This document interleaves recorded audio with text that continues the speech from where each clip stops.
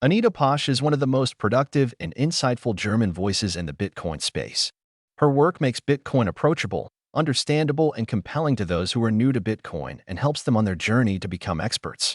In an environment filled with noise, her work is crystal clear and honest. Andreas M. Antonopoulos, author Mastering Bitcoin and the Internet of Money. 安妮塔·波什是比特币领域最有成果、最有洞察力的德国人之一。他的作品让比特币变得平易近人、通俗易懂，让比特币新手们信服，并帮助他们成为比特币专家。在一个充斥着噪音的环境中，他的作品是清晰和诚实的。安德烈亚斯 ·M. 安东纳普洛斯掌握比特币和货币互联网，作者。Anita has done tremendous work in the Bitcoin community, including and especially the content she has produced about Bitcoin's use in less privileged regions of the world. Her book is a concise and approachable introduction to Bitcoin that covers all of the major topics for someone to get started. Lynn Alden, investment strategist. 安妮塔在比特币社区做了大量工作，尤其是她制作的关于比特币在世界贫困地区使用的内容。她的书是一本简明易懂的比特币入门读物，涵盖了比特币入门的所有主要内容。林·奥尔登，投资策略师。What is Bitcoin? To even begin to start answering this question, one must first ask, what is money? Anita takes the reader through this journey of learning about money so that they can understand why Bitcoin is the next leap forward in financial technology. Once you know the why, then there is the issue of how. With great sovereignty comes great responsibility. In order to safely navigate this new system, you'll need the knowledge and tools that this book provides. Jameson Lopp, co-founder and CTO, Casa. 比特币是什么？要开始回答这个问题，首先必须问什么是钱。安妮塔带领读者了解货币，让他们明白为什么比特币是金融技术的下一个飞跃。一旦你知道了为什么，那么怎么做就是问题所在了。巨大的主权伴随着巨大的责任，为了安全地驾驭这个新系统，你需要本书提供的知识和工具。Jameson Lopp， 卡塞联合创始人兼首席技术官。Anita is one of the preeminent Bitcoin educators, demonstrating an unmatched breadth of interest and curiosity. Her book is a fitting summary to her tireless work and represents an invaluable contribution to the ever-growing and rich body of knowledge surrounding Bitcoin. Nick Carter, partner, Castle Island Ventures.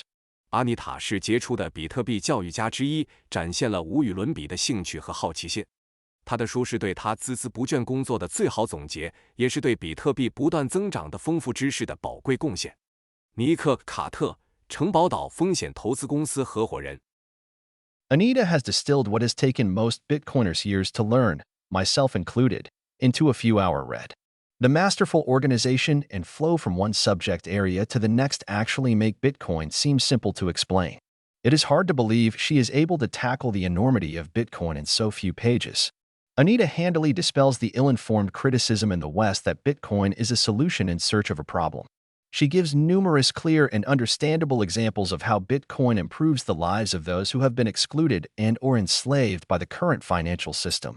This book is a must-read for government officials and nonprofits who want to really understand why projects like Bitcoin Beach can bring economic empowerment instead of the economic dependence that often results from fiat-based development efforts. Michael Peterson, Bitcoin Beach, El Salvador. 安妮塔将大多数比特币爱好者，包括我自己，花费数年时间学习的知识浓缩在几小时的阅读中。从一个主题领域到下一个主题领域的巧妙组织和流程，实际上让比特币的解释看起来很简单。很难相信他能在这么短的篇幅内就把比特币的艰巨性讲清楚。安妮塔巧妙地驳斥了西方关于比特币是为解决问题而寻找解决方案的不明真相的批评。他列举了大量清晰易懂的例子，说明比特币如何改善那些被当前金融体系排斥和或奴役的人们的生活。这本书是政府官员和非营利组织的必读书，他们希望真正了解为什么像比特币海滩这样的项目能够带来经济赋权，而不是基于法定货币的发展努力往往导致的经济依赖。迈克尔·彼得森，比特币海滩，萨尔瓦多。The best teachers are students. Since the first day that Anita popped up on my radar, she has been a curious and insightful researcher and promoter of Bitcoin's revolutionary technology. Gleaning wheat from chaff, she writes with the simplicity, clarity, and precision necessary for a complex topic demanding expertise in multiple disciplines. Sovereign is proud to sponsor the publication of Earn Bitcoin as part of our mission to make Bitcoin unstoppable. Exiled surfer, founder, Parallel Polis, comms lead at Sovereign BTC. 最好的老师是学生。自从安妮塔出现在我的视线中的第一天起，她就一直以好奇心和洞察力研究和推广比特币的革命性技术。她用简洁、清晰和精确的笔触，从杂乱无章中拾取小麦，这对于一个需要多学科专业知识的复杂课题来说是必不可少的。索弗伦很荣幸能够赞助 赚取比特币的出版，这是我们让比特币势不可挡的使命的一部分。Exile Surfer Parallel Polis 创始人 Sovereign BTC 通信负责人。It is no simple task to explain Bitcoin, the new elephant in the room of finance. Like blind men, specialists often limit their description to a narrow field of expertise. Anita's angle of attack is holistic, synthetic, and clear. It brings a fresh look to the people's money. Thomas Voegelin, founder and CEO, Electrum. 要解释比特币这头金融界的新大象，并非易事。就像盲人摸象一样，专家们的描述往往局限于狭窄的专业领域。阿妮塔的视角是全面的、综合的和清晰的，他为人民的钱带来了全新的视角。托马斯·沃格林 Electrum 创始人兼首席执行官。It has been great to see Anita's journey over the past several years, speaking to and learning from the best in the industry, all around the world, and making it accessible to beginners. One of the hardest workers in the space, and a great person to learn from. Hasmakuk, engineer and Bitcoin evangelist. 看到 Anita 在过去几年中的成长历程，我感到非常欣慰。她与世界各地的业内精英进行了交流，并向他们学习，同时让初学者也能从中受益。他是这个领域最勤奋的人之一，也是一个值得学习的好人。哈斯·麦库克，工程师兼比特币布道者。Anita Posh is one of the inspiring voices in the Bitcoin sphere. Her inclusive approach and engaging writing style will offer an easy start for a novice as well as experienced Bitcoiners and crypto folks. Great reading for anyone interested in all things crypto. Yuka Blomberg, Chief Marketing Officer, Local Bitcoins. 安妮塔·波什是比特币领域鼓舞人心的声音之一。他兼容并包的方法和引人入胜的写作风格，将为新手以及经验丰富的比特币玩家和加密货币爱好者提供一个轻松的入门途径。对于任何对加密货币感兴趣的人来说，这都是一本好书。Yuka Blomberg, Local Bitcoins 首席营销官。Buying Bitcoin is easier than ever today. Storing your own Bitcoin long-term and safely requires a minimum of technical and economic understanding. This book provides the necessary basics to keep you in control of your money. Wherever the Bitcoin journey takes us, investing in this book is a sure win. Johannes Grill, President Bitcoin Austria. 如今，购买比特币比以往任何时候都要容易。长期、安全地储存自己的比特币需要最起码的技术和经济知识。本书提供了必要的基础知识，让你掌控自己的资金。无论比特币之旅将我们带向何方，投资这本书都是稳赚不赔的。约翰内斯·格里尔，奥地利比特币协会主席。Earn Bitcoin. 赚取比特币。Become financially sovereign. 成为理财高手。First edition, June 2021. 2021年6月第一版。Author, Anita Posh. 作者 Anita Posh 阿妮塔·波什。The root problem with conventional currency is all the trust that's required to make it work. The central bank must be trusted not to debase the currency, but the history of fiat currencies is full of breaches of that trust. Satoshi Nakamoto. 传统货币的根本问题在于使其发挥作用所需的信任。必须相信中央银行不会贬低货币，但在法定货币的历史上充满了违背这种信任的情况。中本聪。June 9th, 2021. 2021年6月9日。A few hours ago, I was live on Twitter Spaces together with 20,000 Bitcoiners and the president of El Salvador when the country's Congress voted to adopt Bitcoin as legal tender, making it the world's first country to do so. Coincidentally, I am also finishing the manuscript of this book today. What an incredible time to be alive, and I'm humbled to be able to contribute to this movement through my Bitcoin education. By picking up this book and sharing it with your friends, we are hastening the monetary revolution towards more individual freedom and sovereignty. Anita Posh. 几个小时前，当萨尔瓦多国会投票通过将比特币作为法定货币，使其成为世界上第一个采用比特币的国家时，我和2万名比特币爱好者以及萨尔瓦多总统一起在 Twitter Spaces 上进行了直播。巧合的是，我今天也完成了这本书的手稿。这是一个多么令人难以置信的时代！我很荣幸能够通过我的比特币教育为这一运动做出贡献。拿起这本书并与你的朋友分享，我们将加速货币革命，实现更多的个人自由和主权。安妮塔·波士。Writing a description for this thing for general audiences is bloody hard. There's nothing to relate it to. Satoshi Nakamoto. 为普通读者描述比特币是一件非常困难的事情，没有什么可以与它联系起来。中本聪。Earn Bitcoin is the best guide to decide why and how you should enter the world of Bitcoin. It presents Bitcoin in all its facets, from its technical, economical, political, and social implications to how it is evolving in the current monetary landscape. It provides a step-by-step roadmap to navigate this new financial world and sets you up with concrete recommendations on how to safely acquire, earn, and store Bitcoin. Ascending the staircase of financial sovereignty will grant you personal freedom and control over your money. L. 赚取比特币是决定你为什么和如何进入比特币世界的最佳指南。它全方位地介绍了比特币，从其技术、经济、政治和社会影响，到它如何在当前的货币格局中演变。它提供了一个逐步浏览这个新金融世界的路线图，并就如何安全地获取、赚取和存储比特币提出了具体建议。登上金融主权的阶梯，你将获得个人自由和对金钱的控制权。In this book, you will find answers to the questions of what money is, where it comes from, its historical development, blockchain technology, and Bitcoin specifically. It gives answers to the questions of why and how to use Bitcoin, while debunking popular myths and misunderstandings surrounding cryptocurrencies. I take a deep dive into Bitcoin's development since its inception in 2008 and give an outlook on future applications of money based on Bitcoin. 在本书中，你将找到关于什么是货币、货币从何而来、货币的历史发展、区块链技术以及比特币等问题的答案。书中解答了为什么以及如何使用比特币的问题，同时揭穿了围绕加密货币的流行神话和误解。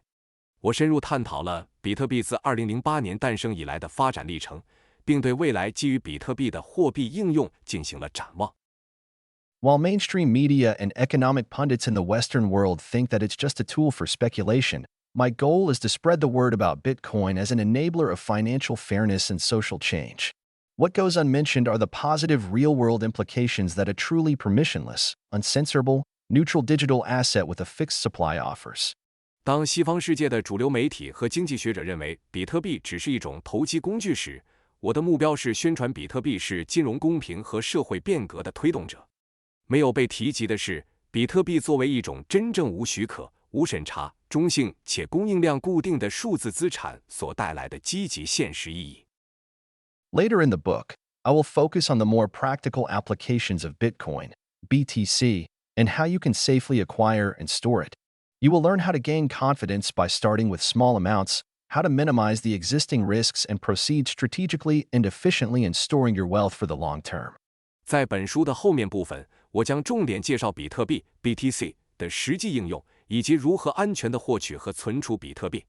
你将学习如何从小金额开始获得信心，如何最大限度地降低现有风险，以及如何战略性地高效地长期储存财富。This is neither financial advice nor a trading guide to the thousands of altcoins in existence. If you're only interested in short-term gains, treating money like you're gambling in a casino, this book is not for you. It's for people who want to earn and understand the fundamentals of Bitcoin and control their funds in a self-sovereign manner. 这既不是理财建议，也不是数千种阿尔特币的交易指南。如果你只对短期收益感兴趣，像在赌场赌博一样对待金钱，那么这本书不适合你。这本书是为那些想要赚取和了解比特币的基本原理，并以自我主权的方式控制自己的资金的人准备的。On January 3, 2009, Bitcoin was born. Since its creation, the Bitcoin P2P Network Internet Protocol (IP) has attached new blocks of data to a chain of transactions approximately every 10 minutes. The Bitcoin blockchain stores transactions in the correct chronological order which cannot be altered afterwards, as fixed as time itself. Just as our heartbeat preserves our bodies, this process is preserved by a system that draws its foundations from cryptography, game theory, IT, and decentralized networks that keep itself in balance. 2009年1月3日，比特币诞生。自诞生以来，比特币 P2P 网络互联网协议 IP 大约每10分钟就会在交易链上附加新的数据块。比特币区块链按照正确的时间顺序存储交易，事后无法更改，就像时间本身一样固定。就像我们的心跳会保护我们的身体一样，这个过程也是由一个从密码学、博弈论、信息技术和去中心化网络中汲取基础并保持自身平衡的系统来保护的。This self-regulating system has the following characteristics. 这种自我调节系统具有以下特点。Bitcoin transactions are censorship resistant. 比特币交易不受审查。Bitcoin is immutable. 比特币是不可改变的。Bitcoin cannot be counterfeited. 比特币无法伪造。Bitcoin transactions are highly secure without intermediaries, like a bank. 比特币交易没有银行等中介机构，安全性极高。Bitcoin transactions are transparent, publicly visible, and can be audited by anybody. 比特币交易是透明的、公开可见的，任何人都可以对其进行审计。PayPal payment versus Bitcoin. 贝宝支付与比特币对比。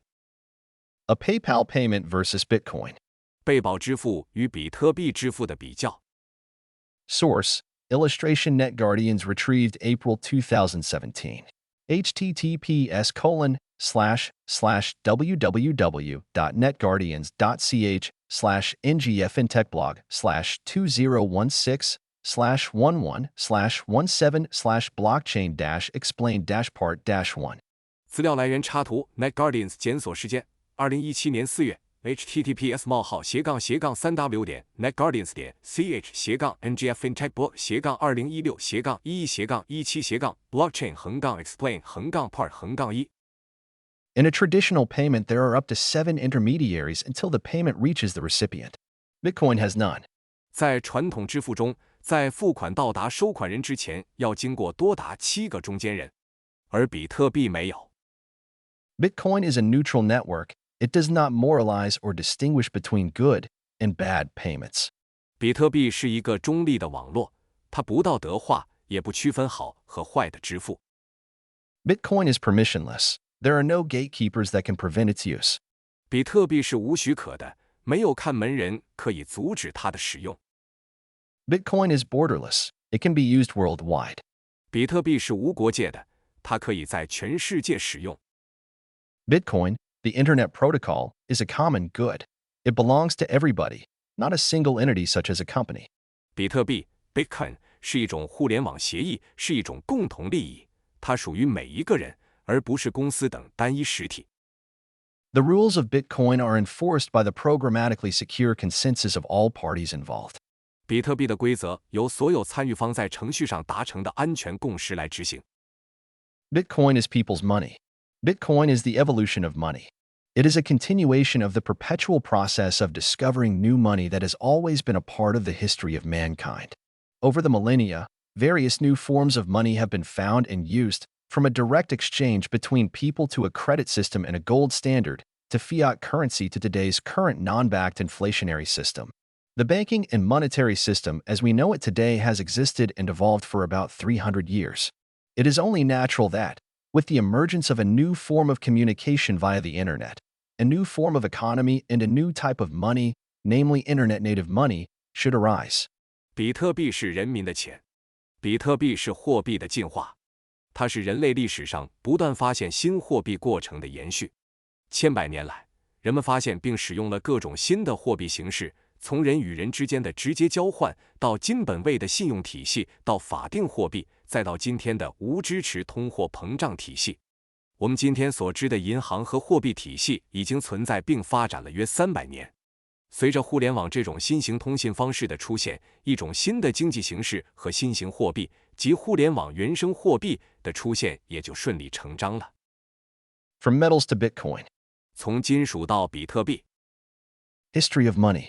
货币的历史。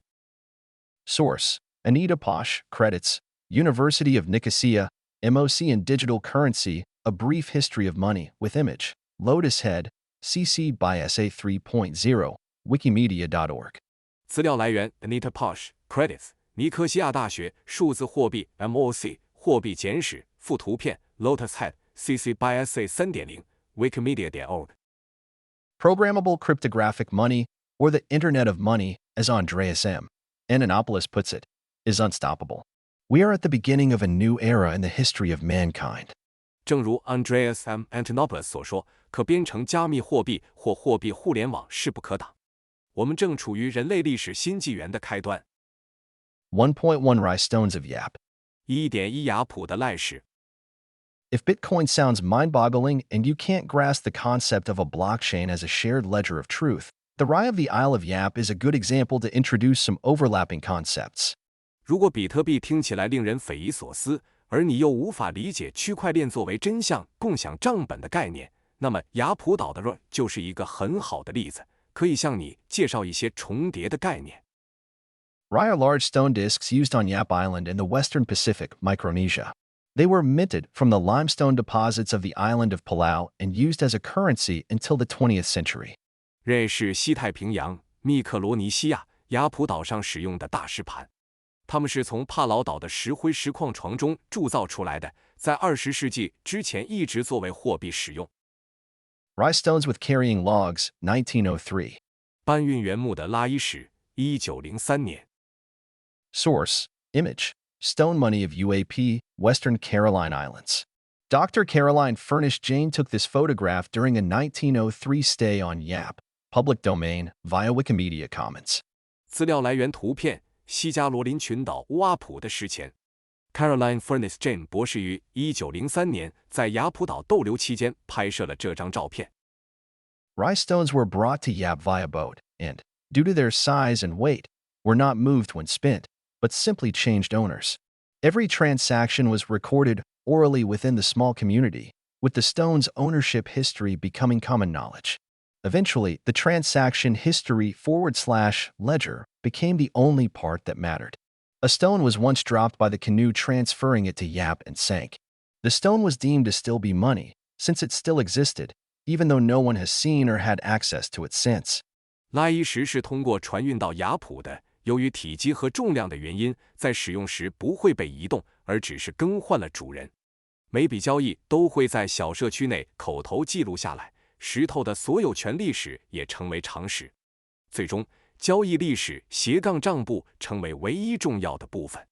曾经有一块石头被运往雅普的独木舟掉入水中沉没，这块石头被认为仍然是钱，因为它仍然存在，尽管从那以后再也没有人见过或接触过它。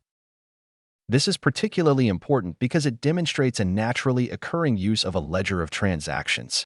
The ledger was shared orally between the inhabitants and attributed ownership and delegated property without a single stone moving. Everyone agreed on it, and a consensus was formed. This is how we can make a comparison to the functions of the Bitcoin blockchain. It is a shared ledger of all transactions, stored simultaneously on thousands of computers, nodes, globally. Point 2. 这一点尤为重要，因为它证明了交易账簿的自然使用。账本在居民之间口头共享，所有权归属和财产委托，没有一块石头移动，每个人都同意它，并形成了共识。因此，我们可以将其与比特币区块链的功能进行比较。比特币区块链是所有交易的共享账本，同时存储在全球成千上万台计算机节点上。Another similarity to Bitcoin is the actual creation of Rye stone, which was work intense and a form of proof of work. The stones were carved out with hand tools, quarried overseas and brought to the island via canoe. Once the Rye stones became easy to manufacture with modern techniques, they became less useful as money, because they were no longer a reliable indicator of energy spent.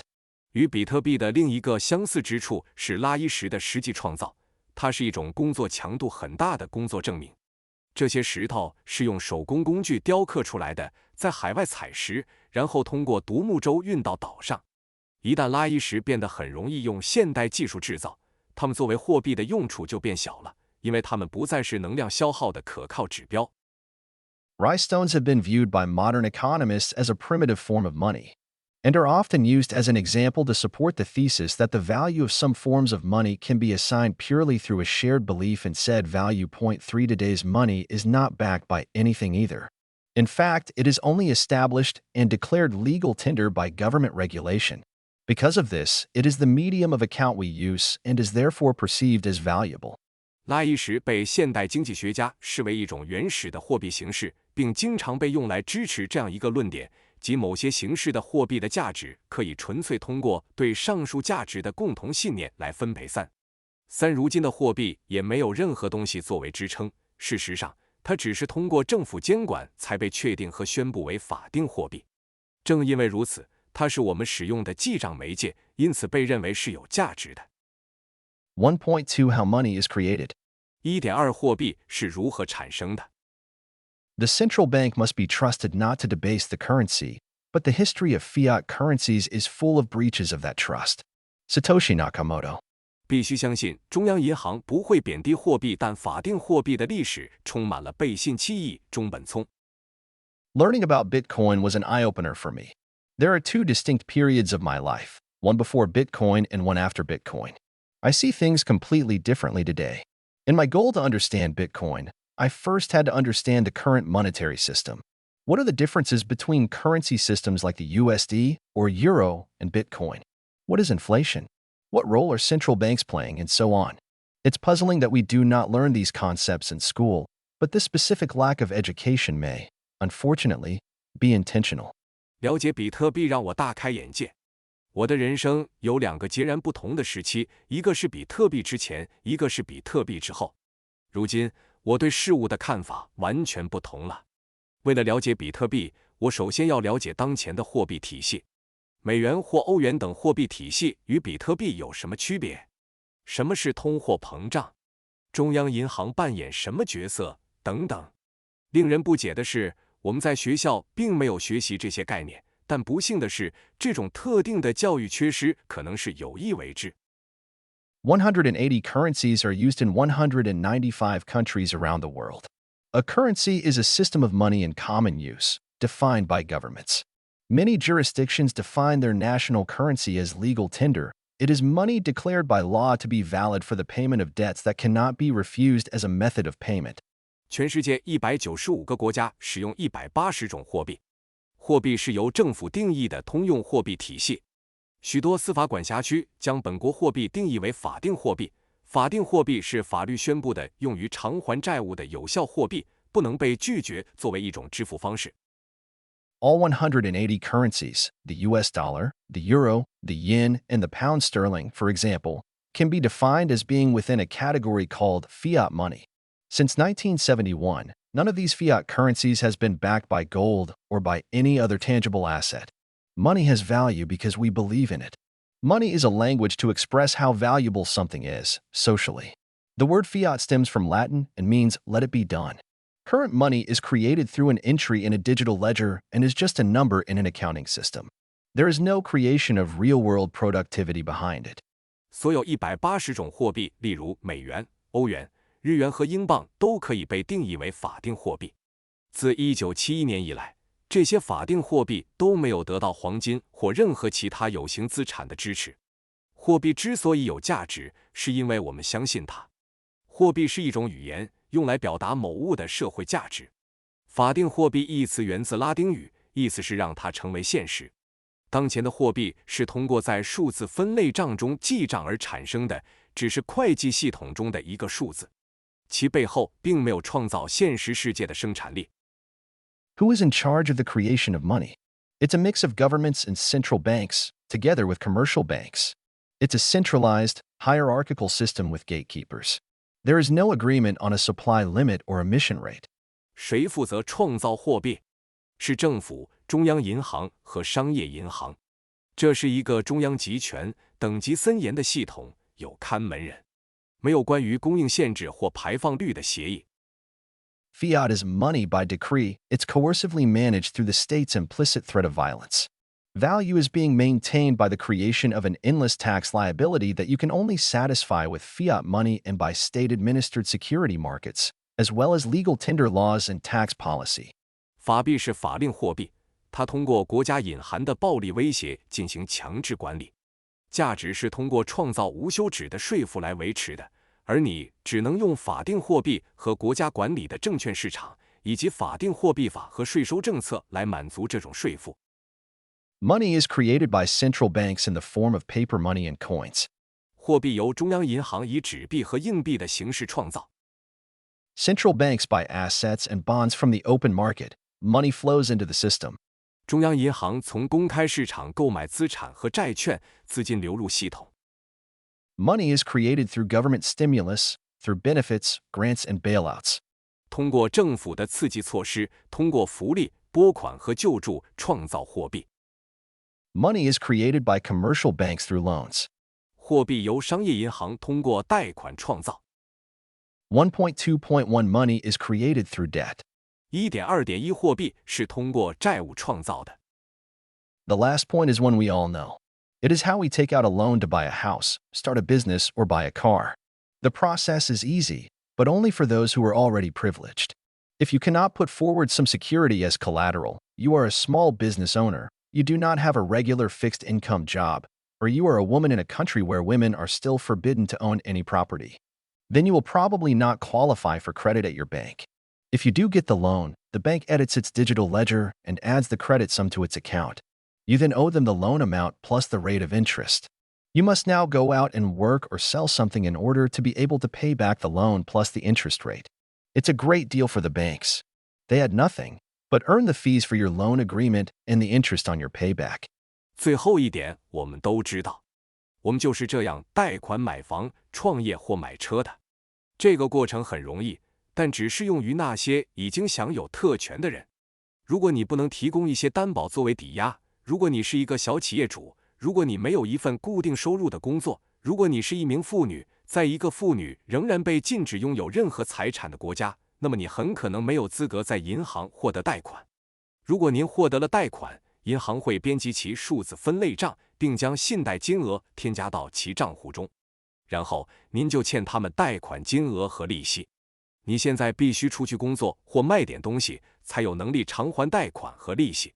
这对银行来说是笔大买卖，他们什么也没做，只是赚取贷款协议的费用和还款利息。On top of that, there is something called fractional reserve banking. This allows banks to lend out more money than they hold in reserves or as balances in their account at the central bank. The minimum amount that banks must hold in liquid assets, called the reserve ratio, is determined by the central bank. This rate varies from country to country. In the euro area, banks have to hold a minimum of 1% at the time of writing. In March 2020, the Fed abolished this minimum reserve requirement due to the COVID-19 pandemic. Canada, the UK, New Zealand, Australia, Sweden, and Hong Kong all have no reserve requirements. If each of us were to go to the bank today and request to withdraw our money, the banking system would fall apart. Because the banks have lent out more money than they own, they would be unable to give you back your own money. 除此之外，还有一种叫做部分储备银行业务的东西，这使得银行可以贷出比他们在中央银行账户中的储备或余额更多的钱。银行必须持有的最低流动资产数额及准备金率由中央银行决定，这个比率因国家而异。在撰写本报告时，欧元区的银行必须至少持有 1%。2020年3月，由于 COVID-19 大流行，美国联邦储备委员会取消了这一最低准备金要求。加拿大、英国、新西兰、澳大利亚、瑞典和香港都没有准备金要求。如果今天我们每个人都去银行要求取款，银行系统就会崩溃，因为银行贷出的钱比他们拥有的钱还多，他们将无法把你自己的钱还给你。In 2020, global debt rose by an incredible 24 trillion to 281 trillion US dollars, or 355% of global GDP. 2020年，全球债务增加了24万亿美元，达到281万亿美元，占全球 GDP 的 355%。1.2.2 Central banks as lenders of last resort. 1.2.2 中央银行作为最后贷款人。Commercial banks can and have called for the help of the central bank as lenders of last resort. In 2008/2009, the banks, who were responsible for the global financial crisis, received their bailout money. They were rescued because they were too big to fail. And what did they do with the money? They bought back shares in their own companies. Nothing trickled down into the economy. The gap between rich and poor inevitably became bigger and bigger. 商业银行作为最后贷款人，可以而且已经向中央银行求助。2008-2009年，对全球金融危机负有责任的银行获得了救助资金。他们之所以能获救，是因为他们大到不能倒。他们用这笔钱做了什么？他们回购了自己公司的股票。没有任何东西涓滴流入经济，贫富差距不可避免地越来越大。Central banks are called lenders of last resort. The objective is to prevent economic disruption as a result of financial panics and bank runs spreading from one bank to the next due to a lack of liquidity. Financial actors like banks know that the central banks will have to bail them out, which leads to moral hazard, excessive risk-taking by both bankers and investors. 中央银行被称为最后贷款人，其目的是防止金融恐慌造成的经济混乱，以及由于缺乏流动性而导致的银行挤兑从一家银行蔓延到另一家银行。银行等金融行为体知道中央银行将不得不救助他们，这导致了道德风险，银行家和投资者都过度冒险。The creation of artificial money through central banks overshadowed the distortion in the market. Because of the flooding and manipulation of the monetary system with cheap money, there is no rational price-finding mechanism anymore. Usually, supply and demand determine the value of goods and commodities, but in a distorted and manipulated market, there is no room for fair price discovery. The global middle class is paying for the financial elite's greed, which, in turn, is being fed by a corrupted system of money creation. 通过中央银行创造的人造货币掩盖了市场的扭曲。由于廉价货币充斥和操纵货币体系，再也没有合理的价格发现机制。通常情况下，商品和货物的价值由供求关系决定，但在一个被扭曲和操纵的市场中，没有公平发现价格的空间。全球中产阶级正在为金融精英的贪婪买单，而贪婪又反过来被腐败的货币创造系统所滋养。Debt to GDP ratio. 债务与国内生产总值的比率。Source: Debt to GDP ratio, JS Blockland. https://twitter.com/JSBLauckland/status/1362138222122??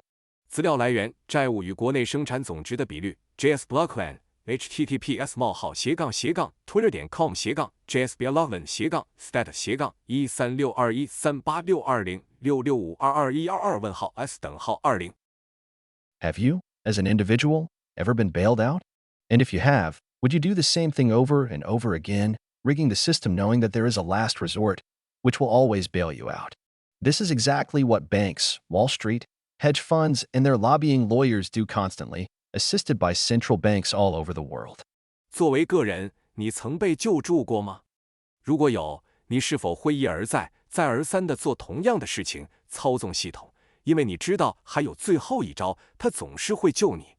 这正是银行、华尔街、对冲基金及其游说律师在全世界中央银行的协助下不断做的事情。Classically, central banks hold reserves in case of emergencies, set interest rates, and allocate funds to stimulate or slow economies after disruptive events like panics or wars. The more recent role they have assumed is one of securing the entire financial system and influencing the economic trajectory of entire sovereign nations. This is the antithesis of democratic rule. Such a monetary oligarchy operates beyond democratic norms and limits. 5. 传统上，中央银行持有储备金以备不时之需，设定利率，并在恐慌或战争等破坏性事件发生后分配资金以刺激或减缓经济。中央银行最近承担的角色是确保整个金融体系的安全，并影响整个主权国家的经济轨迹。这是民主统治的对立面。这种货币寡头的运作超越了民主规范和限制物。Naomi Prince's book tapped into the psyche of Wall Street, revealing how the very structure of the financial system hinged on traders flocking to the next big bet, regardless of the stakes. In addition, the same people and families kept popping up, cycling through Wall Street and Washington. They influenced the economy beneath them from their loftier heights of status, private money, and public office, dismantling laws that stood in their way and finding loopholes through others. Private banks normalized market manipulation. Central banks made it an art form, with no limits. 6. 纳奥米·普林斯在书中深入剖析了华尔街的心理，揭示了金融体系的根本结构是如何依赖于交易员不计风险地涌向下一个大赌注。此外，同样的人和家族不断涌现，在华尔街和华盛顿循环往复。他们从更高的地位、私人资金和公职上影响着脚下的经济，拆除阻碍他们的法律，并通过其他法律找到漏洞。私人银行将操纵市场正常化，中央银行使其成为一种艺术形式，没有任何限制。1.2.3 Money supply inflation. 1.2.3 货币供应膨胀。Let's take the US dollar as an example for all fiat currencies. Because of money supply inflation, the more USD that are available, the less value a single note has. Imagine a banknote as a commodity like copper. If there is more copper on the market than there is demand, the price of copper is falling. Its value is decreasing. The same is true for your banknote. The value of fiat currencies is determined by supply and demand too. If you increase the supply and the demand stays the same, the value of one unit decreases. 以美元为例，所有法定货币都是如此。由于货币供应膨胀，美元越多，单张纸币的价值就越低。把纸币想象成像铜一样的商品，如果市场上的铜供不应求，铜的价格就会下跌，铜的价值就会降低。您的纸币也是如此。法定货币的价值也是由供求关系决定的。如果供应增加而需求保持不变，那么一个单位的价值就会下降。The money supply consists of various types of money that are generally classified as MS, such as M0, base money, M1, M2, and M3. The definitions might vary slightly in different countries. 货币供应由各种类型的货币组成，这些货币通常被归类为 MS， 如 M0 基础货币、M1、M2 和 M3。不同国家的定义可能略有不同。The monetary base, M0, is the total amount of a currency in physical paper and coin that is either in circulation in the hands of the public or in the form of commercial bank deposits held in the central bank's reserves. 7.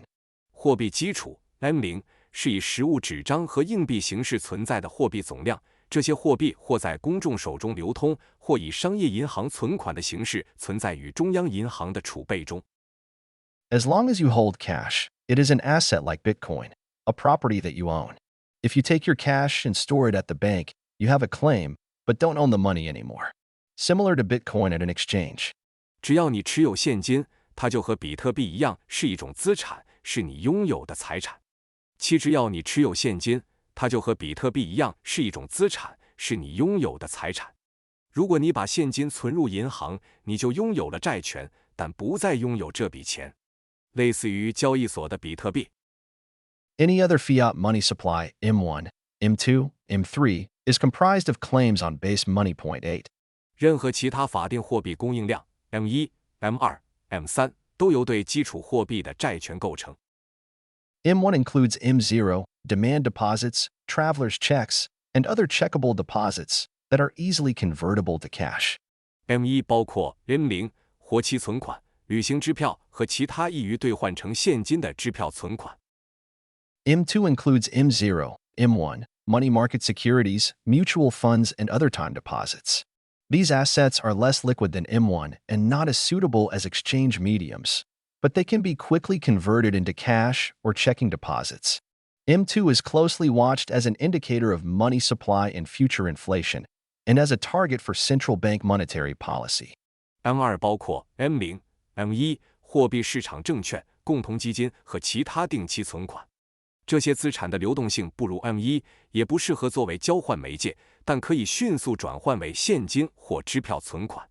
M2 作为货币供应量和未来通货膨胀的指标，以及中央银行货币政策的目标，受到密切关注。The amount of M2 currency in circulation in the US was 19.7 trillion US dollars in February 2021.9. Look at the growth in 2020. 2021年2月，美国流通的 M2 货币量为 19.7万亿美元。M2 money stock growth USA 2021. 2021年美国 M2 货币存量增长率。Source: Fred, M2 money stock. https://fred.stlouisfed.org/series/M2SL. 资料来源 Fred M2 货币存量 https://fred.stlouisfed.org/series/M2SL. We accept this as normal because we assume it will never end.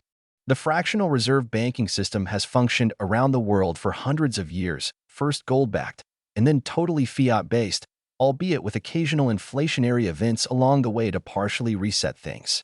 我们认为这是正常的，因为我们认为它永远不会结束。部分准备金银行体系已在全球运行了数百年，最初是黄金支持，后来完全以法定货币为基础，尽管一路上偶尔会发生通货膨胀事件来部分重置一切。Each individual unit of fiat currency has degraded about 99% in value, or more over a multi-decade timeline. This means that investors either need to earn a rate of interest that exceeds the real inflation rate, which is not currently happening, or they need to buy investments instead, which inflates the value of stocks and real estate compared to their cash flows and pushes up the prices of scarce objects like fine art. 10. 在几十年的时间里，每个法定货币单位的价值已经贬值了约 99% 或更多。这意味着投资者要么需要赚取超过实际通胀率的利率，目前还没有出现这种情况，要么就需要购买投资品，这就会使股票和房地产的价值与其现金流相比膨胀，并推高艺术品等稀缺物品的价格时。Adding to money supply inflation is the fact that the population in the US and other Western nations is not growing at the same rate as the money supply. US population used to grow at maybe 1.5% per year, and now grows closer to 0.5% per year. That's pretty important. Meanwhile, broad money supply is up 25% year over year, and is on track to be up 75% plus over a rolling 5-year period in the future. 11. 美国和其他西方国家的人口增长速度与货币供应量的增长速度并不一致，这一事实加剧了货币供应量的膨胀。美国人口过去的年增长率约为 1.5%， 而现在的年增长率接近 0.5%， 这一点非常重要。与此同时，广义货币供应量同比增长了 25%， 未来5年滚动增长有望达到 75% 以上。11. Strictly speaking, inflation occurs when the money supply outstrips nominal GDP growth, which consists of population and productivity growth. The Consumer Price Index of the USA shows that the prices for goods went up since the value of money has declined. 严格来说，当货币供应量超过由人口和生产率增长构成的名义 GDP 增长时，就会发生通货膨胀。美国的消费者价格指数显示，由于货币价值下降，商品价格上涨。Consumer Price Index US 202012. 美国消费价格指数202012. Source: US Consumer Price Index. https://fred.stlouisfed.org/series/CPIUC-cell. 资料来源美国消费价格指数 https://fred.stlouisfed.org/series/CPIUC-cell. 1.2.4 Ponzi scheme. 1.2.4 庞氏骗局。 Ponzi scheme, a form of fraud in which belief in the success of a fictive enterprise is fostered by payment of quick returns to first investors from money invested by others. Oxford English Dictionary. 庞氏骗局，庞氏骗局，一种诈骗形式，通过用他人投资的钱向第一批投资者支付快速回报，助长对虚构企业成功的信念。牛津英语词典。Bitcoin enemies call it a Ponzi scheme. I say, they either do not understand Bitcoin or what the real Ponzi system is, or they have a vested interest in Bitcoin not succeeding. Charles Ponzi was arrested in the US in 1920 for taking $20 million from tens of thousands of victims. His promise was to double their money within 3 months. In return for cash, investors received promissory notes that guaranteed the original investment plus 50% interest. These notes bore Ponzi's ink stamp signature. Many referred to them as Ponzi notes. 比特币的敌人称其为庞氏骗局。我说，他们要么不了解比特币，要么不了解什么是真正的庞氏骗局，要么他们对比特币不成功有既得利益。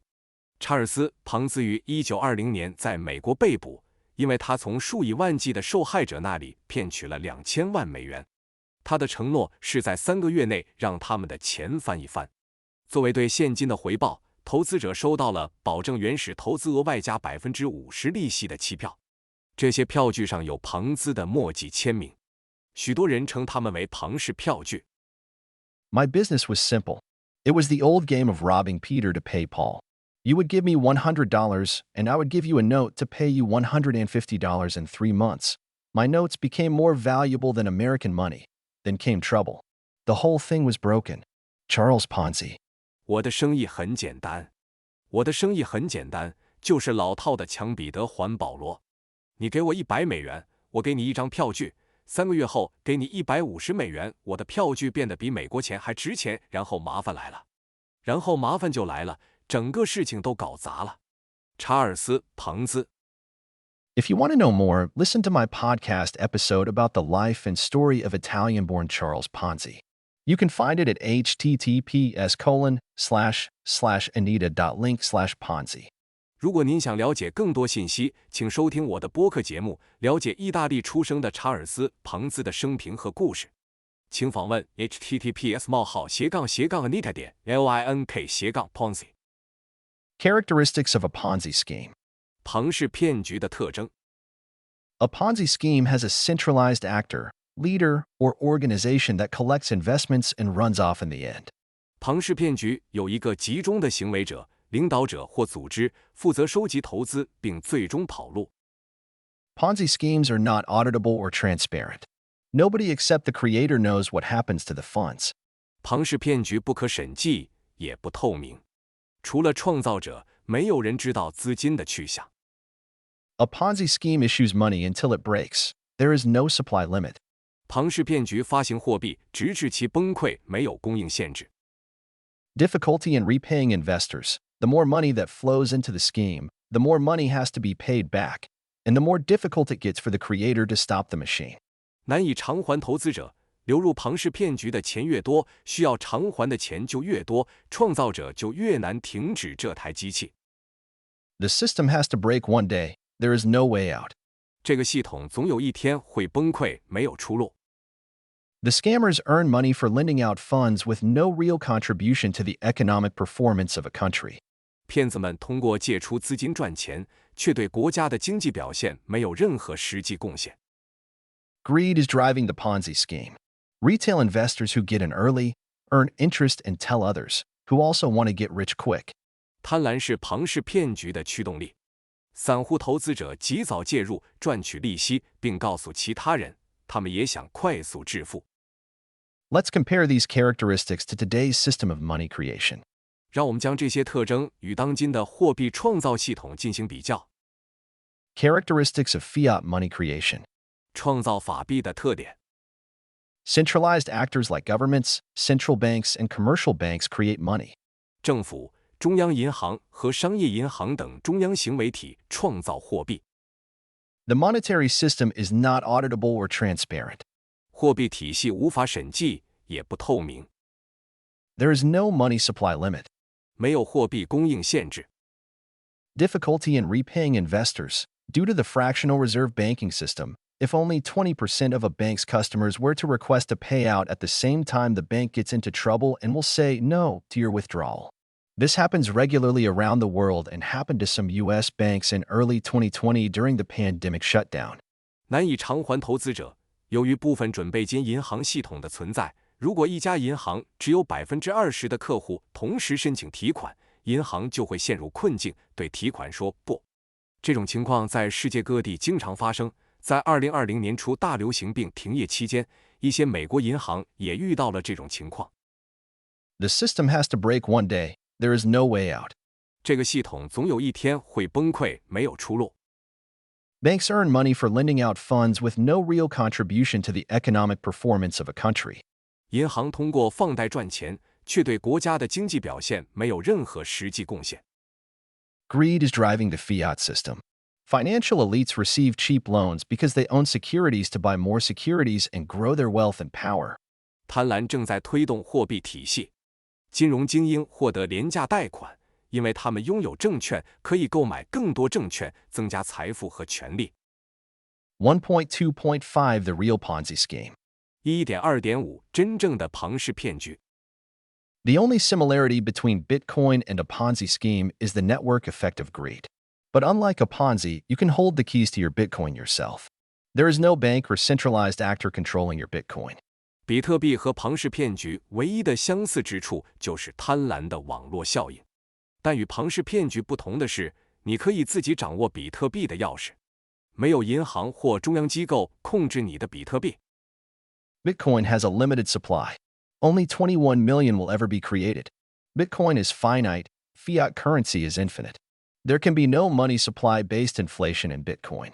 比特币的供应是有限的，只有2100万个。比特币是有限的，而法定货币是无限的。比特币不会出现基于货币供应量的通货膨胀。Bitcoin's issuance is predetermined by an algorithm that all actors in Bitcoin have agreed upon and secure via operating notes. It cannot be altered without the consent of the global Bitcoin community. Since the 21 million Bitcoin limit is one of the most important features of Bitcoin, an agreement for changing it will be very hard or even impossible to achieve. 比特币的发行是由比特币所有参与者商定的算法预先决定的，并通过运行节点来保证其安全性。没有全球比特币社区的同意是不能改变的。由于2100万比特币的限额是比特币最重要的特征之一，因此很难甚至不可能达成改变限额的协议。Central bankers are determining the financial fate of all countries around the world. They are not elected, but they act as governments trying to control the entire financial market. 央行行长决定着世界各国的金融命运，他们不是民选的，但他们就像政府一样，试图控制整个金融市场。The Cantillon effect was described by Irish-French economist Richard Cantillon around 1730. He suggested that inflation occurs gradually and that the new supply of money created by the banks has a localized effect on inflation, rewarding the bankers and close actors by artificially creating money, benefiting those closest to the origin of money. 康泰隆效应是由爱尔兰裔法国经济学家理查德·康泰隆 （Richard Cantillon） 在1730年左右描述的。他认为，通货膨胀是逐渐发生的，银行创造的新货币供应对通货膨胀有局部影响。通过人为创造货币来奖励银行家和关系密切的参与者，使最接近货币起源的人受益。The Fed's crisis and post-crisis monetary policies, adopted by other major central banks, was supposed to trickle down to the masses. That didn't happen. The global elites knew this then, and they are more aware of it now. In January 2017, the World Economic Forum admitted that rising inequality threatens the world economy. These colluders provoke inequality because it benefits them and the preservation of their global power hierarchies to the detriment of everything and everyone else. Nomi Prince 13. 美联储的危机和危机后货币政策，以及其他主要央行采取的货币政策，本应涓滴惠及大众，但事实并非如此。全球精英们当时就知道这一点，现在他们更加清楚。2017年1月，世界经济论坛承认，日益加剧的不平等威胁着世界经济。这些勾结者挑起不平等，因为这有利于他们，有利于维护他们的全球权力等级，却损害了其他一切和所有人的利益。诺米·普林斯13。1.2.6 The end of this kind of growth. 1.2.6 这种增长的终结。Wealth inequality has been rising in the last few centuries, along with the commodification and monetization of natural resources. Nothing is left to be consumed. We are living through a fight for resources, for equal opportunities against the establishment and elites enriching themselves through corruption and financial advantages. 在过去的几个世纪里，伴随着自然资源的商品化和货币化，财富不平等现象不断加剧。没有任何东西可以被消费。我们正在经历一场争夺资源、争取平等机会的斗争，以对抗通过腐败和经济利益中饱私囊的当权者和精英。Another byproduct of the financial crisis and central bank collusion was the rise in economic anxiety that spawned a swing towards nationalism, from Brazil to Great Britain to the United States. The shock of Brexit in the United Kingdom reverberated around the world as voters turned away from the incumbent leadership and its failed economic policies. In the United States, the election victory of Donald Trump, the billionaire, anti-establishment president, was another manifestation of this trend. These landmark votes were not caused by central banking policy directly, but were the effects. 14. 金融危机和中央银行勾结的另一个副产品是经济焦虑的上升，这催生了从巴西到英国再到美国的民族主义摇摆。英国脱欧所带来的冲击在全世界引起反响，选民们开始抛弃现任领导层及其失败的经济政策。在美国，亿万富翁、反建制派总统唐纳德·特朗普的选举胜利是这一趋势的另一种表现。这些具有里程碑意义的选票，并非由中央银行政策直接造成，而是其影响14。The growing divide between rich and poor is based on our current monetary system, which is the real Ponzi scheme. Central bankers are not democratically elected, yet they decide the financial fate of the world. Bankers and their friends are profiting from this system. It is time for an alternative, a decentralized, open, neutral, transparent, immutable, non-inflatable, and collaborative form of money for the people. Bitcoin. 贫富分化日益加剧的根源在于我们当前的货币体系，这才是真正的庞氏骗局。央行行长不是民主选举产生的，但他们却决定着世界的金融命运。银行家和他们的朋友正从这一体系中获利。是时候另辟蹊径了，一种去中心化的、开放的、中立的、透明的、不可变的、不可膨胀的和协作的货币形式——比特币。1.2.7 Today's petrodollar system. 1.2.7 当今的石油美元体系。Now that we have discussed how money is created, let's dive into the world of currency wars and how this system of national currencies is exclusive and has, historically, been dominated by different empires. 既然我们已经讨论了货币是如何产生的，那就让我们深入探讨一下货币战争的世界，以及这种国家货币体系是如何排他性的存在，并在历史上由不同的帝国所主导的。The history of currency wars is long. Over the past century, the world went from a gold standard system to the Bretton Woods system to the petrodollar system. Each system mostly unraveled from within rather than being brought down externally, and each time one system transitioned to another, a significant and widespread currency devaluation occurred. 15.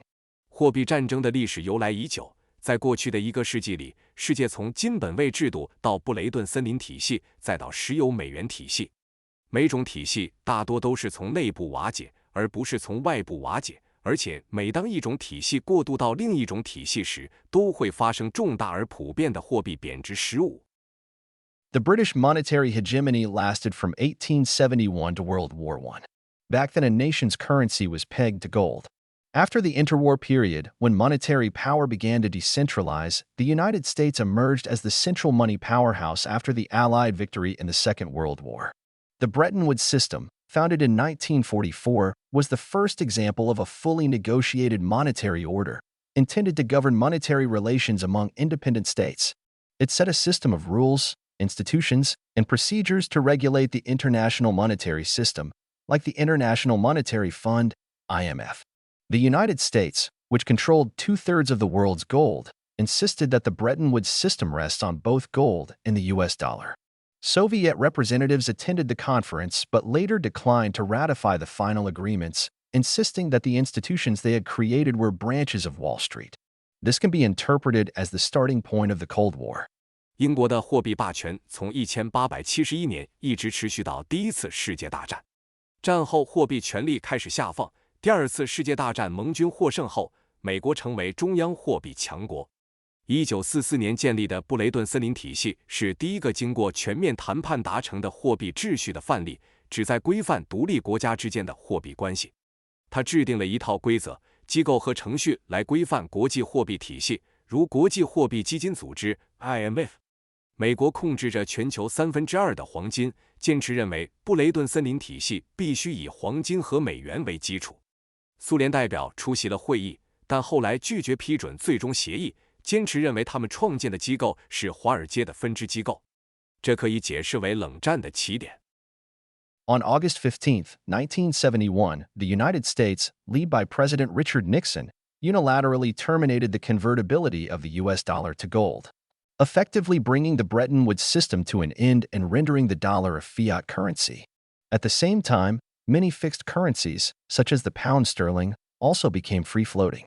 1971年8月15日，美国总统理查德·尼克松单方面终止了美元与黄金的可兑换性，实际上结束了布雷顿森林体系，使美元成为法定货币。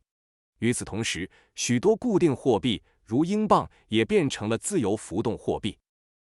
Today's monetary system is built on the petrodollar. Lynn Alden describes this in her article, The Structure of the Global Monetary System. 今天的货币体系建立在石油美元的基础上。林·奥尔登 （Lynn Alden） 在他的文章《全球货币体系的结构》中对此进行了描述。Beginning in 1971, after the breakdown of the Bretton Woods system, currencies around the world all became fiat currencies, and the global monetary system became less ordered. This was the first time in human history that this happened, where all currencies in the world at the same time were rendered into unbacked paper. 从1971年布雷顿森林体系解体后开始，全世界的货币都变成了法定货币，全球货币体系变得不再有序。这是人类历史上第一次出现这种情况，世界上所有货币在同一时间都变成了没有支持的纸币。Fiat currency is a monetary system whereby there is nothing of value in the currency itself. It's just paper, cheap metal coins, or digital bits of information. It has value because the government declares it to have value, and that it is legal tender to pay all things including taxes. 法定货币是一种货币体系，货币本身没有任何价值，它只是纸张、廉价金属硬币或数字信息位。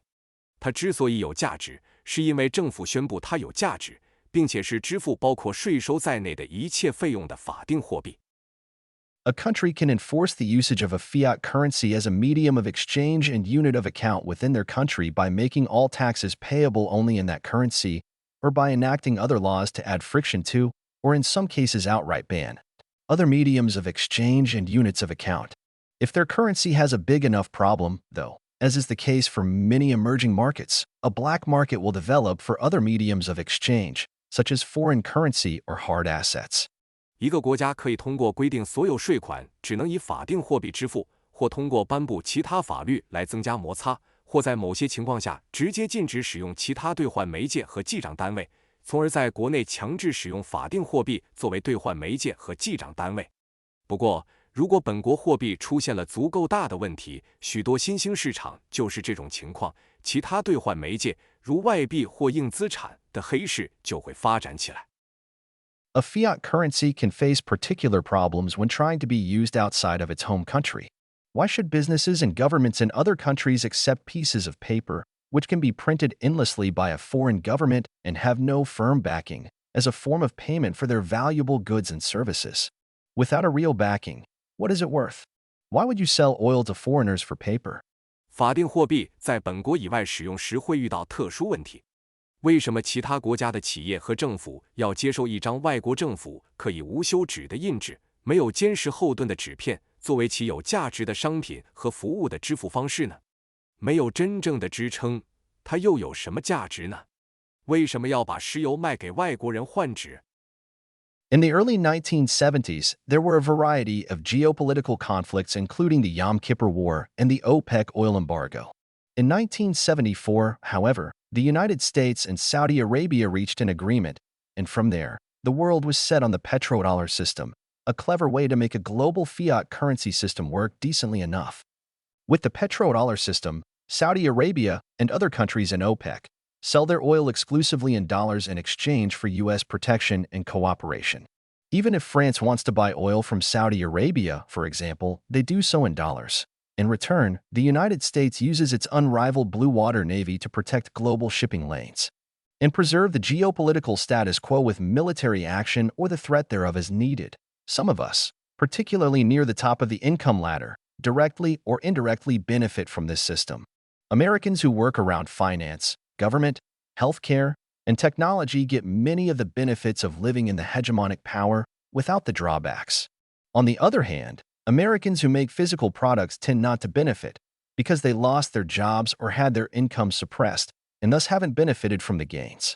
And outside of the United States, exporting countries benefit from the system, while countries that don't like how the global monetary system is structured don't have much recourse to do anything about it, unless they get big enough like Russia and China. 16. 20世纪70年代初，地缘政治冲突不断，包括赎罪日战争和欧佩克石油禁运。然而，1974年，美国和沙特阿拉伯达成协议，从此世界开始实行石油美元体系。这是一种让全球法定货币体系体面运作的巧妙方法，足以在石油美元体系下，沙特阿拉伯以及欧佩克的其他国家完全以美元出售石油，以换取美国的保护与合作。例如，即使法国想从沙特阿拉伯购买石油，他们也是用美元来购买。作为回报，美国则利用其无与伦比的蓝水海军来保护全球航道，并在必要时通过军事行动或威胁采取军事行动来维持地缘政治现状。我们中的一些人，尤其是接近收入阶梯顶端的人，直接或间接地从这一体系中受益。在金融、政府、医疗保健和科技领域工作的美国人可以享受到生活在霸权国家的许多好处，而没有任何弊端。另一方面，生产食物产品的美国人往往无法从中受益，因为他们失去了工作或收入受到压制，因此无法从收益中获益。而在美国之外，出口国从这一体系中获益，而不喜欢全球货币体系结构的国家却没有什么办法，除非他们像俄罗斯和中国一样变得足够大。16. We have been in currency wars for many decades. Which currency is stronger? Which country can gain more benefits from manipulating its currency? The euro, the US dollar, the Chinese yuan, or even Facebook's DM? Corporation money is the new, strong player on the market. To retain their power, central banks started to work on their own digital currencies, CBDCs. 几十年来，我们一直处于货币战争之中。哪种货币更坚挺？哪个国家能从操纵本国货币中获得更多利益？欧元、美元、人民币，甚至是 Facebook 的 DM。公司货币是市场上新的强势角色。为了保住自己的权利，各国央行开始研发自己的数字货币 CBDCs。New forms of money emerge. 新的货币形式出现。Source: Anita Posh. 资料来源：阿妮塔·波什。Bitcoin is our alternative to this system. Protecting our privacy in this digital age, voting against the abuse of monopolistic power in the current system, and giving people living in authoritarian states with corrupt rulers the same opportunities to participate in the economic system. Bitcoin is a defense strategy, a tool with which we can preserve the human right to transactional freedom and privacy. 比特币是我们对这一体系的替代，在这个数字时代，保护我们的隐私，投票反对当前系统中滥用垄断权力的行为，让生活在统治者腐败的专制国家的人们有同样的机会参与到经济系统中来。比特币是一种防御策略，是我们维护交易自由权和隐私权的工具。1.3 Bitcoin, money for the digital age.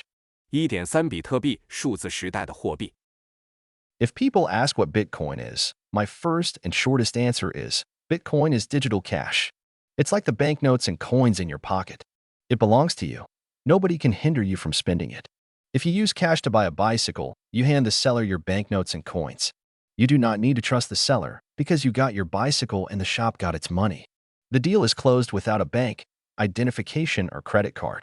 如果有人问比特币是什么，我的第一个最简短的回答是：比特币是数字现金，它就像你口袋里的纸币和硬币，它属于你，没有人能阻止你使用它。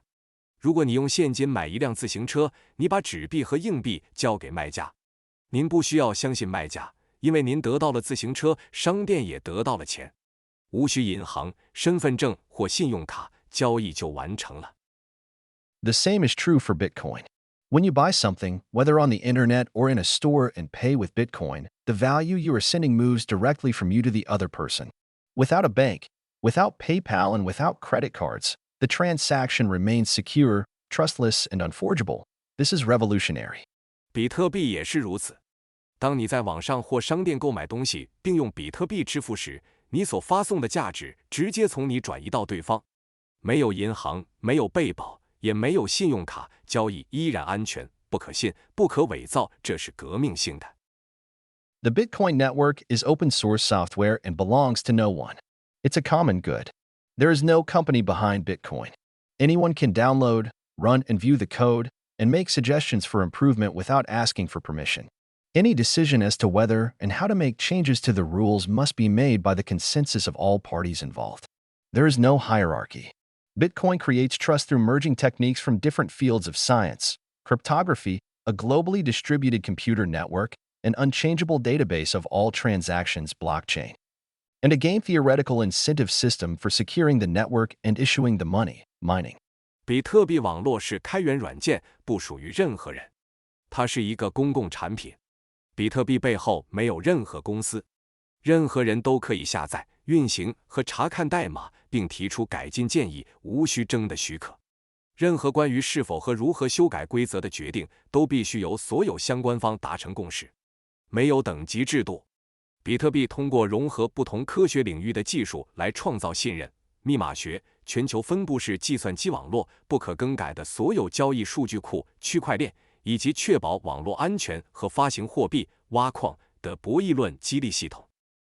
In contrast to fiat money like the euro or USD, which are controlled by their respective central banks, this is a completely new system. Trust is not dependent on a hierarchical, political system but is built on mathematics, cryptography, and a self-regulating consensus system. 与欧元或美元等由各自中央银行控制的法定货币相比，这是一个全新的系统。信任并不依赖于等级森严的政治体系，而是建立在数学、密码学和自我调节的共识系统之上。Bitcoin is built on a set of rules. It is a self-regulating system based on mathematics and cryptography that is enforcing the issuance of newly minted coins on the basis of a protocol without arbitrary human interventions. Censorship of transactions or negative interest rates are not possible. Therefore, it is a reliable way of securing value and assets. 比特币建立在一套规则之上，它是一个自我调节系统，以数学和密码学为基础，根据协议强制发行新铸币，没有任意的人为干预。交易审查或负利率是不可能的，因此它是一种可靠的价值和资产保障方式。1.4 The history of Bitcoin. 1.4 比特币的历史。The 2007 to 2008 U.S. financial crisis was the consequence of a loosely regulated banking system in which power was concentrated in the hands of too limited a caste of speculators. 17. 2007至2008年，美国金融危机是监管松散的银行体系造成的后果。在这个体系中，权力集中在过于有限的投机者手中时期。The 2007 to 2008 financial crisis that ravaged the global economy was ignited by a rapacious banking system in the United States. In response, herded by the Fed, the central banks of the G7 nations careened down an endless money manufacturing trail in broad daylight. 18. 肆虐全球经济的2007至2008年金融危机是由美国贪婪的银行体系点燃的。作为回应，在美联储的驱使下，7国集团 G7 的中央银行在光天化日之下走上了无止境的货币制造之路。18. On October 31, 2008, in the advent of the biggest financial crises the world has ever seen, someone going by the pseudonym Satoshi Nakamoto published a white paper called Bitcoin, a peer-to-peer electronic cash system, on the domain bitcoin.org and proposed a new digital form of money. 2008年10月31日，在世界有史以来最大的金融危机来临之际，化名中本聪的人在 bitcoin.org 域名上发表了一份名为《比特币点对点电子现金系统》的白皮书，提出了一种新的数字货币形式。On January 3, 2009, the first public block of Bitcoin, the so-called Genesis block, was mined. Satoshi left a message in it, Chancellor on brink of second bailout for banks, which was the headline of the daily newspaper, The Times, in the UK on that same day. It's a timestamp that marks the beginning of Bitcoin and shows the intention that it should be an alternative to the current banking and financial system, in which you needed to trust intermediaries when you want to process electronic payments. 2009年1月3日，比特币的第一个公共区块，即所谓的创始区块被挖掘出来。中本聪在其中留下了一条信息：大臣濒临第二次救助银行。这是英国《泰晤士报》当天的头条新闻。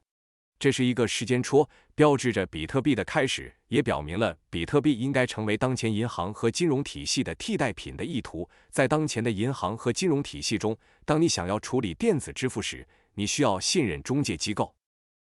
On June 9th, 2021, Bitcoin became legal tender in El Salvador. 2021年6月9日，比特币成为萨尔瓦多的法定货币。Since the 1990s, computer experts, mathematicians, and cryptographers, including some women, have been working on concepts of creating digital money. Bitcoin could be created because it was built on the key technologies of its predecessors. 自20世纪90年代以来，计算机专家、数学家和密码学家，包括一些女性，一直在研究创造数字货币的概念。比特币之所以能够诞生，是因为它建立在前人的关键技术之上。1.4.1 cryptocurrency projects before Bitcoin. 1.4.1 比特币之前的加密货币项目。Parts of the following concepts were incorporated into Satoshi Nakamoto's Bitcoin white paper. 中本聪的比特币白皮书吸收了以下概念的部分内容。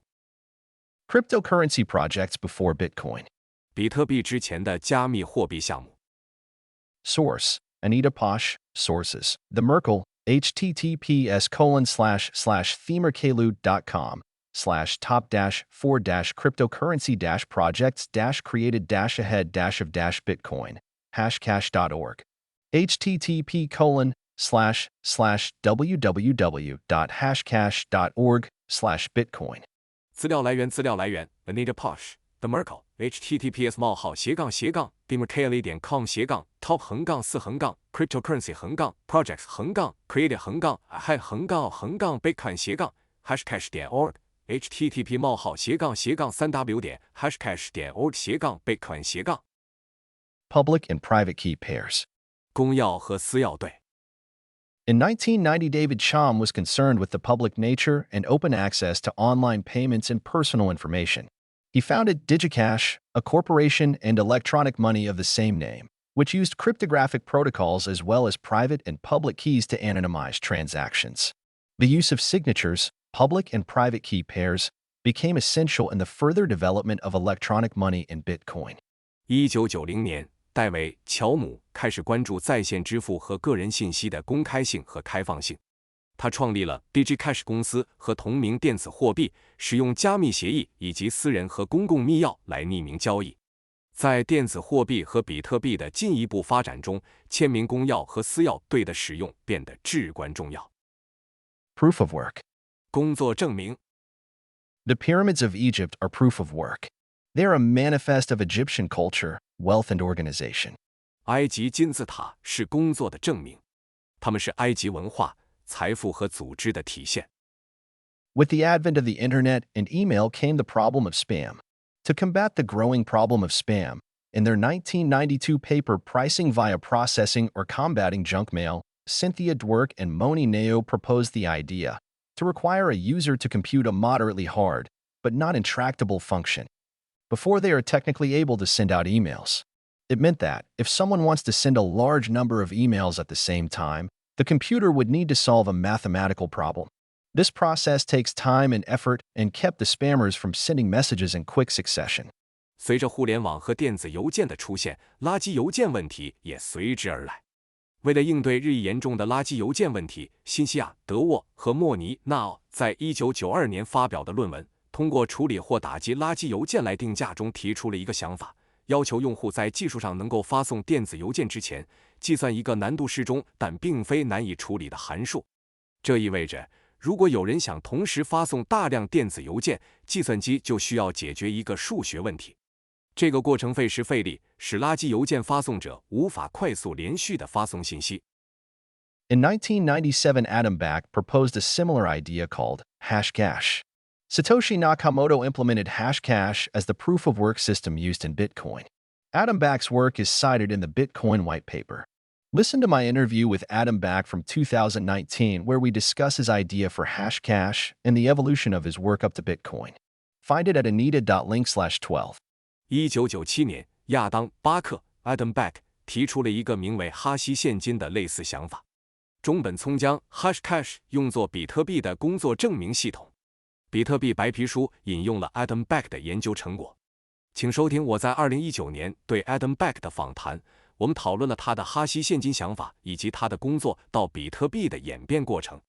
请访问 Anita Link 12。The term proof of work was first coined and formalized in a 1999 paper by Marcus Jacobson and Ari Jules. 工作证明 proof of work 一词最早是由 Marcus Jacobson 和 Ari Jules 在1999年的一篇论文中提出并正式确定下来的。Decentralization. 非集中化。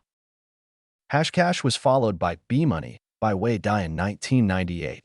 This concept was the first to be based on a decentralized network of computers. This is baked into Bitcoin's peer-to-peer network with computers running the Bitcoin software as full nodes or miners. Peer-to-peer means a system of equally privileged, equipotent participants without a hierarchy on the network. 继 Hashcash 之后，戴伟于1998年提出了 B-Money。它的概念是第一个基于去中心化计算机网络的概念。比特币的点对点网络中就包含了这一点。运行比特币软件的计算机是完整的节点或矿工。点对点指的是网络上没有等级之分的平等参与者系统。A short time later, Nick Szabo published a paper on BitGold, the first digital money system that was able to run without a central entity issuing the money. He is also the first person to present a paper on smart contracts. 不久之后，尼克·萨博 （Nick Szabo） 发表了一篇关于 BitGold 的论文。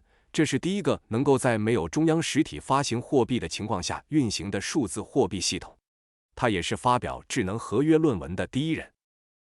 1.4.2 Solving the double spending problem.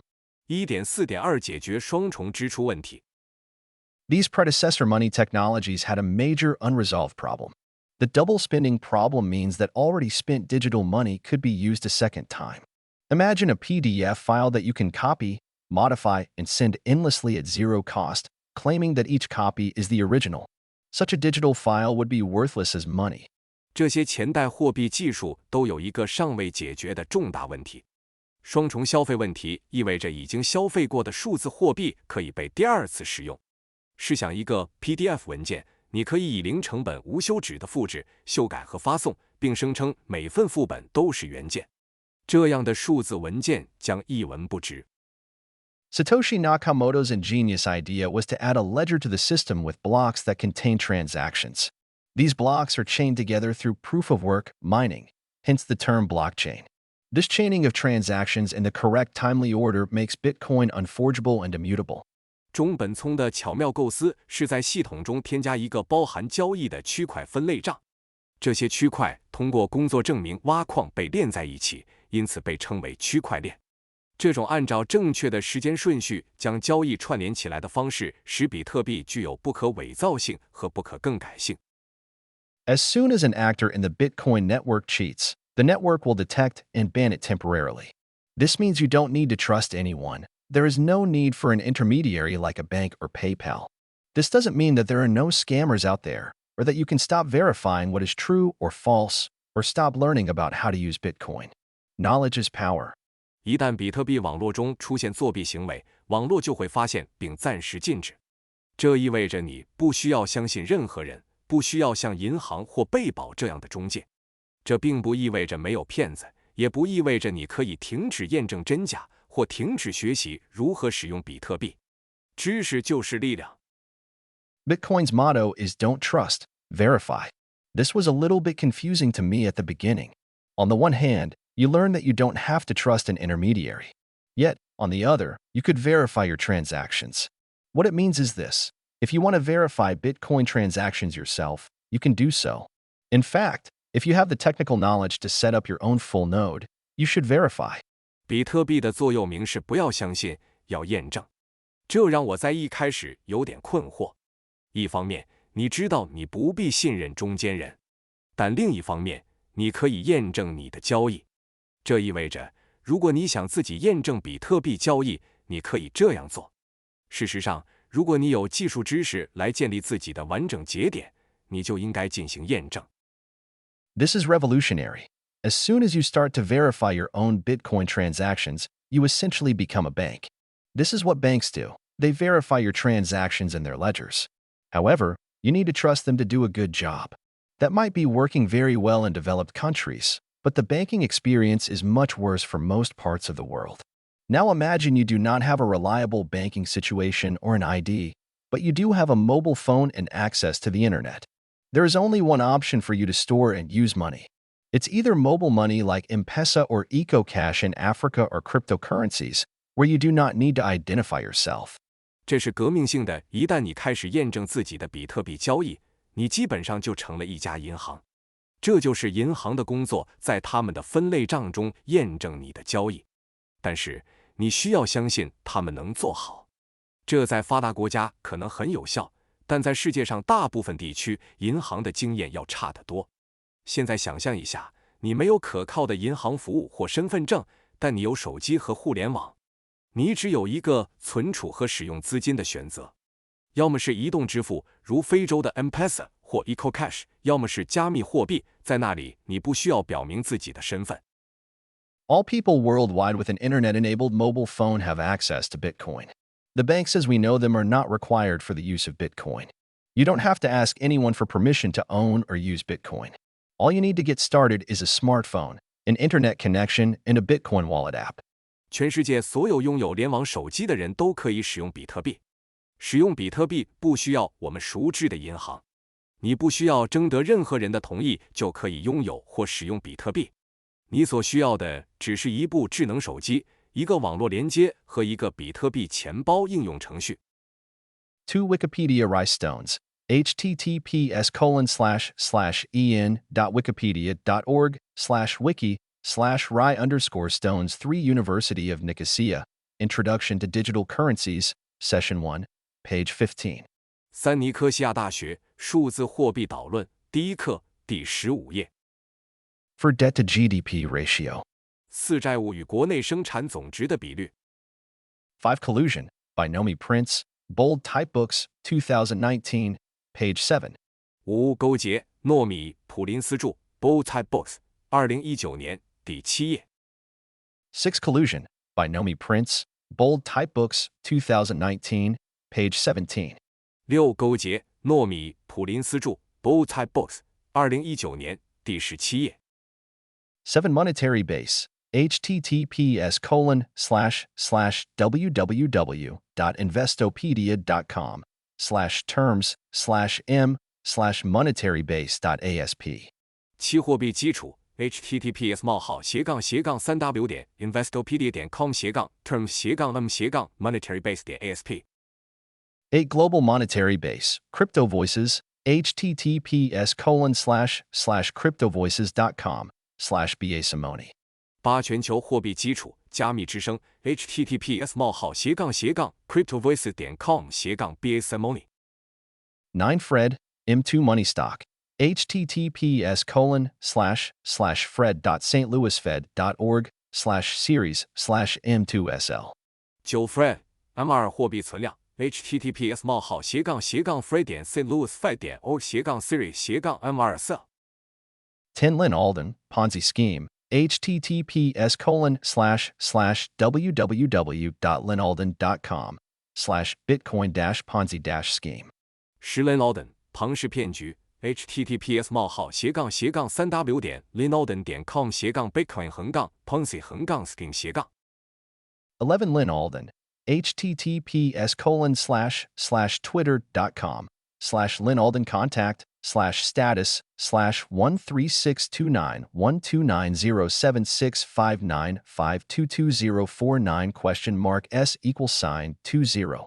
11 Lynn Alden https://lynnaldencontact/LynnAldenContact/status/1362912907659522049.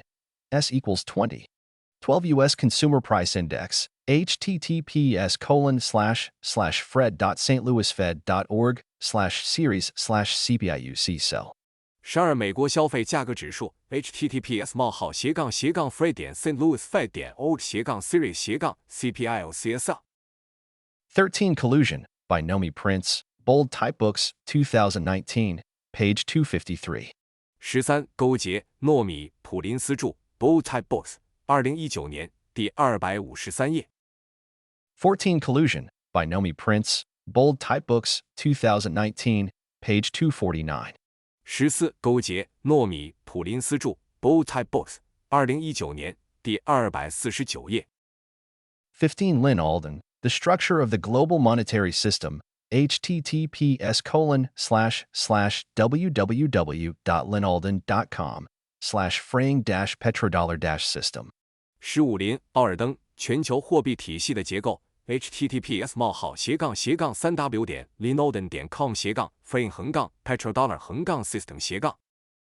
16 Lynn Alden, Petrodollar System, 1974 present, https://www.linolden.com/fraying-petrodollar-system.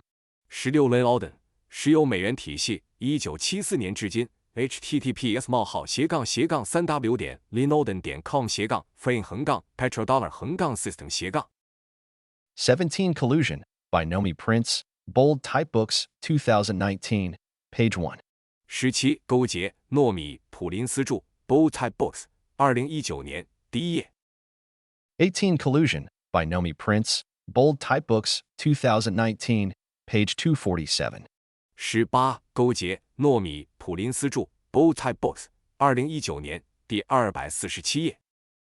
The Bitcoin blockchain is a public, immutable database where all Bitcoin transactions are stored. Thus, the blockchain itself is not the revolutionary technological breakthrough as it is usually described in the media. As you learned in Chapter 1.4, The History of Bitcoin, adding a blockchain was the element that finally solved the problem of double spending and enabled the decentralized issuance of money on a secure decentralized network. Bitcoin has a lot of other preceding technology in it. 比特币区块链是一个存储所有比特币交易的不可更改的公共数据库，因此，区块链本身并不是媒体通常所说的革命性技术突破。正如你在第 1.4 章比特币的历史中所了解到的，添加区块链是最终解决重复消费问题的要素，并使货币在安全的去中心化网络上实现去中心化发行。比特币还有很多其他的先行技术。In fact, Satoshi Nakamoto never mentioned the word blockchain. Instead, Nakamoto used the term time chain, because the ledger's main use is to store all transactions in the correct chronological order. 事实上，中本聪从未提到过区块链这个词。相反，中本聪使用了时间链一词，因为账本的主要用途是按照正确的时间顺序存储所有交易。Since the word blockchain has become the commonly used term, I will follow suit in using it here. Since it was created in 2009, the Bitcoin blockchain has never been hacked. Since 2009, every single transaction has been stored on the blockchain. Every transfer that has been made in Bitcoin since its inception is decentrally stored on an estimated 10,000 to 100,000 computers worldwide. These computers are run by individuals, universities, exchanges, and so on. This decentralization makes it hard to attack Bitcoin because, if you attack one computer in the blockchain, there are still thousands of identical databases acting as a consensus-based backup. Attempting to introduce false transactions to the ledger will result in failure because the rest of the nodes around the world would fail to reach a consensus with the imposter node, rejecting its transaction record. 由于区块链一词已成为常用术语，我也将在此效仿使用。自2009年创建以来，比特币区块链从未被黑客攻击过。自2009年以来，每一笔交易都存储在区块链上。比特币自诞生以来的每一笔转账都被分散存储在全球约1万到10万台电脑上。这些计算机由个人、大学、交易所等运行。这种分散性使比特币很难受到攻击，因为即使你攻击了一台计算机和区块链，仍有成千上万个相同的数据库作为基于共识的备份。试图在分类账中引入虚假交易将导致失败，因为世界各地的其他节点将无法与冒充节点达成共识，拒绝其交易记录。The data within the Bitcoin blockchain is transparent and public. If you make a transaction, you can look it up in a Bitcoin Explorer, which is like a search engine that trawls the database of transactions as opposed to web pages. You can see the value on a Bitcoin address that is recorded on the blockchain. With your private keys, the blockchain equivalent of your password, you have access to your public address and can move the value on the blockchain to another address. 比特币区块链中的数据是透明和公开的。如果你做了一笔交易，你可以在比特币浏览器中查询，它就像一个搜索引擎，搜索交易数据库，而不是网页。你可以看到记录在区块链上的比特币地址的价值。有了私钥，相当于区块链上的密码，你就可以访问你的公共地址，并将区块链上的价值转移到另一个地址上。The Bitcoin blockchain belongs to no one. Anyone can download it and store it on their own computer. With this full node, you can also contribute to the strengthening of the Bitcoin network. Why? By verifying your own copy of the blockchain, you are not trusting anyone else to be honest with you. The more people who do this, the more distributed and robust the Bitcoin network becomes. 比特币区块链不属于任何人，任何人都可以下载并存储在自己的电脑上。有了这个完整节点，你也可以为加强比特币网络做出贡献。为什么呢？通过验证自己的区块链副本，你就不相信别人会对你诚实。这样做的人越多，比特币网络就越分散、越强大。Open and permission blockchains. 开放和授权区块链。Please note the difference between Bitcoin, which is an open blockchain, and, for instance, DM, Facebook's money project token, or the Chinese government's yuan CBDC, which are closed and centralized blockchains. 请注意开放式区块链比特币与 DM、Facebook 的货币项目代币或中国政府的 yuan CBDC 之间的区别，后者是封闭式的中心化区块链。An open blockchain is accessible to all people. It is decentralized, transparent, uncensorable, and neutral, making it the revolutionary money it is, a global, internet-native system that is open to everyone regardless of age, color, privilege, gender, or nation. Bitcoin can even be used by machines. No one can keep you from sending it peer-to-peer around the world. 开放式区块链是所有人都可以访问的，它是去中心化的、透明的、不可审查的和中立的。这使得它成为一种革命性的货币，一种全球性的互联网原生系统，不分年龄、肤色、特权、性别或国家，向所有人开放。比特币甚至可以被机器使用，没有人可以阻止你在世界各地点对点发送比特币。A permission-based, private blockchain is closed, non-transparent, hierarchically organized, and centrally stored. The company or government running the system can exclude and censor your transactions. They can close your account and keep you from spending your money. You're already familiar with this system because it's how the current traditional banking system works. 基于权限的私有区块链是封闭、不透明、分级组织和集中存储的。运行该系统的公司或政府可以排除和审查你的交易，他们可以关闭你的账户，不让你花钱。你对这个系统已经很熟悉了，因为这就是当前传统银行系统的运作方式。2.1 Bitcoin, the Internet of Values. 2.1 价值互联网比特币。Bitcoin is more than a digital coin or internet-native money. It is a public internet infrastructure. It is an internet protocol through which values are exchanged between computers operated by humans, but also by autonomous machines themselves. For example, cars won't only drive autonomously in the future, but will also navigate to the charging station on their own for recharging. In this scenario, the payment is made automatically via Bitcoin without anyone having to intervene manually. 比特币不仅仅是一种数字硬币或互联网原生货币，它是一种公共互联网基础设施。它是一种互联网协议，通过这种协议，人类操作的计算机之间以及自主机器本身都可以进行价值交换。例如，未来汽车不仅可以自动驾驶，还可以自行导航到充电站充电。在这种情况下，付款将通过比特币自动完成，无需任何人手动干预。A protocol governs the exchange of information or procedures. Language is a protocol. When I speak and take a short break, my counterpart knows that she can speak now. Every word in a conversation has a meaning. Every expression changes the tone of a conversation. The human language protocol regulates the communication between two or more people. Computers also talk to each other. For example, their protocols are SMTP for email transmission, FTP for sending files, or HTTPS for visiting web pages.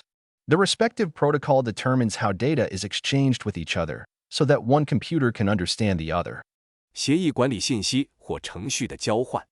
语言就是一种协议。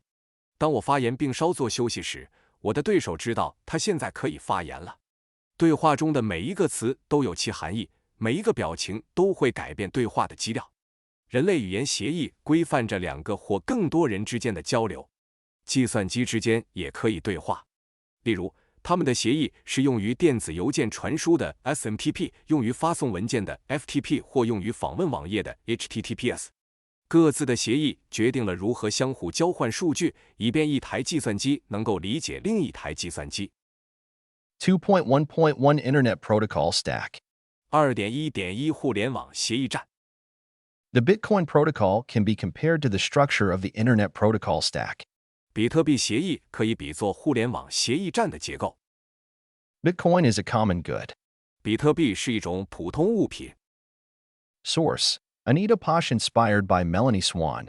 https://www.slideshare.net/log.ga/bitcoin-and-blockchain-explain-cryptocitizen-smart-network-trust.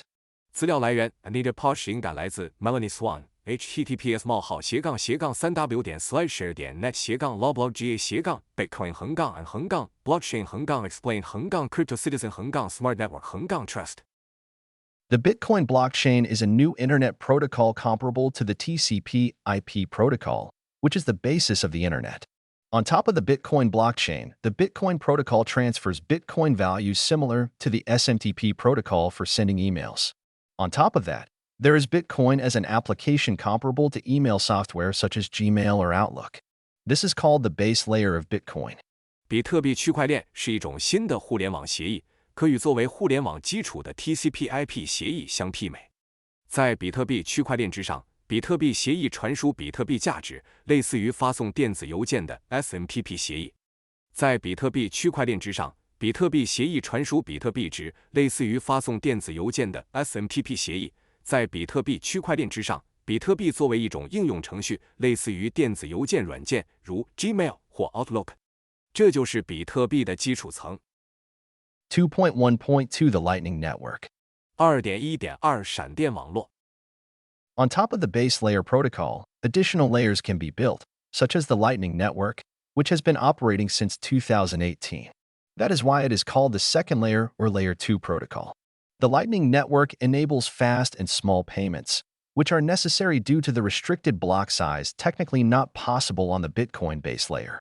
It also brings more privacy while using Bitcoin, since it operates through private payment channels between thousands of nodes. Lightning payments hop from one node to the other, making it impossible to know who the payment sender is. Applications like wallets, lending services, and more are being built on top of the Lightning protocol, bringing Bitcoin security properties with it. 在基础层协议之上，还可以构建附加层，例如自2018年开始运行的闪电网络。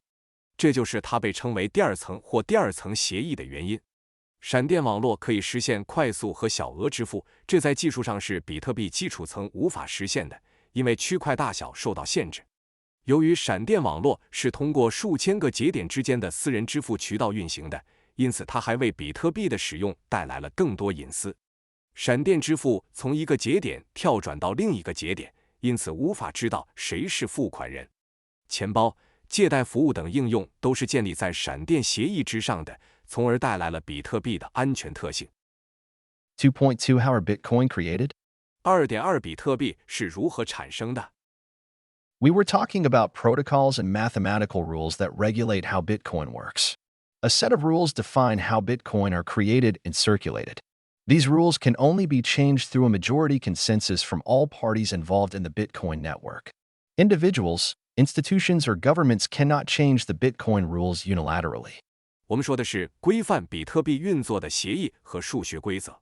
一套规则规定了比特币的创建和流通方式。这些规则只能通过比特币网络中所有参与方的多数共识才能改变。个人、机构或政府不能单方面改变比特币规则。In our current monetary system of fiat currencies, the creation of money is in the hands of central bankers. They are steering and controlling the output of banknotes and coins, as well as the amount of credit that commercial banks may lend out, determining the interest rate and thus influencing the value of each unit of money. 在我们目前的法定货币体系中，货币的创造权掌握在中央银行手中。它们引导和控制着纸币和硬币的产量，以及商业银行可以借出的信贷额度，决定着利率，从而影响着每单位货币的价值。Bitcoin are created in a process called mining in a decentralized manner, out of the hands of people with agenda-driven political power. The term mining has been chosen because, similar to the extraction of gold, labor and energy input is required for the creation of Bitcoin. 比特币是通过一种被称为挖矿的过程，以一种去中心化的方式产生的，不受政治权力一成驱动的人的控制。之所以选择挖矿一词，是因为比特币的产生与黄金的提炼类似，需要投入劳动力和能源。2.3 What is Bitcoin mining? 2.3 什么是比特币挖矿？ You don't need to understand how Bitcoin mining works to use Bitcoin, but if you're interested in the details, what miners do and how Bitcoin comes into existence, read on. 使用比特币并不需要了解比特币挖矿是如何工作的，但如果你对细节、矿工的工作以及比特币是如何产生的感兴趣，请继续阅读。2.3.1 Mining in easy words. 2.3.1 通俗易懂的挖矿知识。Imagine you want to fill a museum with artwork made of jigsaw puzzles, where each puzzle will contribute to the visitor's experience. There are clear rules. Only puzzles that are assembled correctly and have won a competition can be placed in the museum. You will select and give a reward to the child that finishes the most difficult puzzle first. You don't want the child to be able to cheat against others or know in advance which puzzle will win. Now you send 10,000 children all over the world the same jigsaw puzzle, and they start putting it together piece by piece at the same time. The child who finishes putting together the pieces first wins the prize. They have proven that they put the work in, and the completed puzzle is the proof. 想象一下，你想在博物馆里摆满用拼图拼成的艺术品，每块拼图都能给参观者带来不同的体验。这里有明确的规则，只有正确拼装并在比赛中获奖的拼图才能放在博物馆里。您将选出最先完成最难拼图的孩子，并给予奖励。您不希望孩子在比赛中作弊，也不希望孩子提前知道哪道拼图会获胜。现在，您向全世界1万名儿童发送相同的拼图，让他们同时开始一块一块的拼。最先完成拼图的孩子将赢得奖品。他们证明了自己付出了努力，完成的拼图就是最好的证明。The process of building the puzzle cannot be corrupted. Wrong puzzle pieces cannot be inserted, and the child who wins cannot be artificially selected. The fastest child wins the prize. These are the rules. You can only change the rules if the parents, the children, the puzzle designer, and the museum, all participants in the puzzle's network, decide collectively to do so. Here, when we talk about the prize, we are metaphorically speaking about the creation of Bitcoin. 拼图的过程不能被破坏，不能插入错误的拼图块，也不能人为的选择获胜的孩子。最快的孩子将获得奖品。这些就是规则。只有当家长、孩子、拼图设计者和博物馆拼图网络的所有参与者集体决定改变规则时，你才能改变规则。在这里，当我们谈论奖品时，我们隐喻的是比特币的诞生。That is more or less what proof of work is about. Thousands of computers worldwide solving mathematical riddles at the same time, showing that they put an amount of effort in and, at the same time, decentralizing the reward earnings so that no one can collude or predict which miner will be the next to add a block to the chain. The effort the miners put in to validate the transactions and form blocks not only proves their work, but also secures the blockchain. You cannot change the past, historical transactions, in the Bitcoin blockchain without spending a lot of money on infrastructure and electricity to rewrite the blockchain. That is why attacks on the Bitcoin network are possible in theory, but are very, very expensive in reality. 这差不多就是工作证明的意义所在。全球数以千计的计算机同时解决数学谜题，表明他们付出了一定的努力，同时将奖励收益分散化，这样就没有人可以串通一气或预测哪个矿工将是下一个为区块链添加区块的人。矿工们为验证交易和形成区块所付出的努力，不仅证明了他们的工作，也确保了区块链的安全。要改变比特币区块链中的过去历史交易，就必须花费大量的基础设施和电力来重写区块链。这就是为什么对比特币网络的攻击在理论上是可能的，但在现实中却非常昂贵。2.3.2 Mining in detail. 2.3.2 采矿详情。 Imagine you're already using Bitcoin and have a Bitcoin wallet installed on your smartphone. You order a product on the internet, choosing Bitcoin as payment.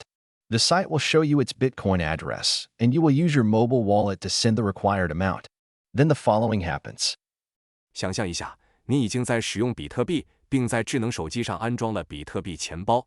您在互联网上订购产品，选择比特币作为付款方式。网站会向您显示其比特币地址，您将使用手机钱包发送所需的金额，然后会发生以下情况。 Your wallet signs the transaction. It is then broadcast into the Bitcoin network and enters a pool of other unconfirmed transactions, which is called the mempool. The payee receives your transaction and their full node validates the transaction. It still waits, however, for confirmation that the transaction has been successfully added to a block before determining finality. That is the moment when you see that your transaction has been sent in your wallet but is pending, meaning it's not yet finally settled on the blockchain. You have zero confirmations at this time. 您的钱包签署交易，然后它将被广播到比特币网络，并进入一个由其他未确认交易组成的池子。这个池子被称为 mempool。收款人收到您的交易后，他们的全节点会验证该交易。不过，在确定最终结果之前，他仍在等待确认交易已成功添加到一个区块中。这时，您会看到您的交易已经发送到您的钱包，但还处于待定状态。这意味着它还没有最终在区块链上结算。此时您的确认次数为0。At the same time, the miners receive your transaction in their node's mempool as well. A Bitcoin miner is a specialized device called ASIC. Its only task is to run the hashing algorithm and solve the mining puzzle as fast as possible. There are hundreds of thousands of them, decentralized around the world. 与此同时，矿工也会在其节点的 mempool 中接收您的交易。比特币矿机是一种名为 ASIC 的专用设备，它唯一的任务就是运行哈希算法，以最快的速度解决挖矿难题。全世界分布着成千上万台这样的设备。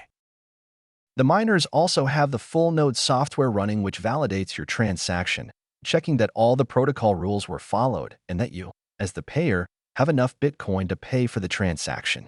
If the answer to these checks is yes, they add the transaction to their block template. But first of all, when they generate a new block template, the miner inserts the so-called coin-based transaction that, if they win the mining race, will pay them 6.25 Bitcoin as a reward.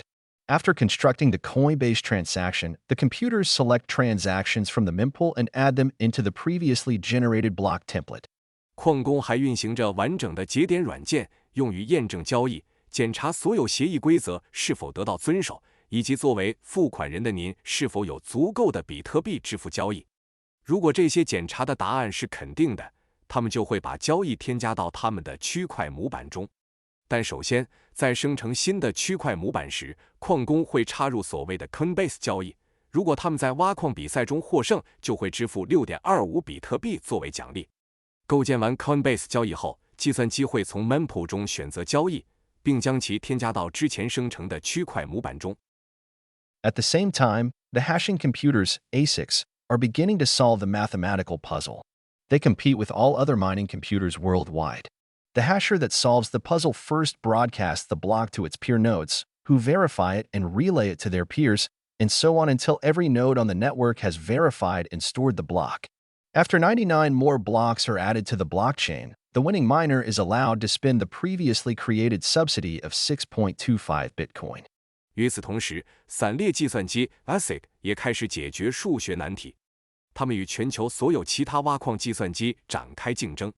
解开谜题的散列计算机首先将区块广播给其对等节点，对等节点验证后再转发给其对等节点，如此循环，直到网络上的每个节点都验证并存储了该区块。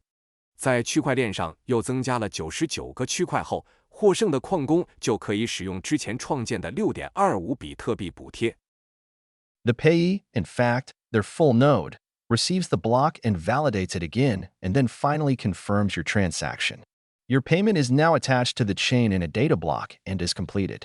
You receive a confirmation in your Bitcoin wallet that the payment has reached the recipient. You see in your wallet that your transaction has one confirmation. About every 10 minutes, a new block is created and added after the block containing your transaction. After 6 blocks, the transaction is considered to be practically irreversible. 收款人实际上是他们的全节点，收到区块后再次验证，最后确认您的交易。现在，您的付款以数据块的形式附着在链上，交易完成。您的比特币钱包会收到付款已到达收款人的确认信息。您可以在钱包中看到您的交易有一次确认，大约每10分钟就会创建一个新的区块，并添加到包含您的交易的区块之后。6个区块后，交易将被视为不可逆转。The time span that your transaction needs to be settled depends on the transaction fee you are selecting and paying.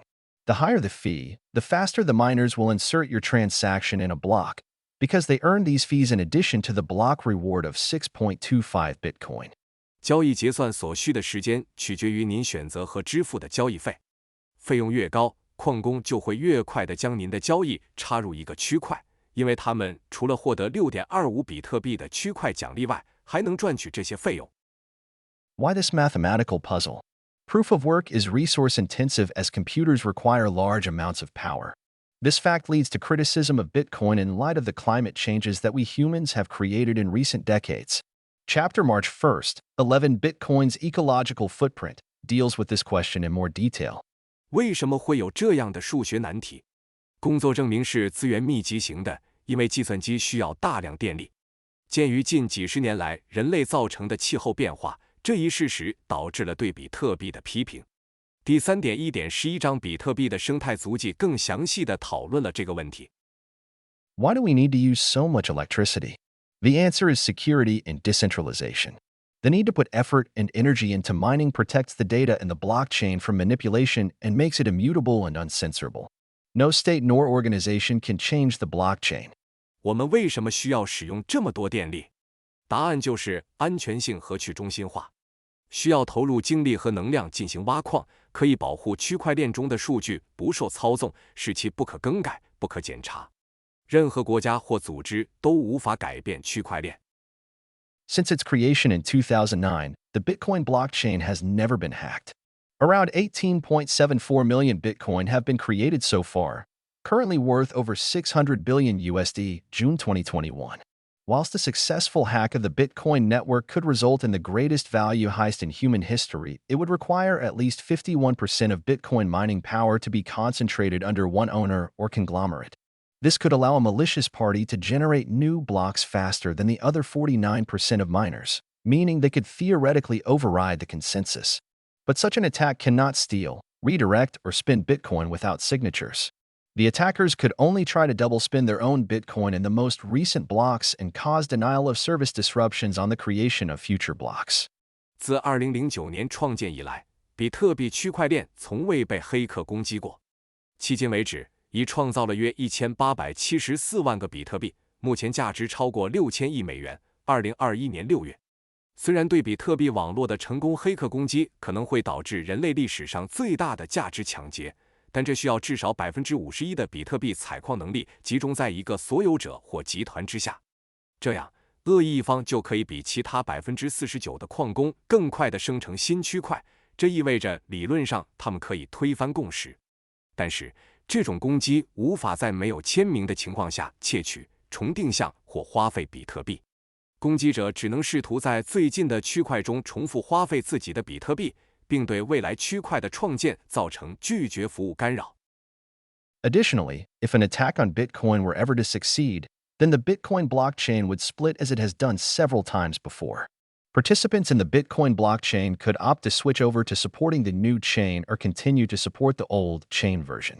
This split of versions due to inherent rules is known as a hard fork. The 2017 Bitcoin/Bitcoin Cash hard fork proved that this would not be detrimental to the legitimacy of the blockchain. 此外，如果对比特币的攻击得逞，那么比特币区块链就会像以前多次发生的那样分裂。比特币区块链的参与者可以选择转而支持新链，或者继续支持旧链版本。这种因固有规则导致的版本分裂被称为硬分叉。2017年，比特币现金硬分叉证明，这不会损害区块链的合法性。The second major function of mining is to ensure decentralization. On the one hand, to make money creation independent from central entities and human power grabs such as central banks, and on the other hand, to ensure that no miner can gain advantage and manipulate the blockchain. The calculation task is difficult and at the same time, as with a raffle, it is a matter of luck which computer finds a valid solution first. As a result, it is not possible to predict who the winning computer will be, which makes it impossible to influence the blockchain. If you don't know who will be first, you can't manipulate it and earn the reward. 挖矿的第二个主要功能是确保去中心化。一方面，使货币创造独立于中央实体和人为权力掠夺，如中央银行；另一方面，确保没有矿工可以获得优势并操纵区块链。计算任务十分艰巨，同时就像抽奖一样，哪台计算机最先找到有效的解决方案，也是一个运气问题。因此，无法预测谁会是获胜的计算机，也就无法影响区块链。如果你不知道谁会是第一个，你就无法操纵它并获得奖励。If you are thinking about starting to use Bitcoin, rest assured that the blockchain is secured by mining and distributed identically on thousands of different computers. It is very, very secure. Your most important task is to self-custody your Bitcoin and keep the private keys, your password, secure. 如果您正在考虑开始使用比特币，请放心，区块链是通过挖矿和在成千上万台不同计算机上以相同方式分布来确保安全的。它非常非常安全。您最重要的任务是自我保管比特币，并确保私钥、您的密码的安全。2.421 million Bitcoin. 242.1万比特币。Bitcoin are created, as described in the previous pages, when a mining computer solves a computational task and is the first to successfully attach the newly minted block to the chain. 如前几页所述，当一台挖矿计算机解决了一项计算任务，并第一个成功地将新产生的区块附加到链上时，比特币就产生了。Miners currently receive a premium of 6.25 Bitcoin for this work. This reward is the incentive for miners to behave positively towards the Bitcoin network and not cheat to change transactions in their favor. 目前，矿工可以从这项工作中获得 6.25 比特币的奖励。这种奖励激励矿工对比特币网络采取积极的行为，而不是通过作弊来改变交易，使之对自己有利。2.4.1 Halving. 2.4.1 哈尔运。The Bitcoin rules stipulate that the reward for the miners will be halved every 210,000 blocks, roughly every 4 years. At the beginning, this reward was 50 Bitcoin. Since May 2020, it is 6.25 Bitcoin. In 2024, this reward will be halved into 3.125 Bitcoin per block. This event is commonly called the halving. 比特币规则规定，矿工的奖励每21万个区块减半，大约每4年减半一次。最初的奖励是50比特币，自2020年5月起，奖励为 6.25 比特币。2024年，这一奖励将减半为每个区块 3.125 比特币。这一事件通常被称为减半。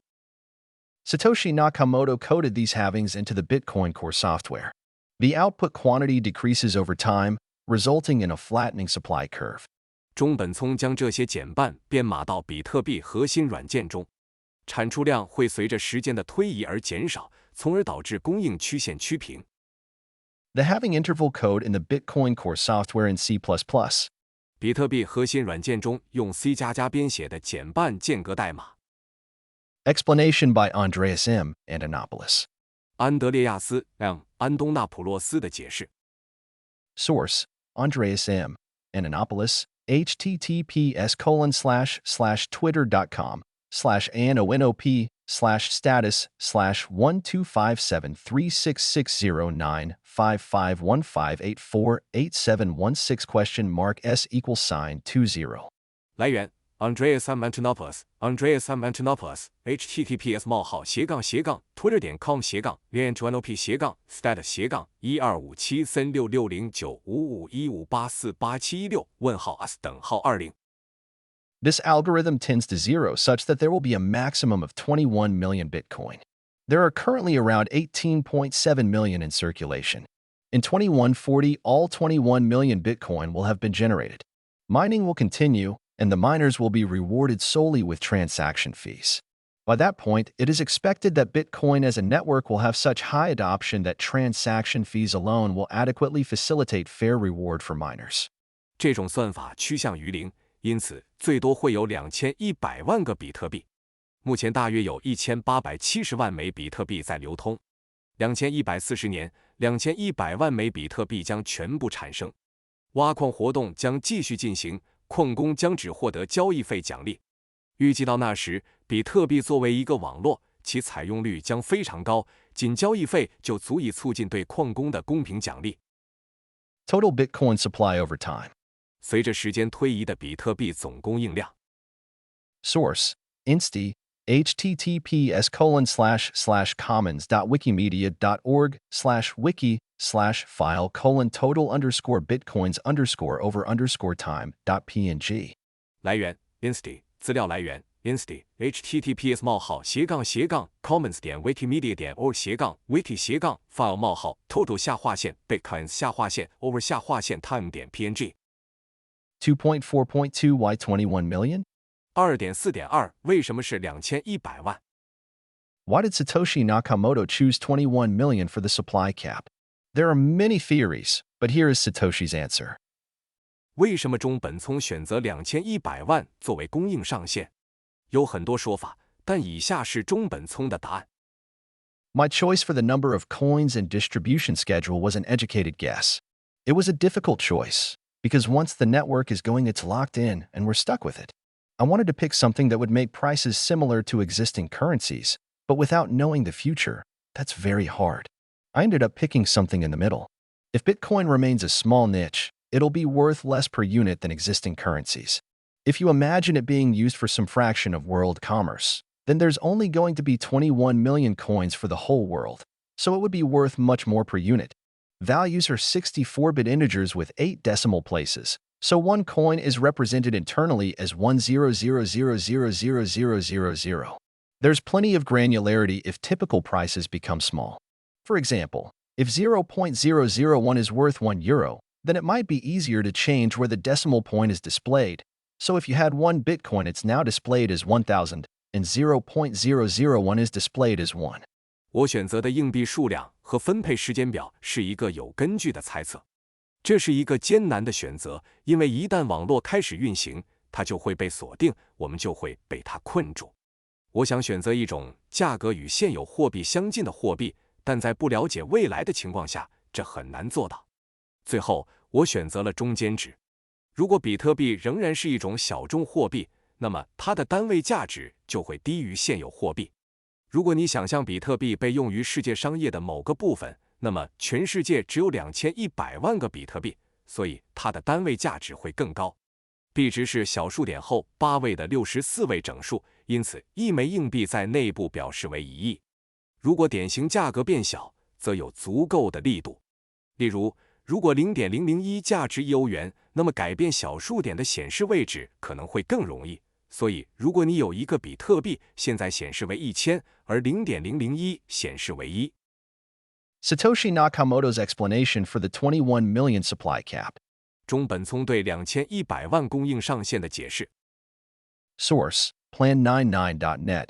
https://plan99.net/tilde-mic/satoshi-emails/thread1.html 来源 plan99.net https://plan99.net/plan_波浪号mike_satoshi-email_thread1.html 2.4.3 Bitcoin units.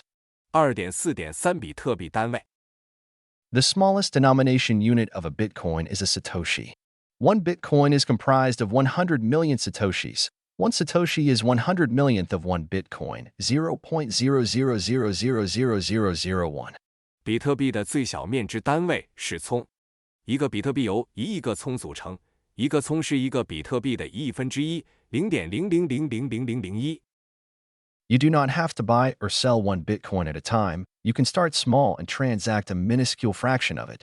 您不必一次买入或卖出一个比特币，您可以从小规模开始交易其中很小的一部分。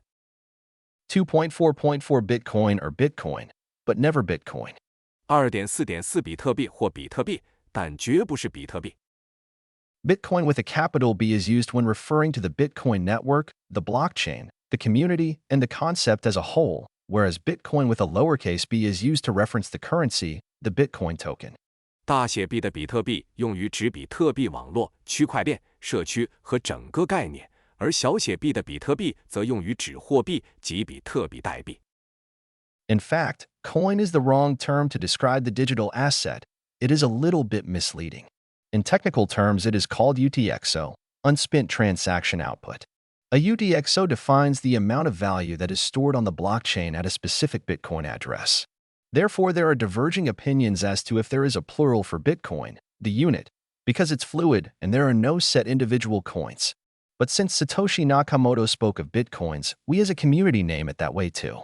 There is no plural for Bitcoin, as there is only one blockchain and network.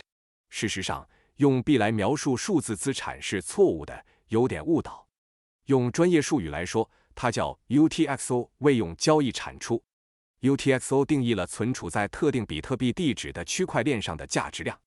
因此，对于比特币这个单位是否存在负数，众说纷纭，因为它是流动的，没有固定的单个币。不过，既然中本聪说的是比特币，我们作为一个社区也就这么称呼它了。比特币没有负数，因为只有一个区块链和网络。Scams like the BitClub network refer to it as Bitcoin, and this is often mistakenly used by Bitcoin beginners too. BitClub 网络等骗局将其称为比特币，比特币初学者也经常误用。2.5 Who is Satoshi Nakamoto? 2.5 谁是中本聪？ This puzzle may never be solved because there is no Satoshi Nakamoto. The name is a pseudonym. It could be an individual or a group of cryptographers, programmers, and scientists. On August 18, 2008, an unknown person registered the domain bitcoin.org. By registering the domain with the help of a company in Panama, the anonymity of the person is protected to this day. 这个谜题可能永远无法解开，因为根本没有中本聪这个人。这个名字只是一个化名，他可能是一个人，也可能是一群密码学家、程序员和科学家。2008年8月18日，一个身份不明的人注册了 bitcoin.org 域名，通过在巴拿马一家公司的帮助下注册该域名，该人的匿名性至今受到保护。On October 1, 2008, Satoshi Nakamoto appeared on the cryptography mailing list and explained in a message that they had been working on an electronic cash system and posted the link to the Bitcoin white paper on https://bitcoin.org/bitcoin.pdf. 2008年10月1日，中本聪出现在密码学邮件列表上，并在一条信息中解释说，他们一直在研究一种电子现金系统，并在 https://bitcoin.org/bitcoin.pdf 上发布了比特币白皮书的链接。Hal Finney, an American cryptography and computer expert, had long been involved in the concept of digital money. However, none of the previous solutions were technically or conceptually mature enough to be used widely. The news from Satoshi Nakamoto sounded so interesting that Hal Finney started communicating with Nakamoto. On January 8, 2009, Nakamoto released the first version of the Bitcoin software. 5 days earlier, on January 3, 2009, Nakamoto mined the first public Bitcoin block, the so-called Genesis block. Since then, on January 3rd, Bitcoin's birthday has been celebrated. Hal Finney was the first after Nakamoto to install the software on his computer and receive a transaction. Hal Finney sadly died of a nerve disease sometime later. Did he know who was hiding behind the pseudonym Satoshi Nakamoto? 美国密码学和计算机专家哈尔·芬尼很早就提出了数字货币的概念。然而，之前的解决方案在技术或概念上都不够成熟，无法广泛使用。来自中本聪的消息听起来非常有趣，于是哈尔·芬尼开始与中本聪沟通。2009年1月8日，中本聪发布了第一版比特币软件。5天前，即2009年1月3日，中本聪挖出了第一个公开的比特币区块，即所谓的创世区块。从那时起，每年的1月3日就是比特币的生日。哈尔·芬尼 （Hal Finney） 是继中本之后第一个在电脑上安装软件并接受交易的人。不幸的是，哈尔·芬尼后来死于神经疾病。他知道隐藏在中本聪这个假名背后的人是谁吗？ Until April 26, 2011, Nakamoto participated in discussions about the Bitcoin network. They answered questions from other developers, explained new features of the software, and outlined some motives behind it. The last message, possibly, left by Satoshi Nakamoto was in March 2014 when a report about the alleged identification of the Bitcoin inventor went through the media. In San Francisco, Newsweek magazine tracked down Dorian Satoshi Nakamoto, an American of Japanese descent. It was claimed that he was the brains behind Bitcoin. With "I am not Dorian Nakamoto," the alleged Satoshi Nakamoto announced that Dorian was not the Satoshi Nakamoto. 直到2011年4月26日，中本聪一直在参与关于比特币网络的讨论，他们回答了其他开发者的问题，解释了软件的新功能，并概述了软件背后的一些动机。中本聪可能留下的最后一条信息是在2014年3月，当时有媒体报道称比特币发明者的身份已被确认。在旧金山新闻周刊杂志找到了日裔美国人 Dorian Satoshi Nakamoto， 据称他就是比特币的幕后黑手。中本聪声称我不是多里安·中本聪，宣布多里安不是那个中本聪。If you have read this far, you have already invested time and energy in learning about Bitcoin. Why should or shouldn't you start to begin to use Bitcoin for yourself? Well, I advise you not to do so until you are sure that you want to try it. Only invest as much in Bitcoin as you understand and are comfortable to, only as much as you are willing to lose in a worst-case scenario. 如果你读到这里，你已经投入了时间和精力来了解比特币，为什么你应该或不应该开始使用比特币呢？我建议你在确定要尝试之前不要这样做。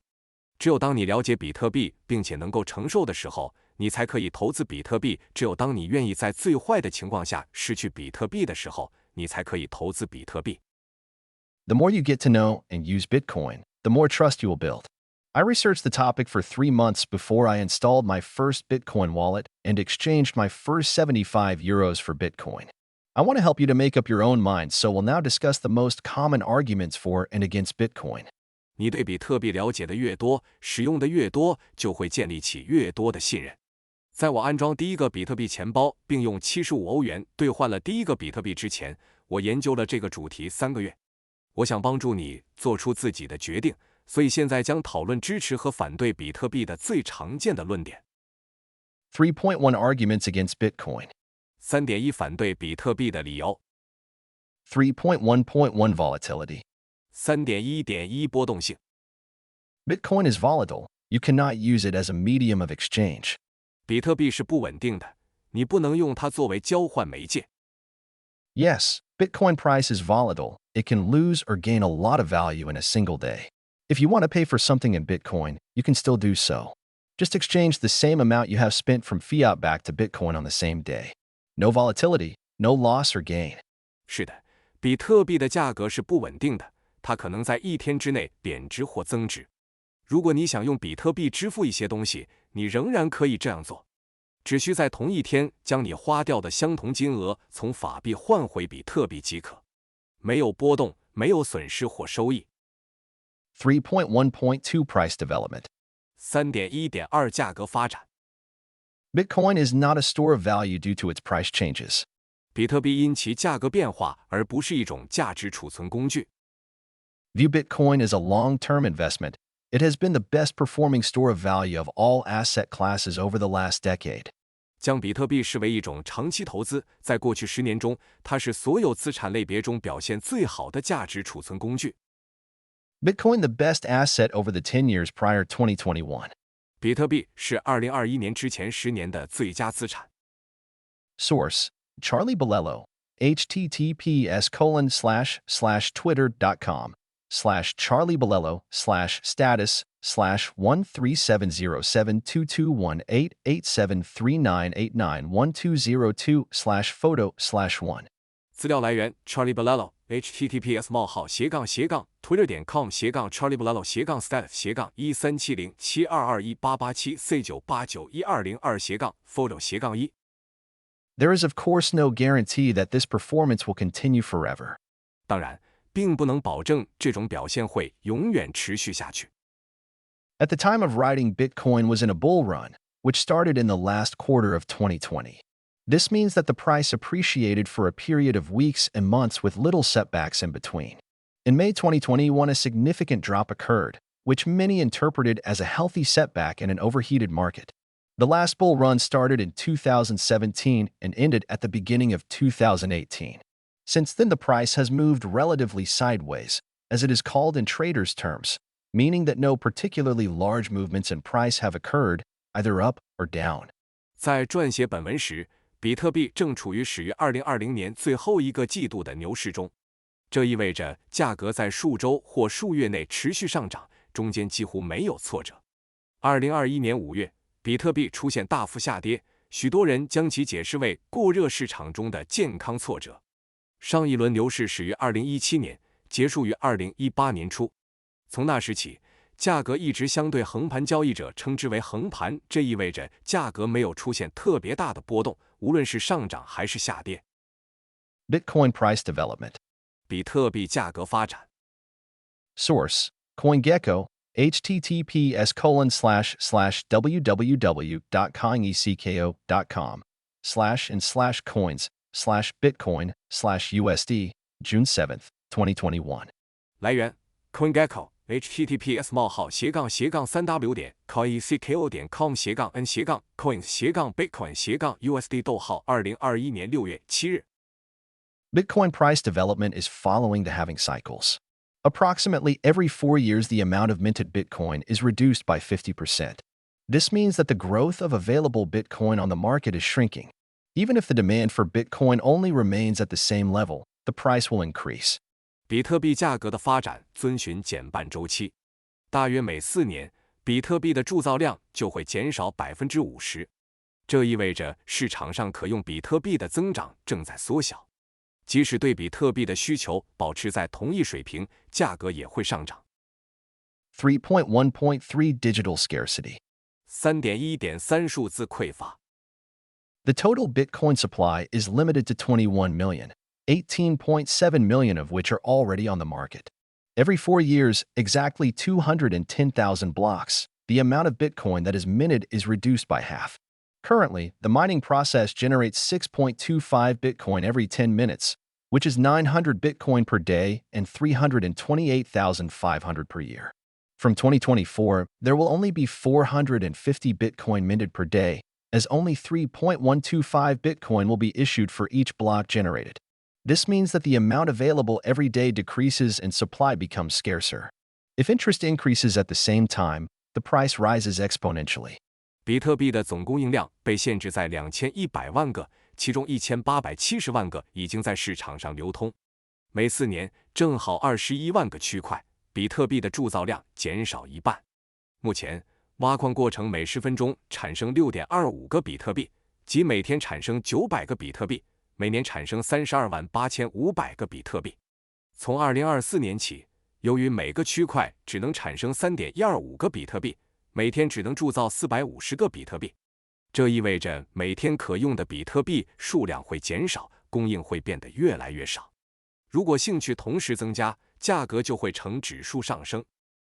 As of May 2021, around 36 million US number of daily minted Bitcoin * price must flow into the Bitcoin market every day to keep the current price of $40,000 stable. Whenever the price drops, fewer Bitcoin were exchanged than were available on that day, and vice versa. 截至2021年5月，每天必须有大约3600万美元每天铸造的比特币数量星号价格流入比特币市场，才能保持目前4万美元的价格稳定。每当价格下跌时，当天兑换的比特币数量就会减少，反之亦然。The dates of these halvings are annotated in the chart below. The price follows similar patterns before and after each halving. In this chart, the top of Bitcoin is predicted to be in September 2021, after which the price is expected to fall again, as you can see on the low marked grid lines. Of course, this is just a prediction based on a few historic events and numbers. We cannot take this as a given occurrence in the future. 下图标注了这些减半的日期，每次减半前后，价格都会出现类似的走势。在这张图中，比特币的顶部预计将出现在2021年9月，之后价格将再次下跌，正如你在标有低点的网格线上看到的那样。当然，这只是基于一些历史事件和数字的预测，我们不能将其视为未来一定会发生的事情。Having price cycles. 价格周期减半。Source: Platizo. https://twitter.com/platizo/13585452997782459277882/photo/1. 来源 Platizo https://platizo/status:/1358545292782497792-photo-1. Since Bitcoin's launch in 2009, there have been several price crashes. Be prepared that this will happen again. The question is, how low will it go? Because on a logarithmic scale, you can see that, over time, Bitcoin has only gained value in the long term. 自2009年比特币推出以来，已经发生过数次价格暴跌。你要做好这种情况会再次发生的准备。问题是，比特币的价格会跌到什么程度？因为从对数刻度上可以看出，随着时间的推移，比特币只会长期增值。Bitcoin price logarithmic scale. 比特币价格对数表。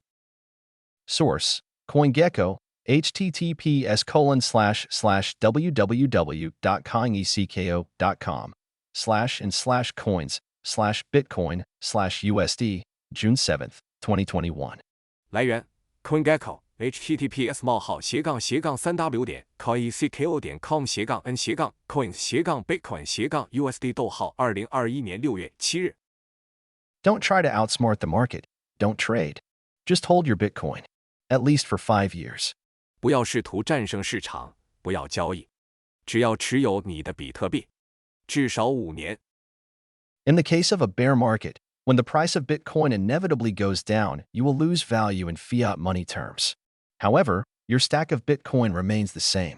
If you hold 0.3 Bitcoin in a bull market, you hold 0.3 Bitcoin in a bear market too. Your losses are in your perception only, depending on what currency or asset you compare your Bitcoin to on a given day. Be patient, wait, don't sell. History indicates that long-term holding is a sure way of protecting your value. 在熊市的情况下，当比特币的价格不可避免地下跌时，按法定货币计算，你将失去价值。但是，你所持有的比特币数量不变。如果你在牛市中持有 0.3 个比特币，那么你在熊市中也会持有 0.3 个比特币。你的损失只是你的感觉，这取决于你在某一天将比特币与什么货币或资产进行比较。耐心等待，不要抛售。历史表明，长期持有是保值的可靠方法。Only put as much money into Bitcoin as you are willing to lose. If you can't sleep in times of depreciation, then you might hold too much of a risky asset like Bitcoin. 在比特币上投入的资金以你愿意承受的损失为限。如果你在贬值时睡不着觉，那么你可能持有了太多像比特币这样的高风险资产。3.1.4 No recourse. 3.1.4 无追索权。If you send Bitcoin to the wrong address, they are lost. You can't get them back.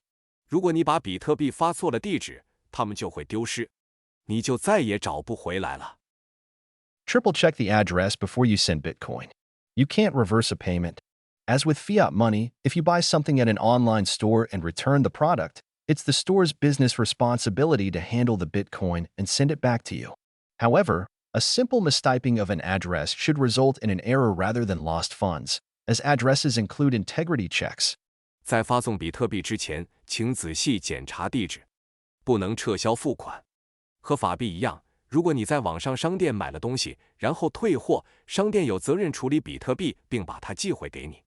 不过，由于地址包含完整性检查，简单的地址输入错误应该会导致错误，而不是资金损失。3.1.5 No safety net. 3.1.5 无安全网。In developed regions of the world, bank account deposits, in Europe up to 100,000 euro, are insured. This is not the case with Bitcoin.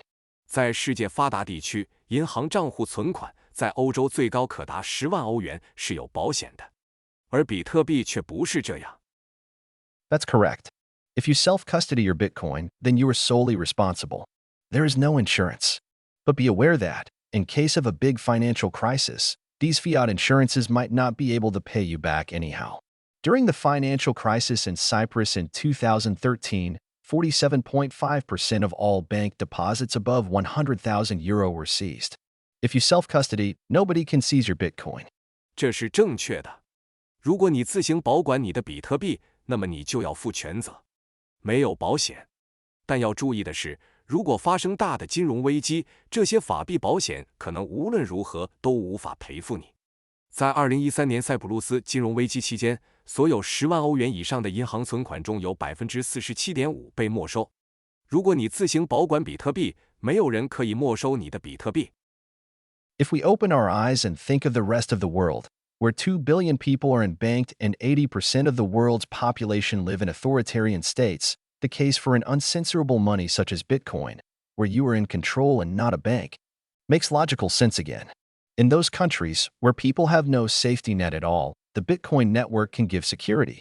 如果我们睁开眼睛，想想世界其他地方，那里有20亿人没有银行账户，80%的世界人口生活在专制国家，那么比特币这样一种你可以控制而不是银行的不可监控的货币，就又有了逻辑上的意义。在这些国家，人们根本没有安全网，而比特币网络可以提供安全保障。3.1.6 I can't afford to invest. 3.1.6 我投资不起， I can't buy one Bitcoin. It's too expensive. 我买不了一个比特币，太贵了。That's okay. You don't have to. There is no minimum budget you need to use Bitcoin. A Bitcoin is divisible into extremely small units, much smaller than a cent. You can buy a fraction of a Bitcoin and start to play around with $20 or less. 没关系，你可以不买。使用比特币不需要最低预算。一个比特币可以分成极小的单位，比每分还小。你可以买一个比特币的1/10，然后用$20或更少的钱开始玩。You can also earn Bitcoin, but more about that in Chapter 9, Earn Bitcoin. 你也可以赚取比特币，更多内容请参见第9章赚取比特币。3.1.7 Bitcoin will fail like the first internet companies. 3.1.7 比特币会像第一批互联网公司一样失败。Bitcoin is a new technology. It is the first of its kind. When we compare this with the first computer companies in the 1980s or the internet platforms of the dot-com boom, almost none survived. Bitcoin was the first blockchain on the market. It might go the same route. 比特币是一种新技术，它是同类技术中的第一个。与20世纪80年代的第一批计算机公司或网络繁荣时期的互联网平台相比，几乎没有一家公司能够幸存下来。比特币是市场上第一个区块链，它可能会走同样的道路。Bitcoin has been the world's most widely used cryptocurrency since it originated in 2009. I agree. There are no assurances that it will continue that way. The market dominance of Bitcoin was over 80% until 2017, meaning that, of all the thousands of cryptocurrencies on the market, over 80% of all investments were held in Bitcoin. This changed in 2017 to 18 when there was a war between different ideas around how Bitcoin as a technology should go forward. The block size debate ended with a hard fork, where the Bitcoin blockchain split into two forks, Bitcoin, BTC, and Bitcoin Cash, BCH. At that time, other crypto projects like Ethereum gained importance.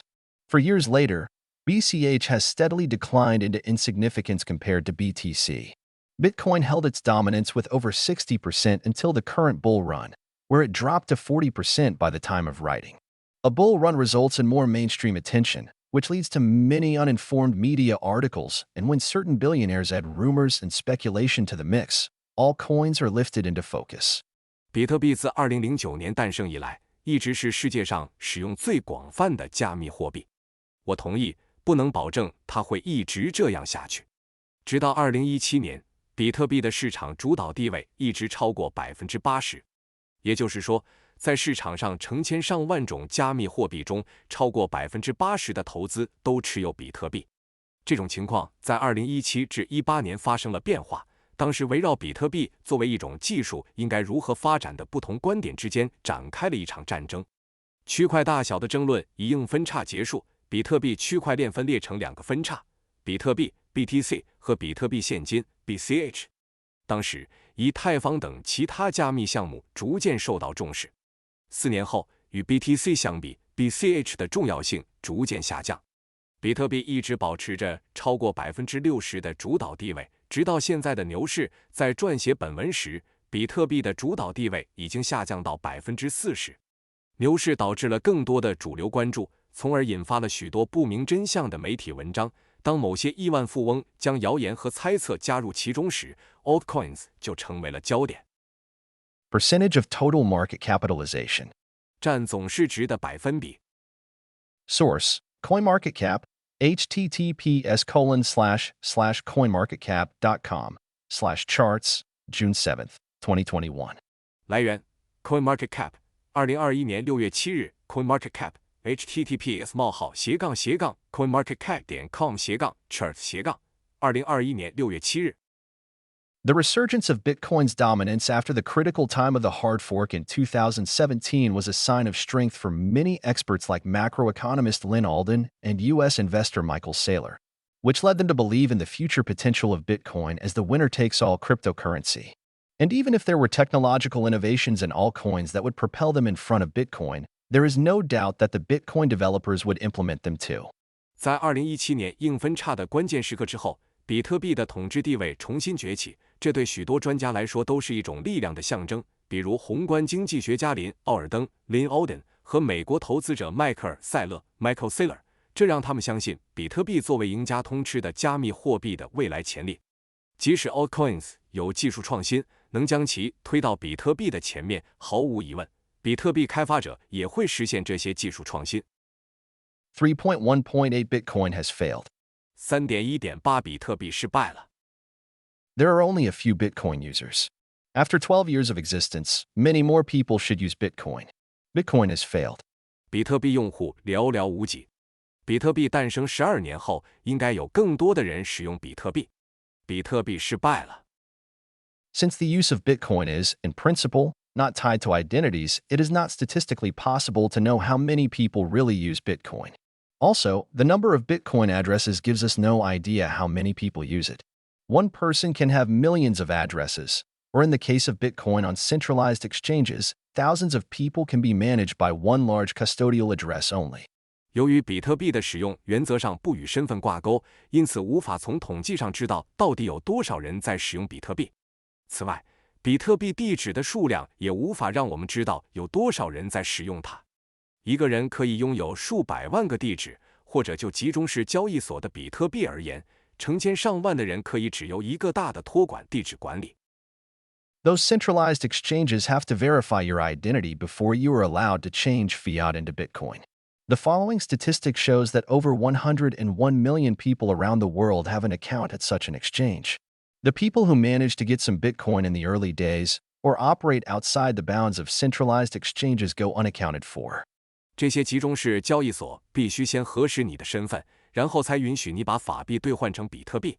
下面的统计数字显示，全世界有超过 1.01 亿人在这样的交易所拥有账户。而那些在早期设法获得一些比特币的人，或者在中心化交易所范围之外进行操作的人，则下落不明。Number of identity-verified crypto asset users in millions. 经过身份验证的加密资产用户数量，单位100万。Source: Anita Posh. Source: Cambridge Center for Alternative Finance. Third Global Cryptoasset Benchmarking Study. Figure 34. https://www.jbs.ca.uk/faculty-research/centers/alternative-finance/publications/3rd-global-cryptoasset-benchmarking-study. 资料来源Anita Posh 剑桥另类金融中心第3次全球加密资产基准研究图34 https://faculty-research/centers/alternative-finance/publications/3rd-global-cryptoasset-benchmarking-study. Around 1.3% of the world's population had an account at a cryptocurrency exchange at the end of 2020, a growth of nearly 190% between 2018 and 2020. Still, one could argue that this is not much. However, for a completely new asset class and money that originated as a grassroots movement without a company or marketing behind it, Bitcoin has developed itself to the point where it is widely known, discussed, and used by over at least 100 million people worldwide. 到2020年底，全球约有1.3%的人口拥有加密货币交易所账户。2018年至2020年间增长了近190%。尽管如此，人们仍然可以说这并不算什么。然而，作为一种全新的资产类别和货币，比特币起源于一场草根运动，背后没有公司或市场营销，但比特币已经发展到了广为人知的地步，全球至少有超过1亿人在讨论和使用比特币。Respondents who said they used or owned cryptocurrencies 2020. 自称使用或拥有加密货币的受访者2020年。Source: Statista. https://www.statista.com/chart/18345/crypto-currency-adoption 资料来源 Statista https://3w.statista.com/chart/18345/crypto-currency-adoption This is the result of a survey in selected countries showing that 32% of the Nigerian population has used or owns cryptocurrency. Keep in mind, the Nigerian population is on average 19 years old, compared to the US figure of 38 and Germany's median age of 44 years. They're young, want to work, are tech-savvy, and value cryptocurrencies, despite their volatility, because their own national currency Naira is losing 25% of its value per year. 这是在部分国家进行调查的结果，显示32%的尼日利亚人使用过或拥有加密货币。请记住，尼日利亚人口的平均年龄为19岁，而美国的这一数字为38岁，德国的中位年龄为44岁。他们年轻，希望工作，精通技术，重视加密货币。尽管加密货币具有波动性，因为他们本国的货币奈拉每年贬值25%。Want to know more about Bitcoin in Nigeria? Open your browser and go to https://anita.link/88 https://anita.link/66 and https://anita.link/63 想了解有关尼日利亚比特币的更多信息，打开浏览器，访问 https://anita.link/88 https://anita.link/66 https://anita.link/63 3.1.9 Bitcoin's transaction limit. 3.1.9 比特币的交易限额。The Bitcoin network is only capable of processing 7 transactions per second. That is not enough to maintain a global payment network. If all people were using Bitcoin, the network would be overburdened. 比特币网络每秒只能处理7笔交易，这不足以维持一个全球支付网络。如果所有人都使用比特币，网络将不堪重负。The Lightning Network has been in development since the beginning of 2018. This is a protocol that is located one level above the Bitcoin blockchain. The Lightning Network is expected to handle thousands of micropayments per second in a few years and has already shown a good degree of success for instant cross-continent payments. The Bitcoin blockchain will be used as the base settlement layer for large transactions, while small payments for a coffee, for instance, will take place on the Lightning Network. As the user, you do not need to know how this works. Most of us do not know how Netflix or sending an email works, and yet we do it every day. 闪电网络自2018年初开始开发，这是一个比比特币区块链高一级的协议。闪电网络有望在几年内处理每秒数千次的小额支付，并已在跨州即时支付方面取得了良好的成功。比特币区块链将作为大额交易的基础结算层，而咖啡等小额支付将在闪电网络上进行。作为用户，你不需要知道它是如何运作的。我们大多数人都不知道 Netflix 或发送电子邮件是如何工作的，但我们每天都在这样做。3.1.10 Mining Pool Concentration. 3.1.10 矿池集中。A mining pool is a structure that pools together computational resources provided by connected hashers, pool contributors, to increase the likelihood of finding a new block, which results in more Bitcoin reward payouts. 矿池是一种结构，它将连接在一起的散列者、矿池贡献者提供的计算资源集中在一起，以提高发现新区块的可能性，从而获得更多的比特币奖励。While it is true that mining pools can become concentrated in specific areas or jurisdictions, like in China before their authoritarian government outlawed Bitcoin mining in June 2021, they still have less influence than you may first think. Firstly, mining pools consist of thousands of individual miners. Just because a mining pool is located in China does not mean that the individual miner has to be located in China. Hashers want to ensure that the pool they contribute to is engaging in behavior that is aligned to the Bitcoin philosophy. In an event of disagreement, miners are free to switch pools. In 2013, the Bitcoin mining pool Gauge.io reached more than 50% of the total Bitcoin hash rate for a short period, which prompted hashers to proactively point their hash power to other pools in order to avoid potentially harmful concentration. The low cost of switching pools acts as a system of checks and balances on the self-regulating behavior of miners. Point 2. 虽然矿池确实会集中在特定地区或司法管辖区，比如在中国专制政府于2021年6月取缔比特币采矿之前，但它们的影响力仍然比你最初想象的要小。首先，矿池由数以千计的个体矿工组成。矿池位于中国，并不意味着个体矿工也必须位于中国。矿工们希望确保他们加入的矿池的行为符合比特币的理念。如果出现分歧，矿工可以自由切换矿池。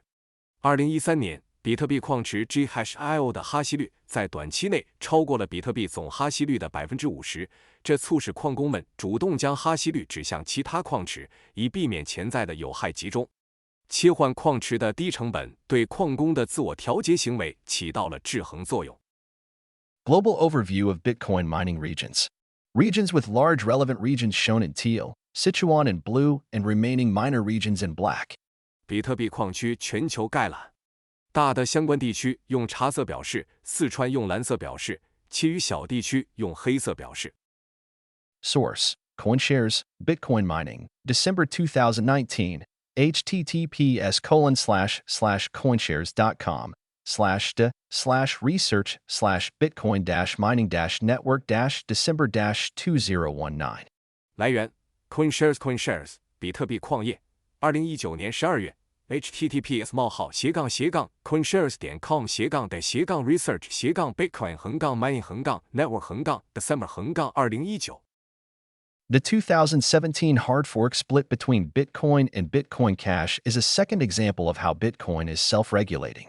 Miners and big exchanges wanted to increase the block size of each Bitcoin block to achieve a higher transaction output per block. The community of node operators and Bitcoin users did not want to change the block size because people with lower bandwidth would have been disadvantaged. Instead, they opted for second-layer solutions like the Lightning Network to address this problem. This resulted in the block size war, where miners and big companies tried to force the changes upon the network. This resulted in a hard fork. Bitcoin split into Bitcoin and Bitcoin Cash. For years later, Bitcoin Cash is almost forgotten, while Bitcoin is the largest cryptocurrency. It shows that miners do not have more power than other users. 2017年，比特币和比特币现金之间的硬分叉是比特币自我调节的第二个例子。矿工和大型交易所希望增加每个比特币区块的大小，以实现每个区块更高的交易产出。节点运营商和比特币用户社区不想改变区块大小，因为带宽较低的用户会处于不利地位。相反，他们选择了闪电网络等第二层解决方案来解决这个问题，这导致了区块大小战争。矿工和大公司试图强行改变网络，这导致了硬分叉。比特币分裂成比特币和比特币现金。4年后，比特币现金几乎被人遗忘，而比特币却是最大的加密货币。这表明，矿工并不比其他用户拥有更大的权利。3.1.11 Bitcoin's ecological footprint. 3.1.11 比特币的生态足迹。Bitcoin consumes a lot of electricity, which will increase our climate crisis and is irresponsible. 比特币消耗大量电力，这将加剧我们的气候危机，是不负责任的行为。Newsweek article from 2017. 新闻周刊2017年文章。Source: Newsweek, December 11, 2017.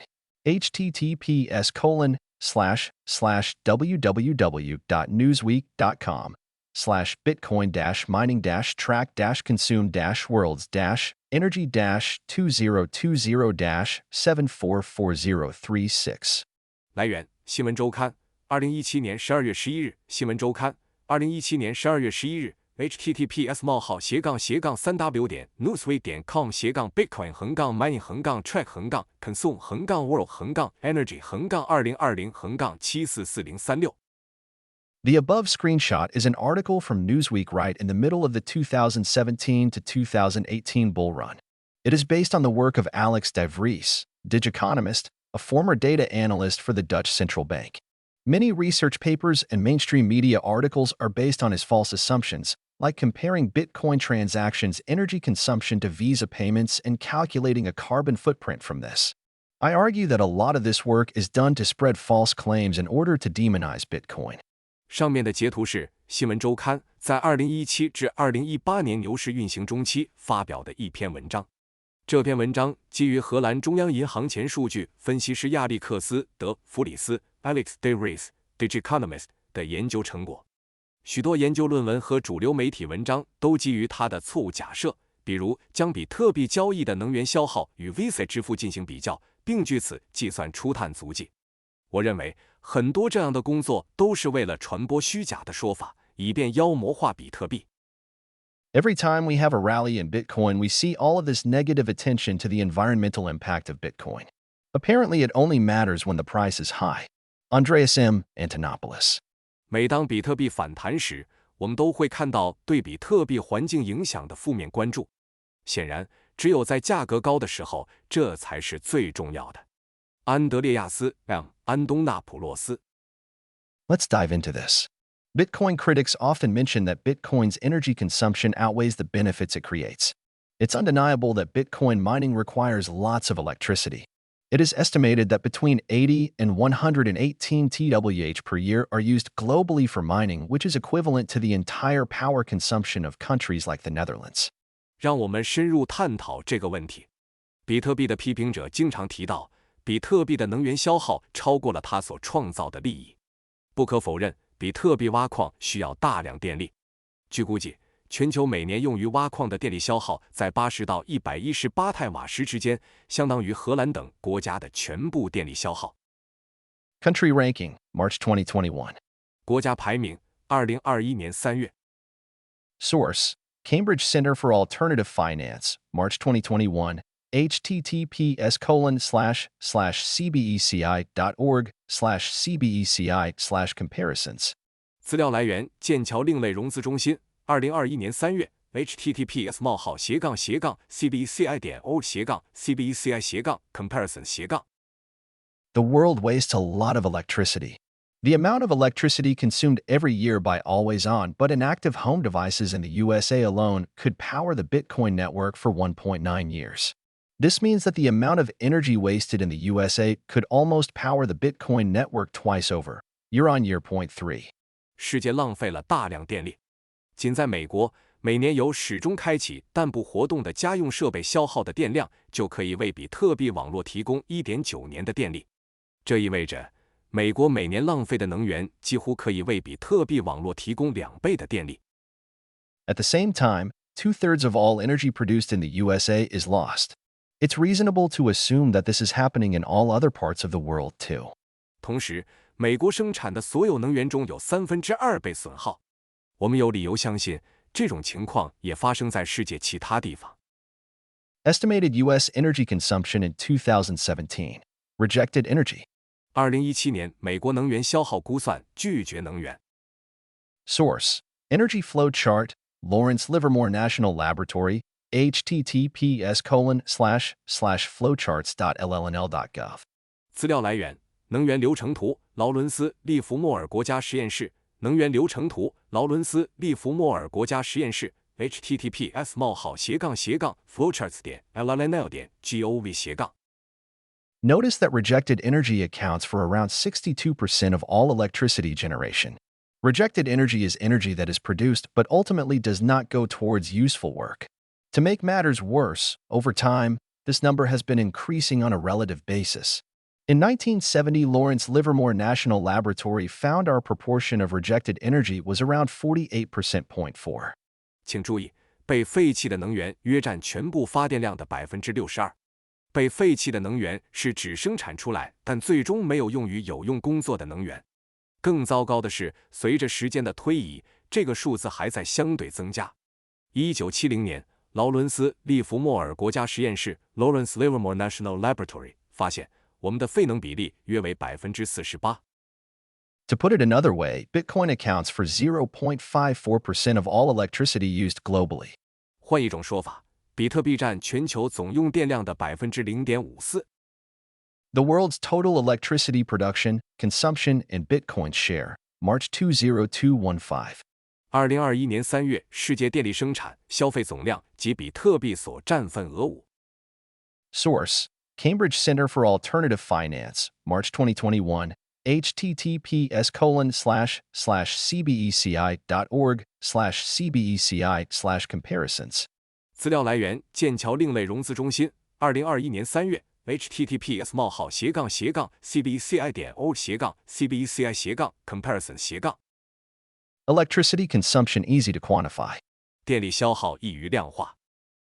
Bitcoin's transparency allows estimations of its energy demand, quite in contrast to many other industries where these data points are more obscure.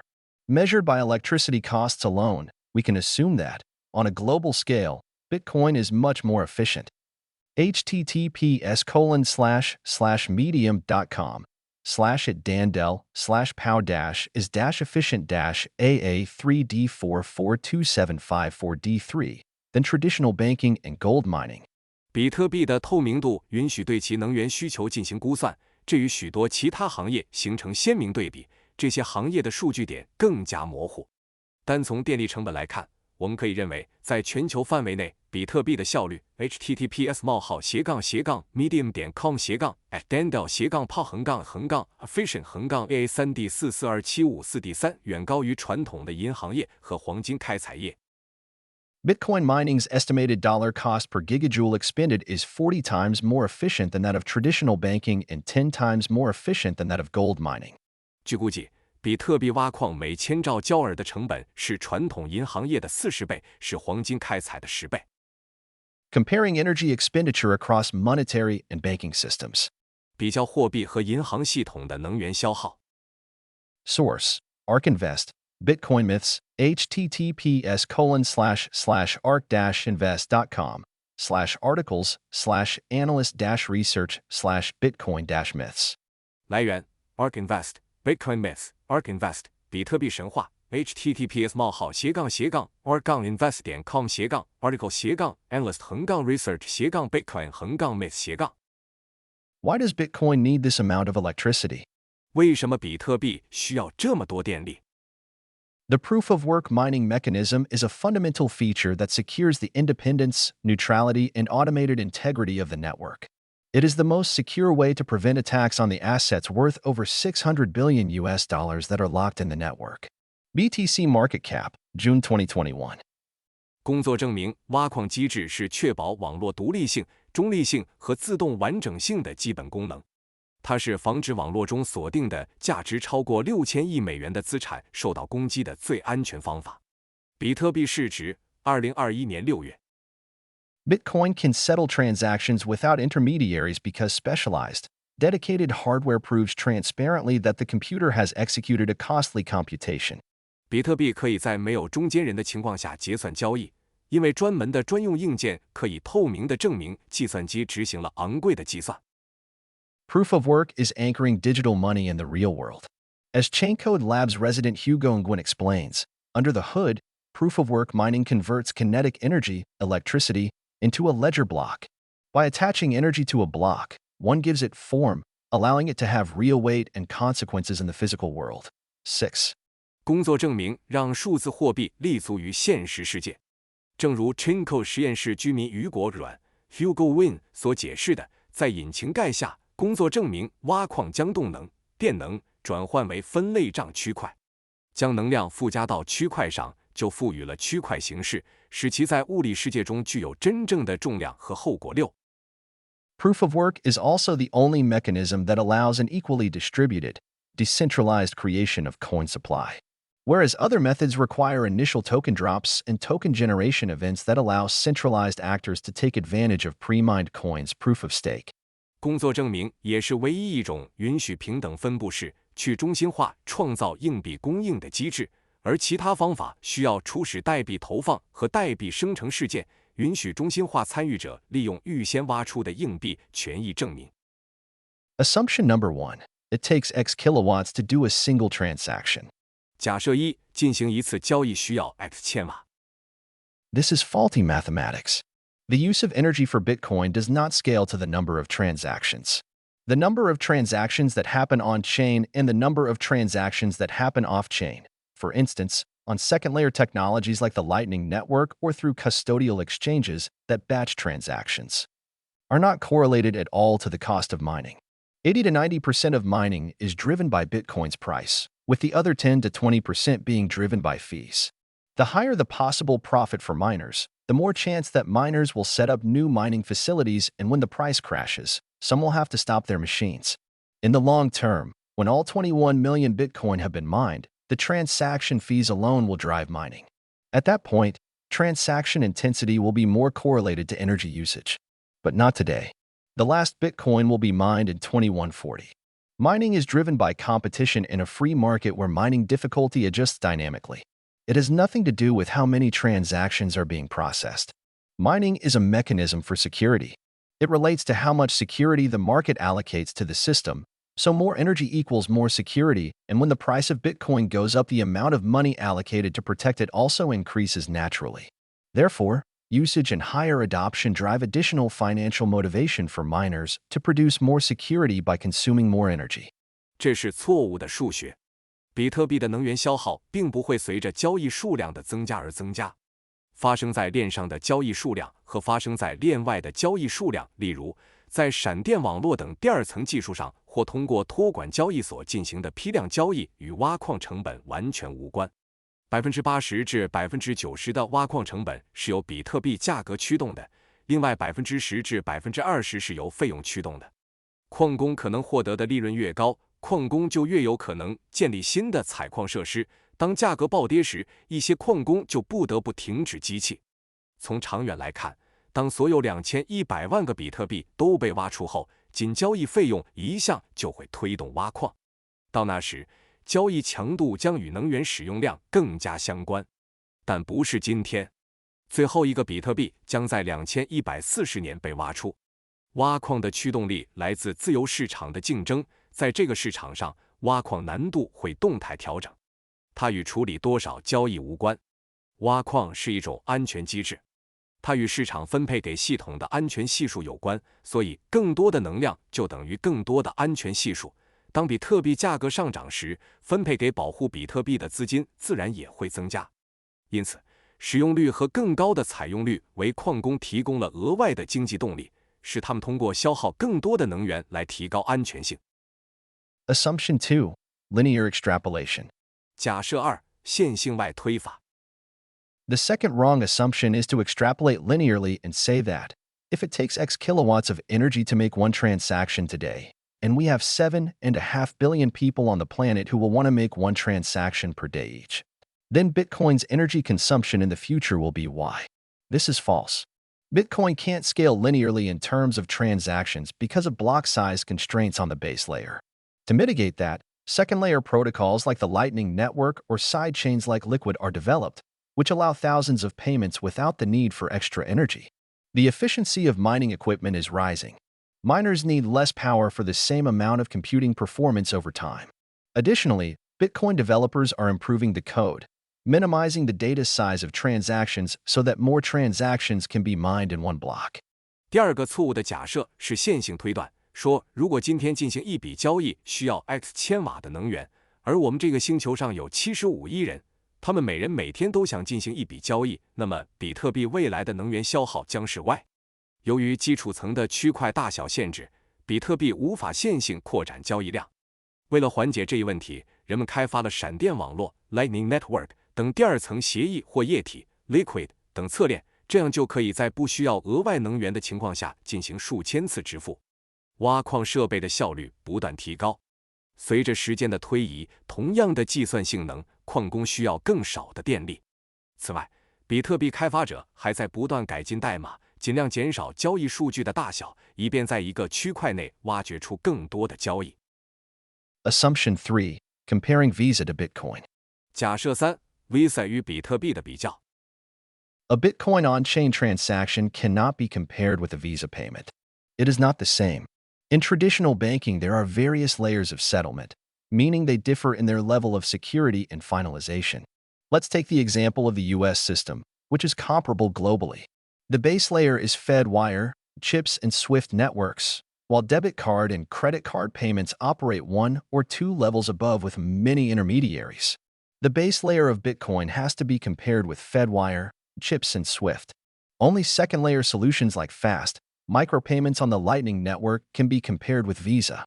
比特币链上交易不能与 Visa 支付相提并论，这是不一样的。在传统银行业务中有不同层次的结算，这意味着它们在安全和最终结算的水平上有所不同。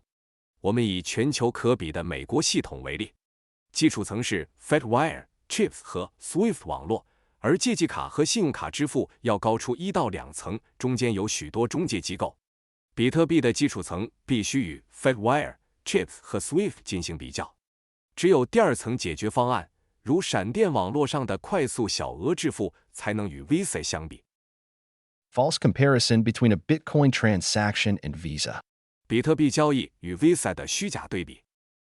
Source: Statista, https://www.statista.com/statistics/881541/Bitcoin-energy-consumption-transaction-comparison-Visa。来源 Statista https://statistic.com/statistics/881541/Bitcoin-energy-consumption-transaction-comparison-Visa。Let's take a look at the average transaction volume of Visa and Bitcoin. 让我们来看看 Visa 和比特币的平均交易量。Average value of a single credit card transaction worldwide in 2012, USD. 2012年全球单笔信用卡平均交易额美元。Source: Statista, https://www.statista.com/statistics/279308/average-credit-card-transaction-value-worldwide。资料来源 Statista https://statistics://279308/statistics://279308/average-credit-card-value-worldwide。Average value of a single Bitcoin transaction. 单笔比特币交易的平均价值。Source: BitInfoCharts, https://BitInfoCharts.com/comparison/Bitcoin-transaction-value.html#sign1y。来源 BitInfoCharts https://BitInfoCharts.com/BitcoinHTML:transaction-value.html:1y。The average Bitcoin transaction value was $258,766 on April 21, 2021, while the average Visa transaction was $91 in 2012. Bitcoin transactions transport magnitudes more value in comparison to credit card payments. Assuming Bitcoin gains mass adoption, then it might one day settle millions of dollars worth like the Fedwire system at very low fees compared to the banking system. 2021年4月21日，比特币的平均交易价值为258766美元，而2012年 Visa 的平均交易价值为91美元。与信用卡支付相比，比特币交易的价值要高得多。如果比特币得到大规模应用，那么有一天它可能会像联邦电汇系统一样，以比银行系统更低的费用结算数百万美元的价值。The average transaction value per Fed wire transfer was $4.5 million in February 2021. 2021年2月，每笔联邦电汇的平均交易价值为450万美元。Settlement of banking versus Bitcoin. 银行结算与比特币。Source, Anita Posh. 资料来源阿妮塔·波士。Bitcoin transactions are settled every 10 minutes, 24 hours per day, 365 days per year. Compare this to ACH transactions, which can take up to 2 years to be finally settled. Point 7 not to forget. Bitcoin and Lightning transactions are permissionless and trustless, while the traditional payment system only works because intermediaries take custody of fraud and chargebacks. 比特币交易每年365天，每天24小时，每10分钟结算一次。请别忘了，比特币和闪电交易是无许可和无信任的，而传统支付系统的运作只是因为中间人负责欺诈和退单。Assumption 4. Equating energy consumption with pollution. 假设4，将能源消耗等同于污染。People say, for example, that every transaction pollutes, or Bitcoin's pollution is increasing, or Bitcoin produces pollution as a result of its energy consumption. That's simply not true. There is no direct correlation between energy usage and pollution because it depends entirely on what type of energy is being used. If you're producing energy with coal, that causes pollution and environmental impact. If you're producing energy with hydroelectric dams or wind or solar, for example, then you're not actually polluting. In fact, you're subsidizing those energy mechanisms and incentivizing the creation of more solar, wind, geothermal, off-gassing, and other forms of energy through the application of Bitcoin as an economic factor in the production of that energy. 例如，人们说每一笔交易都会造成污染，或比特币的污染在增加，或比特币因其能源消耗而产生污染，这根本不是事实。能源的使用和污染之间没有直接的关系，因为这完全取决于使用的是什么类型的能源。如果使用煤炭生产能源，就会造成污染和环境影响。如果你使用水电大坝、风能或太阳能等生产能源，那么你实际上并没有造成污染。事实上，你是在补贴这些能源机制，并通过比特币作为生产能源的经济因素，激励创造更多的太阳能、风能、地热能、废气排放和其他形式的能源。Bitcoin miners are profit-driven, so they will always look for the cheapest energy, which is renewable. Coal and oil will always be more expensive than hydroelectric, geothermal, stranded gas, wind, and solar power. Not to forget nuclear, which is also an option that many count as green energy. 比特币矿工以盈利为目的，所以他们总是会寻找最便宜的能源，也就是可再生能源。煤炭和石油永远比水电、地热、天然气、风能和太阳能贵，更不用说核能了。很多人把核能也算作绿色能源。Indisputably, Bitcoin miners are using otherwise wasted energy. I spoke with Sebastian Gaspilla, https://anita.link/101, and Philippe Bacazzi, https://anita.link/103, 2 miners using hydropower, who confirmed the above statements.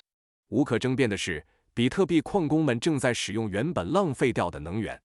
我采访了 Sebastian Gaspilla https://anita.link/101 和 Philippe Bacazzi https://anita.link/103，这2位使用水电的矿工，他们证实了上述说法。Energy mix of electricity production. 电力生产的能源组合。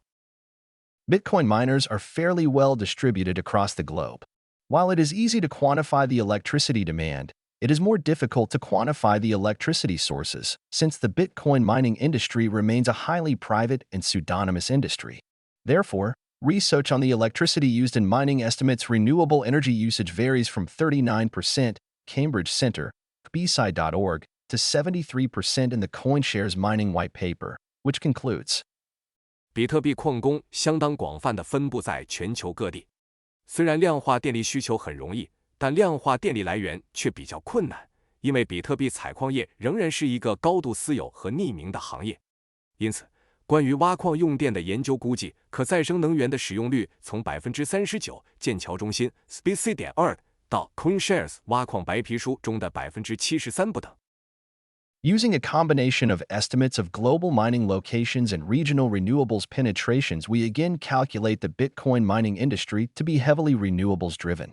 Our current approximate percentage of renewable power generation in the Bitcoin mining energy mix stands at 73%, around 4 times the global average.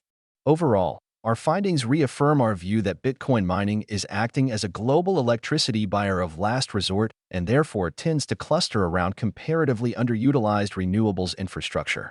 This could help turn loss-making renewables projects profitable and in time, as the industry matures and settles as permanent in the public eye, could act as a driver of new renewables developments in locations that were previously uneconomical.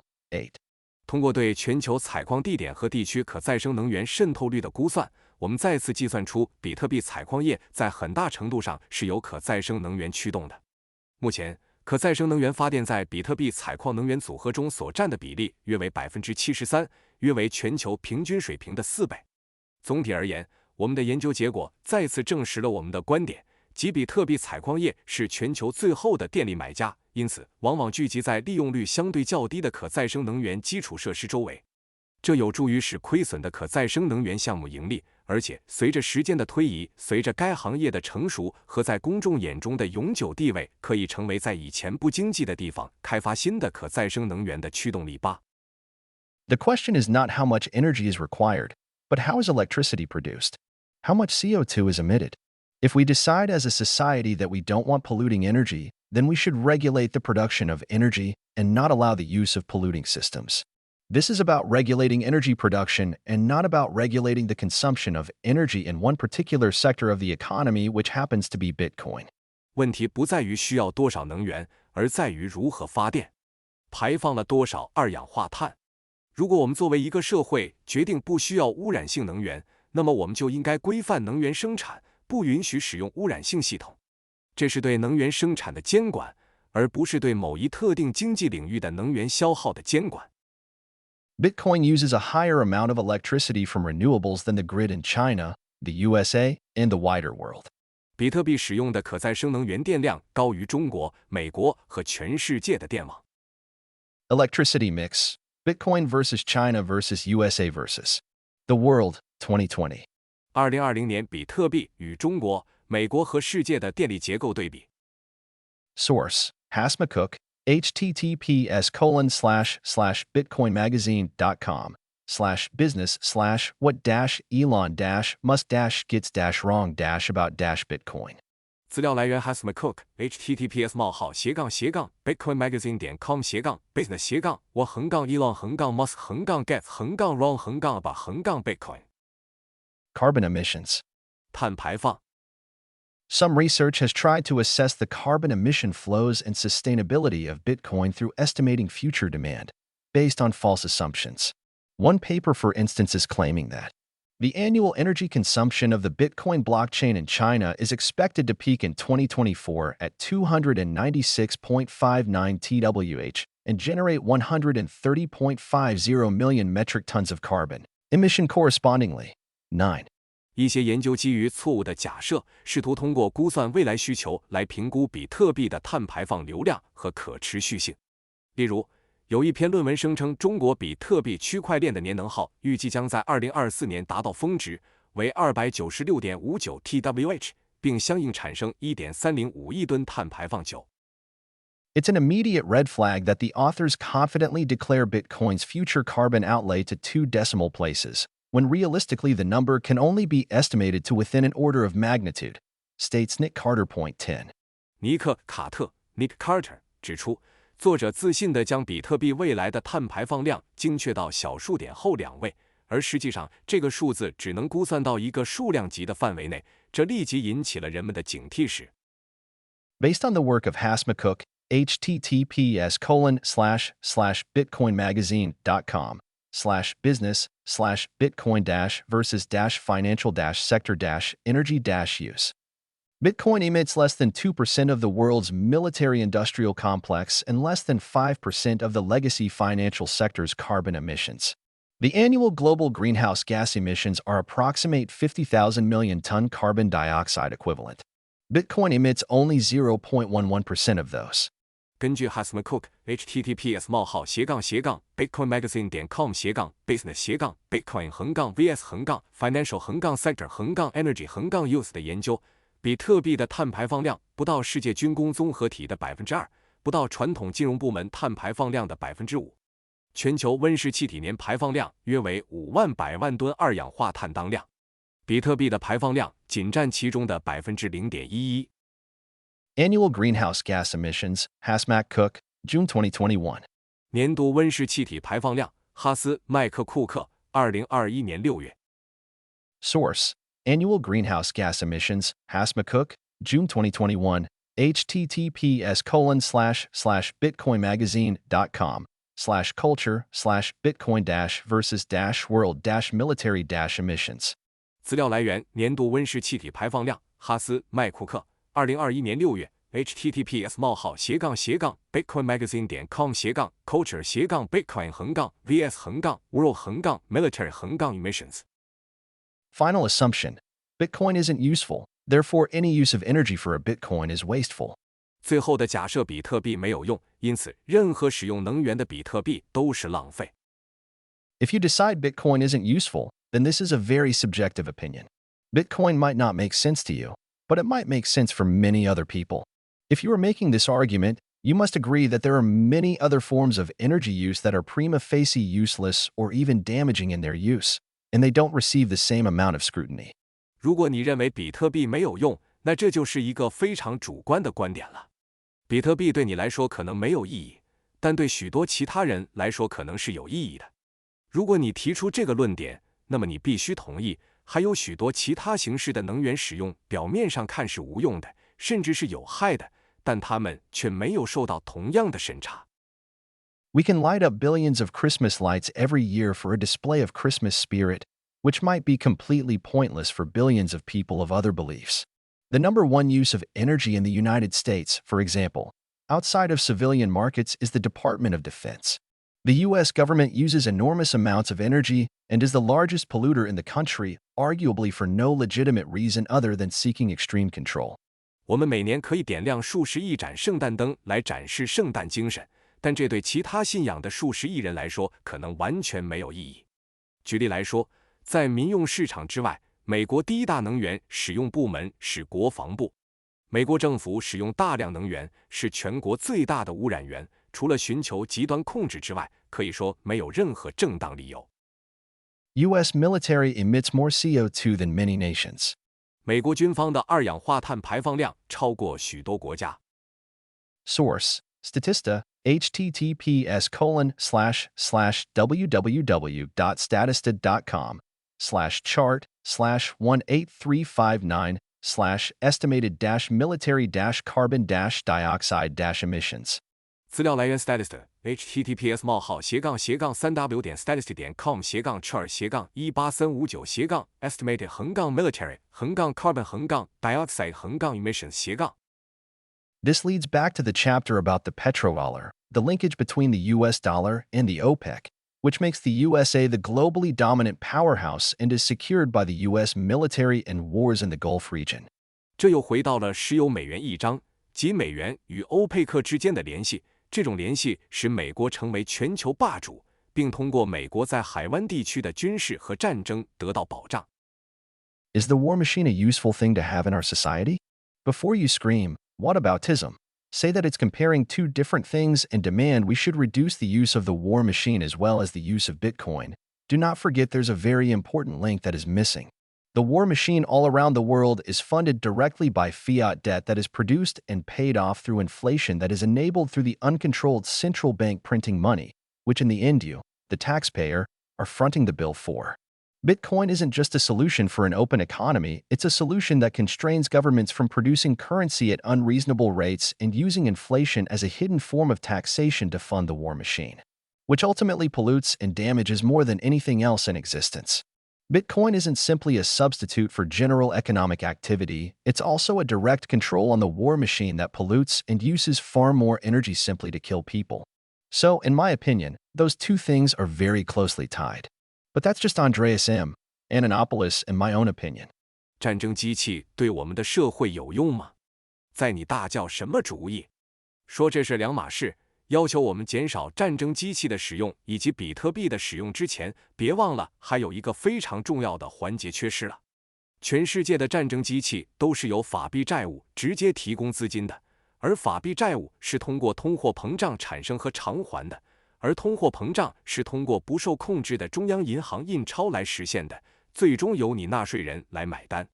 比特币不仅仅是一个开放经济的解决方案，它还能限制政府以不合理的速度生产货币，并利用通货膨胀作为一种隐蔽的税收形式来为战争机器提供资金，而战争机器最终造成的污染和破坏比其他任何东西都要严重。比特币不仅仅是一般经济活动的替代品，它还是对战争机器的直接控制，战争机器造成的污染和能源消耗远远超过杀人。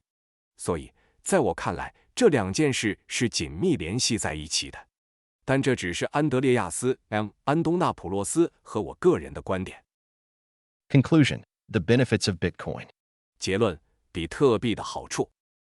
Bitcoin is uncensorable, incorruptible, and allows billions of people open access to a global money system, regardless of color, gender, wealth, and status. Furthermore, it is our only chance to secure financial privacy, or at least pseudonymity, in a world of digital surveillance.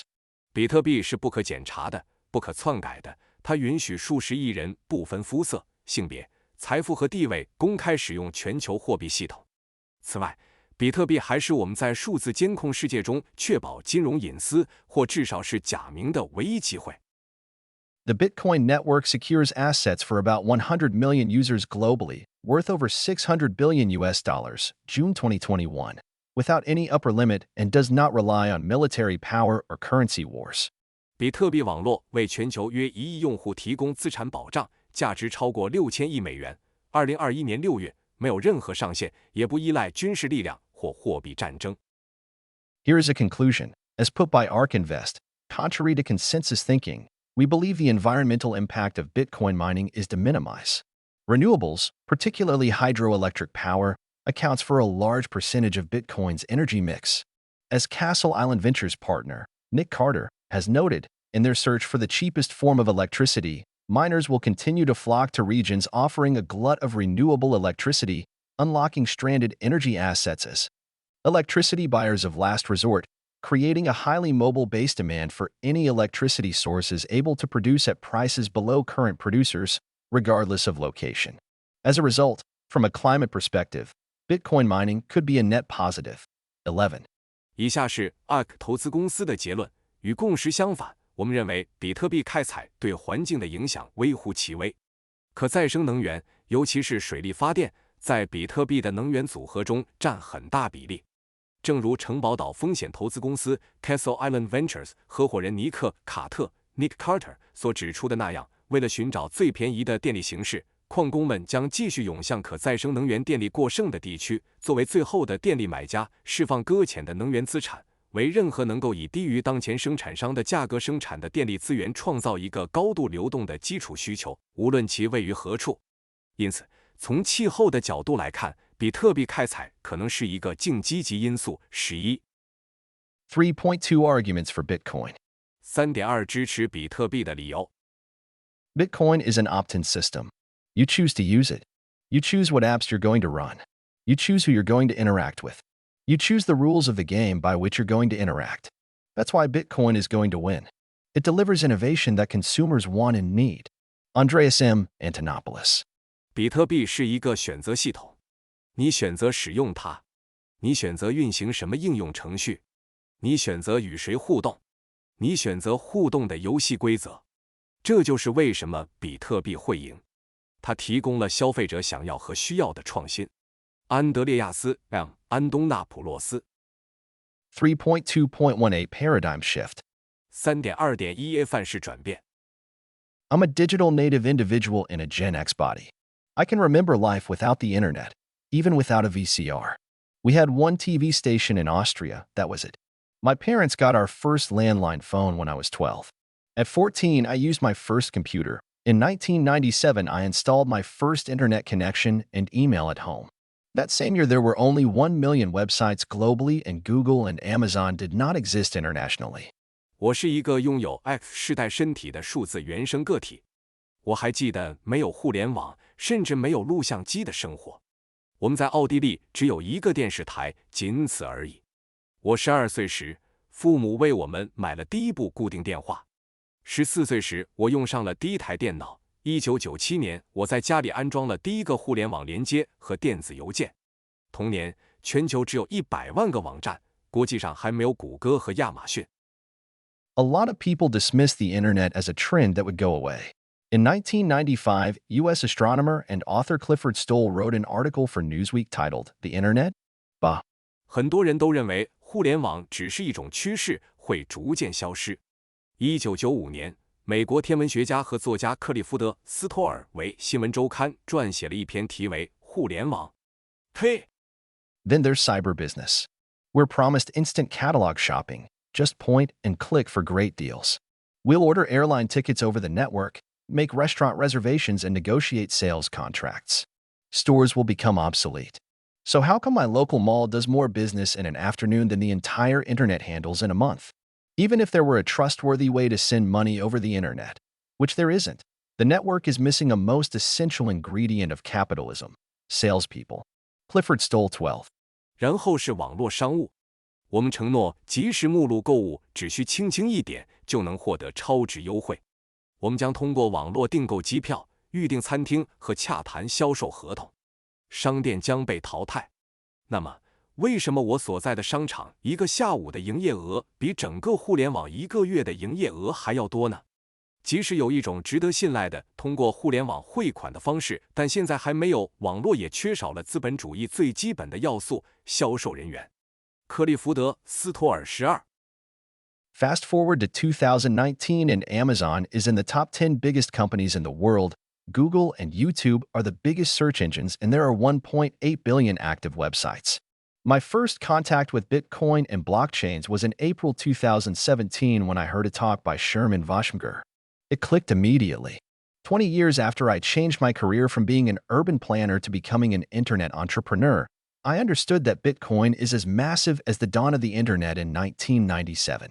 时至2019年，亚马逊已跻身全球最大的10家公司之列，谷歌和 YouTube 是最大的搜索引擎，活跃网站达到18亿个。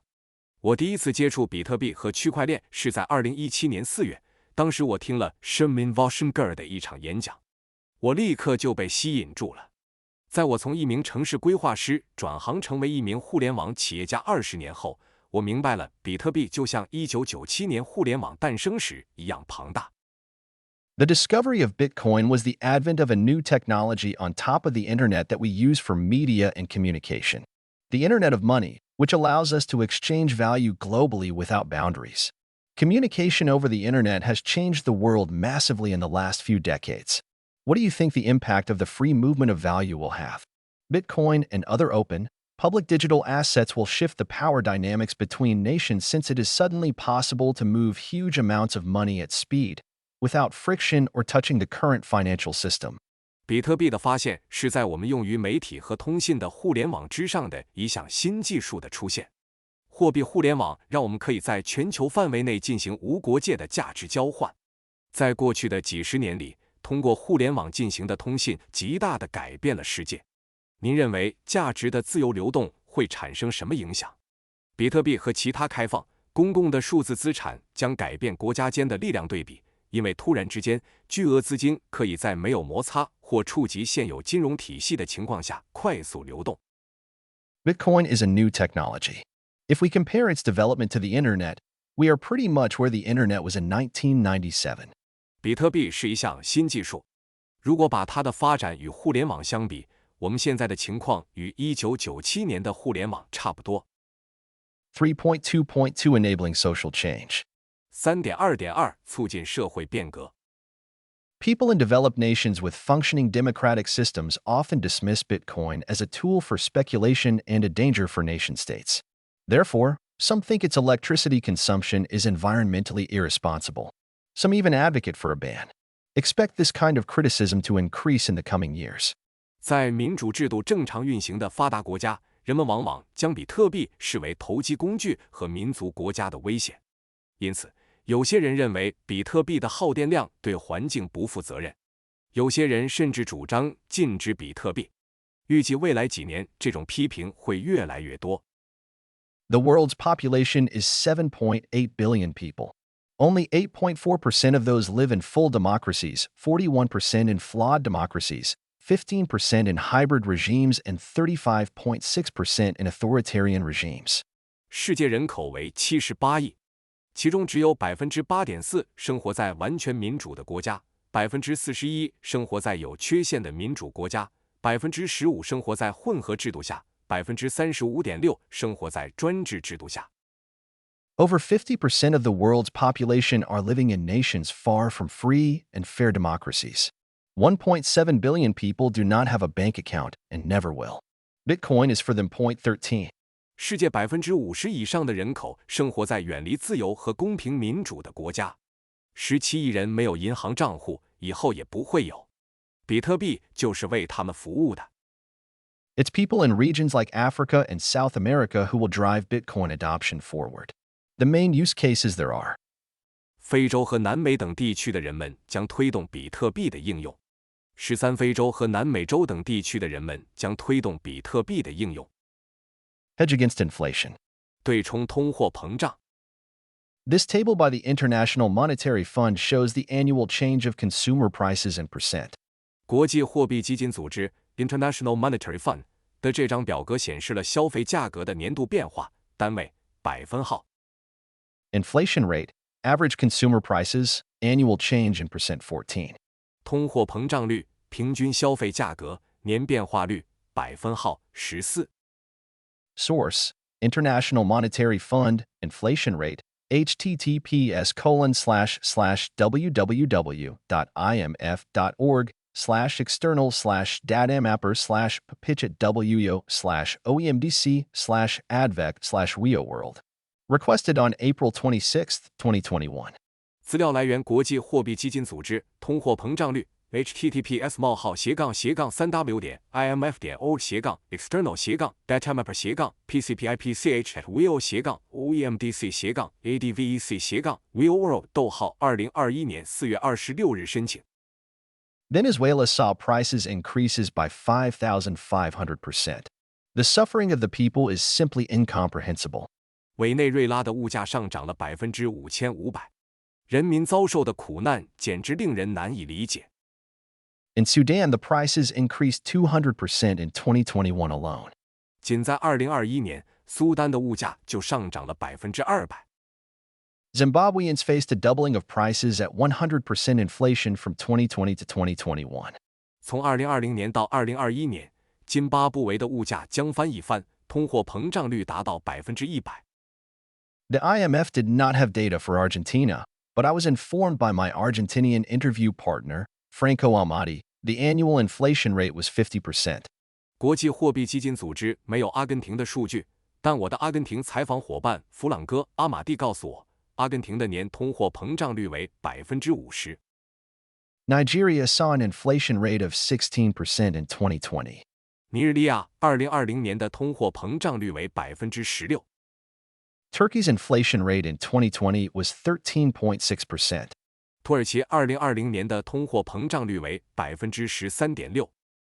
From May 2020 to April 2021, the Bitcoin trading volume in Nigeria increased by 40% from $287 million to $399 million. A 2020 survey shows that 32% of Nigerians who were interviewed had used or owned cryptocurrencies. Meanwhile, in developed democratic countries like Germany and the USA, only 5 to 6% have used or owned cryptocurrencies. 从2020年5月到2021年4月，尼日利亚的比特币交易量增长了40%，从2.87亿美元增至3.99亿美元。2020年的一项调查显示，32%的受访尼日利亚人使用或拥有加密货币。与此同时，在德国和美国等发达民主国家，只有5%至6%的人使用或拥有加密货币。Trading volume on P2P Bitcoin exchanges in sub-Saharan countries from May 2020 to April 202115. 2020年5月至2021年4月，撒哈拉以南国家 P2P 比特币交易所的交易量15。Source: https://www.usefultulips.org/combined_sub%20 Africa_page.html. Requested on April 26, 2021. 来源 https://usefultools.org/combine/Saharan-20 申请日期2021年4月26日。Given these annual inflation rates, people know that they need to store their wealth in harder money like USD, and better still, Bitcoin. If you explain the differences of Bitcoin to local currencies in these countries, everybody understands immediately how and why Bitcoin can support them. 考虑到这些年的通货膨胀率，人们知道他们需要用更硬的货币来储存财富，比如美元，最好是比特币。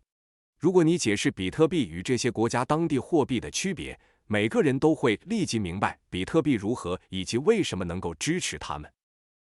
Foreign exchange controls. 外汇管制。Countries with weak economies and flawed democracies use foreign exchange controls to limit what they call speculation against their weak currencies. Since authoritarian leaders want to limit and control people's possibilities to circumvent their oppressive systems, they apply regulations such as the following. 经济薄弱、民主制度不健全的国家利用外汇管制来限制所谓的针对本国疲软货币的投机行为。由于专制领导人希望限制和控制人们规避其专制制度的可能性，因此他们实施了以下规定。Argentina's capital controls only allow people to exchange a maximum amount of $200 per month from Argentine pesos to USD. 阿根廷的资本管制只允许人们每月最多将200美元的阿根廷比索兑换成美元。Quite the same harsh regulations apply in Zimbabwe. If you run a business and need to import goods, you must ask the Reserve Bank for permission to send USD abroad. Suppose I'm in solar power and I want to buy 20 panels so that I can sell them. I only have 30 days to spend down on the money that I already had. The Reserve Bank can take as long as it wants to give me permission to even go and resupply. That's another reason why the US actual physical dollars, the physical cash, has so much more value in Zimbabwe, a Zimbabwean interview partner told me in March 2020. 津巴布韦也有同样严厉的规定。如果您经营一家企业并需要进口商品，您必须向储备银行申请将美元汇往国外。假设我是做太阳能发电的，我想买20块太阳能电池板以便出售。我只有30天的时间来花掉我已经有的钱。储备银行想花多长时间就花多长时间，甚至不允许我去补给。这就是为什么美国的实际美元、实际现金在津巴布韦更有价值的另一个原因。一位津巴布韦的采访伙伴在2020年3月告诉我 Banking system is not available or broken. 银行系统不可用或已损坏。Local businesses in Zimbabwe are allowed to use USD to bill a local supplier.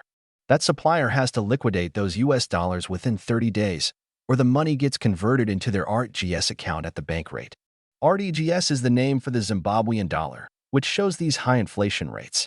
津巴布韦允许当地企业使用美元向当地供应商支付账单，该供应商必须在30天内清算这些美元，否则这些钱将按银行利率兑换成他们的 RTGS 账户。RTGS 是津巴布韦元的名称，它显示了高通货膨胀率。If you buy foreign currency at an Argentinian bank, the official bank exchange rate is used, which is favorable for the bank, but not the customer, and on top of that a 65% tax is deducted. 如果您在阿根廷银行购买外币，则使用银行官方汇率，这对银行有利，但对客户不利。此外还要扣除65%的税。Using the banking system can be full of red tape in Western countries too, but it's much worse in those countries. 在西方国家，使用银行系统也会有很多繁文缛节，但这些国家的情况要糟糕得多。Remittances. 汇款。If you receive money from abroad through the traditional banking system, it will be converted to Argentine pesos at the official bank rate. This basically represents a confiscation of 30% of the value. 如果您通过传统的银行系统从国外收到钱，这笔钱将按官方银行利率兑换成阿根廷比索，这基本上意味着没收30%的价值。In 2020, as much as $1 billion have been sent as remittances to Zimbabwe. Over 1/3 of the population relies on remittances from relatives abroad. A lot of Zimbabweans live in South Africa, and of the money they send, up to 20 to 30% are lost through banking fees and official exchange rates. 16.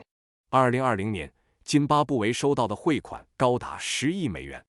超过1/3的人口依赖国外亲属的汇款。许多津巴布韦人居住在南非，他们汇出的钱中有20%至30%因银行手续费和官方汇率而损失。Barriers for women. 妇女面临的障碍。Using a basic bank account is beyond the reach of almost 1 billion women worldwide. Varying degrees of gender inequality permitted or mandated by law deny women full financial participation in many countries around the world.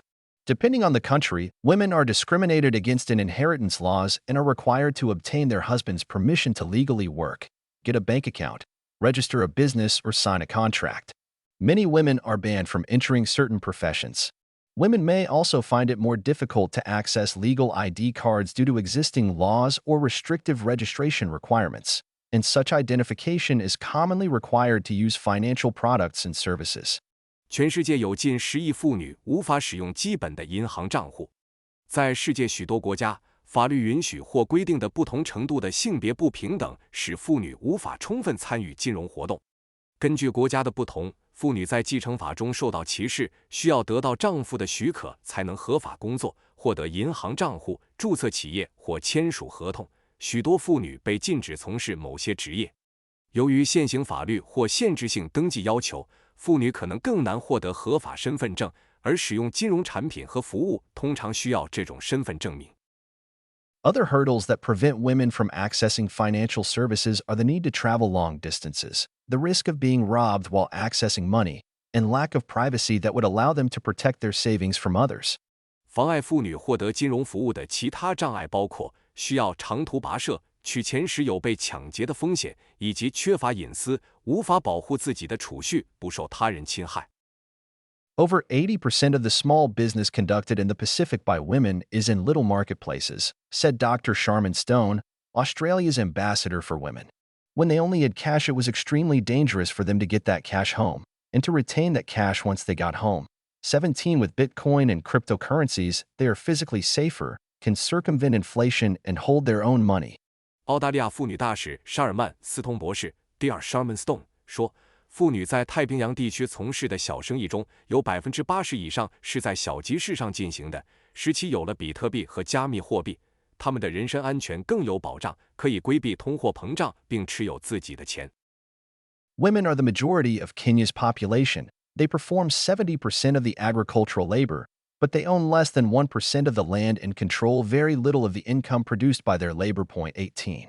妇女占肯尼亚人口的大多数，她们从事着70%的农业劳动，但她们拥有的土地不到1%，她们的劳动所产生的收入也很少由她们控制。56% of all unbanked adults globally are women. Women are overrepresented among the unbanked in most economies. This is true even in economies that have successfully increased account ownership and have a relatively small share of adults who are unbanked. 19 In the United States, Middle East, and North Africa, 2/3 of the unbanked are women. 20. 全球56%没有银行账户的成年人是妇女。在大多数经济体中，妇女在无银行账户人群中的比例过高。19在美国、中东和北非，2/3的无银行账户者是妇女。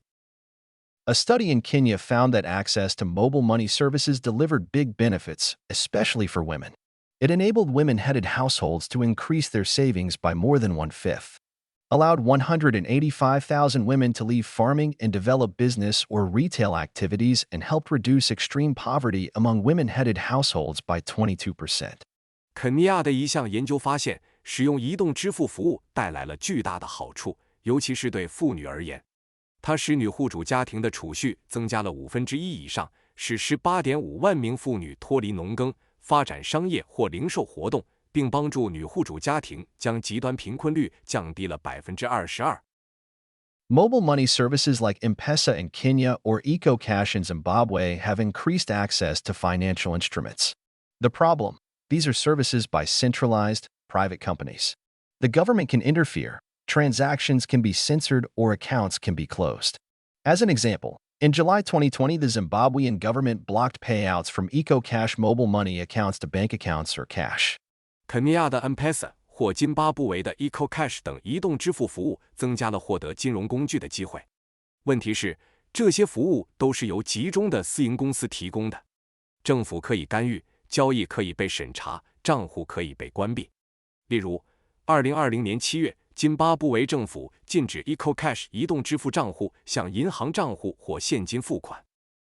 Financial services can also help people accumulate savings and increase spending on necessities. After being provided with savings accounts, market vendors in Kenya, primarily women, saved at a higher rate and invested 60% more in their businesses. Women-headed households in Nepal spent 15% more on nutritious foods, meat and fish, and 20% more on education after receiving free savings accounts.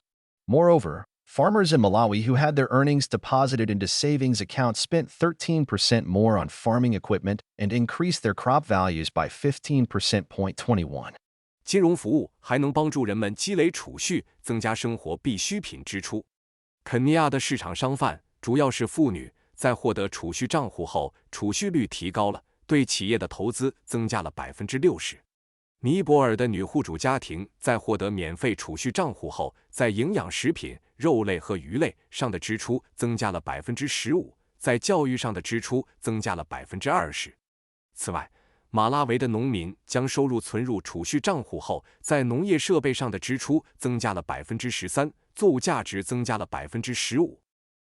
Bitcoin can lower the cost of receiving payments, leaving people with more of their money. While traditional financial instruments require an ID and proof of address, using Bitcoin is open to everyone. Therefore, Bitcoin can support women in gaining more freedom and self-sovereignty.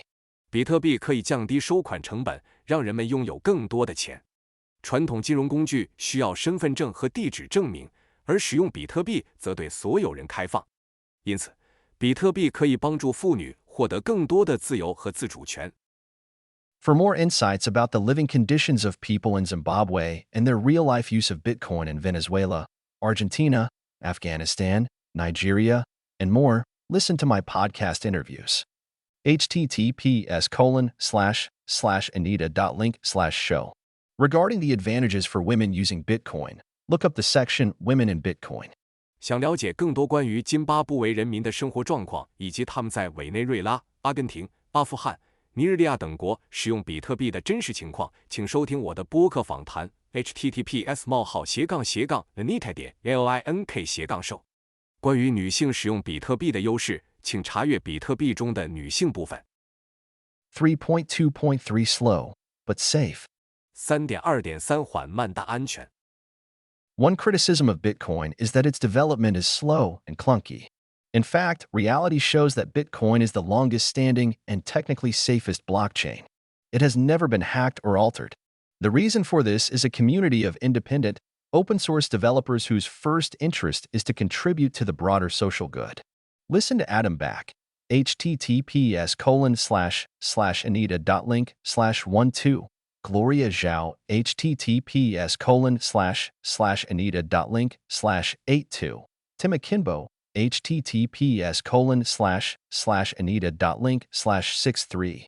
Amity Udawar, https://anita.link/62. Or Matt Corallo, https://anita.link/19 to understand how thoughtful and driven they are by their mission. Secondly, the pace of development is deliberately slow. The Silicon Valley mantra of move fast and break things is the opposite of what you want for a $600 billion digital asset that is, at the same time, live software. 对比特币的一种批评是其发展缓慢、笨拙。事实上，现实表明，比特币是历史最悠久、技术上最安全的区块链。它从未被黑客攻击或篡改过。究其原因，这是一个由独立开源开发者组成的社区，他们的首要兴趣是为更广泛的社会公益做出贡献。听听 Adam Back https://anita.link/12 Gloria Shaw https://anita.link/82 Tim Akinbo https://anita.link/63 Amelia Edward https://anita.link/62 或 Matt Corallo https://anita.link/19 的发言，就能了解他们是如何为自己的使命而深思熟虑、不遗余力。其次，发展速度刻意放慢。对于价值6000亿美元的数字资产，同时又是实时软件。硅谷的口号是快速行动，打破常规，而这恰恰相反。3.2.4 Internet of Things. 3.2.4 物联网。An internet-native money like Bitcoin can be used by machines too. Self-driving electric cars like auto taxis will be able to recharge themselves at charging stations and pay automatically with Bitcoin. This is not science fiction. This is the near future. Andy Schroeder from Kentucky is loading his Tesla with real-time machine-to-machine micropayments over the Bitcoin Lightning Network, http://andyschroeder.com/distributed charge, already. This will not be the only innovation that will come from the intersections of new technology, money, and communication. 像比特币这样的互联网原生货币也可以被机器使用。自动驾驶的电动汽车，如自动出租车，将可以在充电站充电，并自动使用比特币支付。这不是科幻小说，而是不久的将来。来自肯塔基州的安迪·施罗德 （Andy Schroeder） 已经在他的特斯拉上安装了比特币闪电网络。http://andyschroeder.com/distributedcharge- 的实时机器对机器小额支付功能。这不会是新技术、货币和通信交汇带来的唯一创新。3.2.5 Bitcoin, the lifeboat. 3.2.5 比特币，生命之舟。As I laid out in Chapter 1, it's not a question of whether the current financial system will fall, but when. Even before the COVID-19 pandemic spread globally in spring 2020, nations were in deep debt. The devastating effects were evident in the global and regional wealth gaps. For many years, experts have warned the public about it. Simon Dixon had already called out the Great Depression of the 2020s in 2011. Nomi Prince explained the central bank's collusion in her 2018 book of the same name. Satoshi Nakamoto referred to the dangers of a monetary system built on debt and the financial crisis in the white paper. 正如我在第一章中所述，问题不在于当前的金融体系是否会衰落，而在于何时衰落。甚至在2020年春季 COVID-19 大流行病在全球蔓延之前，各国就以债台高筑，其破坏性影响在全球和地区贫富差距中显而易见。多年来，专家们一直向公众发出警告。西蒙·迪克森早在2011年就指出了2020年代的大萧条。诺米·普林斯 （Nomi Prince） 在2018年出版的同名著作中解释了中央银行的勾结。中本聪在白皮书中提到了建立在债务和金融危机基础上的货币体系的危险。Bitcoin is debt-free money.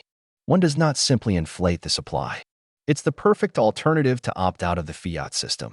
In order to hedge against this looming crisis, it makes sense to distribute investments among different assets and thus reduce systemic risk.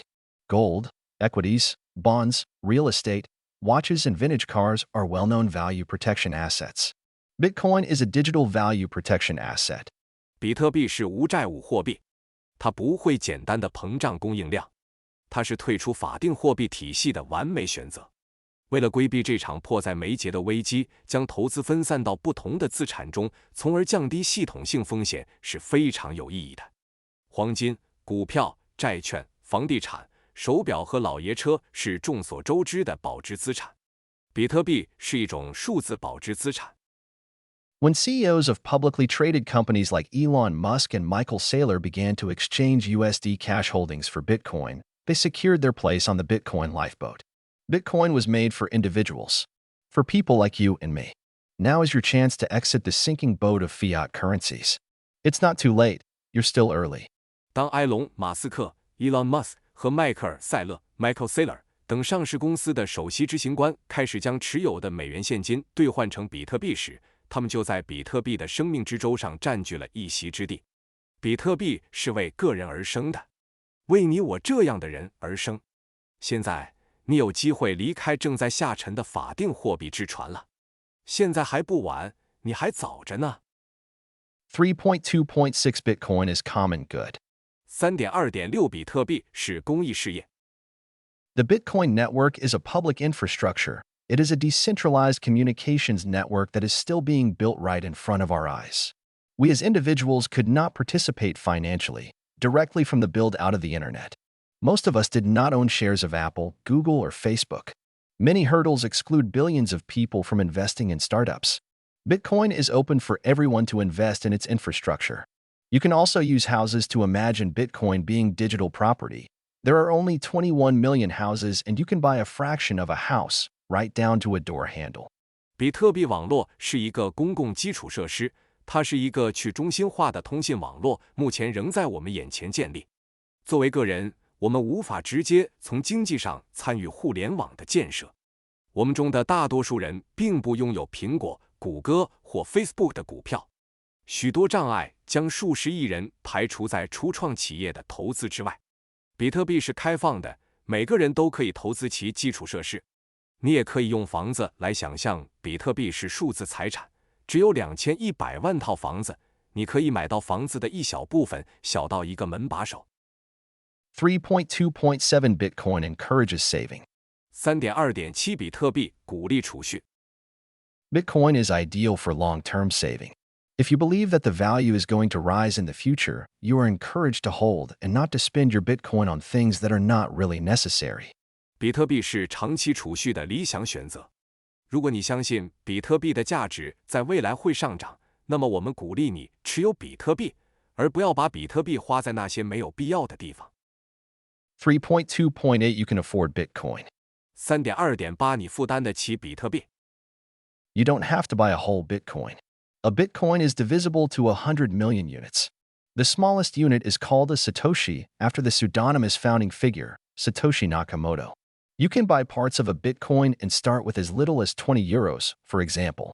你不一定要买一整个比特币，一个比特币可以分割成1亿个单位。最小的单位被称为中本聪，以假名创始人中本聪的名字命名。您可以购买比特币的一部分，例如从20欧元起步。3.2.9 Bitcoin and the functions of money. 3.2.9 比特币和货币的功能。Many textbook economists are insisting on the fact that Bitcoin is not money because it does not fulfill the three functional criteria that money must have. These functions were defined by William Stanley Jevons 22 in 1875, his analysis becoming widely popular in macroeconomic textbooks ever since. 许多教科书上的经济学家坚持认为，比特币不是货币，因为它不符合货币必须具备的3个功能标准。这些功能由威廉·斯坦利·杰文斯 （William Stanley Jevons） 22在1875年定义。他的分析从此在宏观经济教科书中广为流行。According to Jevons, Bitcoin is only money if it fulfills these functions. 根据杰文斯的观点，比特币只有满足这些功能才是货币。1. Store of value. The value must remain stable over time. 一、价值储存，价值必须长期保持稳定。2. Medium of exchange. It is widely accepted in exchange for goods and services. 2. 交换媒介被广泛接受，用于交换商品和服务。3. Medium of account. It is used as a measure for prices, costs, and profits. 3. 记账媒介用于衡量价格、成本和利润。Source: https://en.wikipedia.org/wiki/money. 来源 https://n.wikipedia.org/wiki/money。 1. Store of value. 一、价值储存。Critics say Bitcoin is not a store of value due to its volatility and potential for short-term losses. Well, as I laid out in Chapter 3.1, in the long term that is not really the case. Further, I question the definition of stable over time. What is the time frame?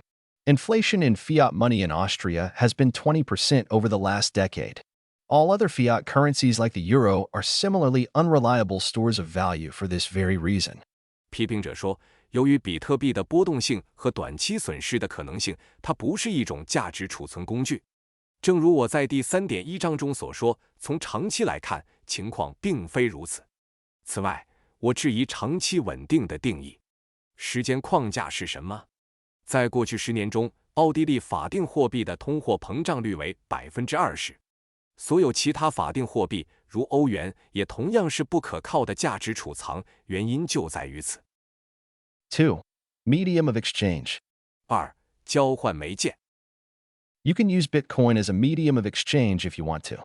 Yes, there is only a small number of companies, services, and restaurants that accept Bitcoin as payment at the time of writing. But to do this, You could use different tools and services that you can fill with Bitcoin and spend in fiat. On top of that, there are a lot of companies inside the space that already accept and pay wages in Bitcoin too. 如果你愿意，你可以使用比特币作为交换媒介。是的，在撰写本文时，只有少数公司、服务机构和餐馆接受比特币支付。但是，要做到这一点，你可以使用不同的工具和服务，用比特币充值，然后用法币消费。除此之外，还有很多公司已经接受比特币，并用比特币支付工资。3. Medium of account. 3. 记账媒介。Fiat money is required to be the medium of account by law. We simply do not have a choice. Bitcoin is based on voluntary use. It is opt-in. If we speculate that the value is going up, we won't spend it. Since the volatility of Bitcoin becomes less over time, one day value will hit a plateau, and people will start spending Bitcoin. Even earlier than this, more and more businesses will start to accept Bitcoin, since they will trust that it does not lose value but rather appreciates. 法律要求以法定货币作为记账媒介，我们根本没有选择的余地。比特币是建立在自愿使用的基础上的，它是选择性的。如果我们猜测比特币的价值会上升，我们就不会花它。随着时间的推移，比特币的波动会越来越小。总有一天，比特币的价值会达到一个高点，人们就会开始消费比特币。甚至比这更早，越来越多的企业将开始接受比特币，因为他们相信比特币不会贬值，反而会升值。A new form of money that is not forced upon us, but is an opt-in, has to go through certain stages in that order.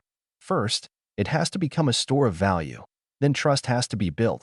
Then people will use it as a medium of exchange. Only then will be used as a medium of account. 一种新的货币形式不是强加给我们的，而是我们自己选择的。它必须按顺序经历一定的阶段。首先，它必须成为一种价值储存手段，然后建立信任，然后人们才会把它作为一种交换媒介，然后才会被用作记账媒介。Dismissing Bitcoin because it does not yet fulfill all the functions of money is missing the point. 如果因为比特币还不具备货币的所有功能，就将其抛弃，那就失去了意义。3.2.10 Comparing the traits of money. 3.2.10 比较货币的特征。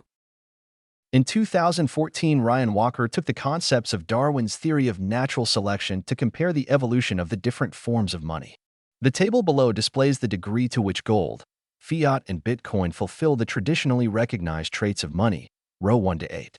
Government-issued measures the degree of centralization and control by authorities, row 9. 2014年 ，Ryan Walker 利用达尔文自然选择理论的概念，比较了不同形式货币的进化过程。下表显示了黄金、法定货币和比特币在多大程度上满足了传统公认的货币特征。1-8行，政府发行的货币衡量了中央集权和当局控制的程度。9行。The arrival of cryptographic-based currencies has enabled key new traits previously not possible with traditional forms of money.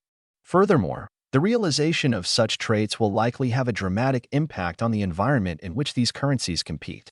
Row 10 and 11 include the species of cryptocurrency when rated against the traditional and newly realized traits of money. Ryan Walker. 基于密码的货币的出现，使传统货币形式无法实现的关键新特征得以实现。此外，这些特征的实现很可能会对这些货币的竞争环境产生巨大影响。第10行和第11行包括了加密货币在与传统货币和新实现的货币特征进行比较时的具体情况。瑞安·沃克。This shows the degree to which gold, fiat, and cryptographic currencies fulfill the traditionally recognized traits of currency as well as the new traits made possible by the discovery of Bitcoin. 这显示了黄金、法定货币和加密货币在多大程度上满足了传统公认的货币特征以及比特币的发现所带来的新特征。The traits of money 23. 金钱的特征23。Source: Ryan Walker, https://www.coindesk.com/origins-money-darwin-evolution-cryptocurrency. 来源 Ryan Walker https://3w.coindesk.com/origins-money-darwin-evolution-cryptocurrency As you can see, Bitcoin goes beyond the traditional framework of what money is. It's evolving into a completely new dimension of what money can do and from which applications will be built upon in the future. 正如你所看到的，比特币超越了货币的传统框架。比特币正在向一个全新的维度演进，在这个维度上，货币可以做什么？未来的应用将建立在什么基础上？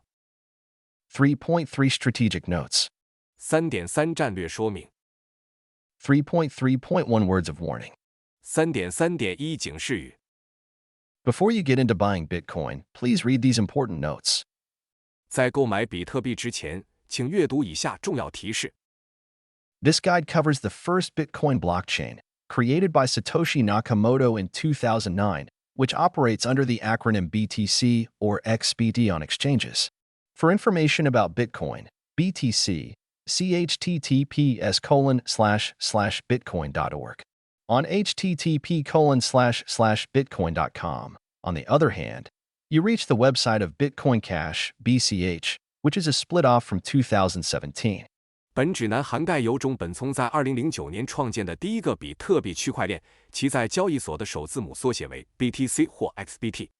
有关比特币 BTC 的信息，请访问 https://bitcoin.org。另一方面，在 http://bitcoin.com 上，您可以访问比特币现金 BCH 的网站，它是从2017年分拆出来的。Be aware that there are many spin-offs of the original Bitcoin. They have names like Bitcoin Cash, BCH, Bitcoin SV, BSV, Bitcoin Gold, BTG, Bitcoin Diamond, BCD, or Bitcoin 2, BTC2. These are not cheaper Bitcoin, but independent, different assets. They use the same name as Bitcoin to benefit from its notoriety, but do not maintain the same strengths or popularity as the real Bitcoin, BTC. 请注意，原始比特币有许多衍生产品，它们的名称有比特币现金 BCH、比特币 SV、BSV、比特币黄金 BTG、比特币钻石 BCD 或比特币2 BTC2。这些都不是便宜的比特币，而是独立的、不同的资产。它们使用与比特币相同的名称，以从比特币的知名度中获益，但并不保持与真正的比特币 BTC 相同的优势或知名度。Bitcoin is a common good, without trademark rights. If you were to start a company today and call it Apple Premium, you would receive a lawsuit for trademark infringement from Apple very quickly. This does not apply to Bitcoin because it is open source, which promotes innovation and inclusion. In the case of naming a spin-off something like Bitcoin Cash, it is confusing and should be avoided. 比特币是一种普通物品，没有商标权。如果你今天成立一家公司，并将其命名为 Apple Premium， 你将很快收到苹果公司的商标侵权诉讼。而比特币则不同，因为它是开源的，可以促进创新和包容。如果将比特币的衍生产品命名为比特币现金 Bitcoin Cash， 则会造成混淆，应该避免。The use of Bitcoin is legal in most countries of the world, but a state ban could come into force at any time, theoretically preventing the use of Bitcoin by individuals. In any case, a ban could result in a loss of value, and switching your Bitcoin back into fiat currencies could be difficult.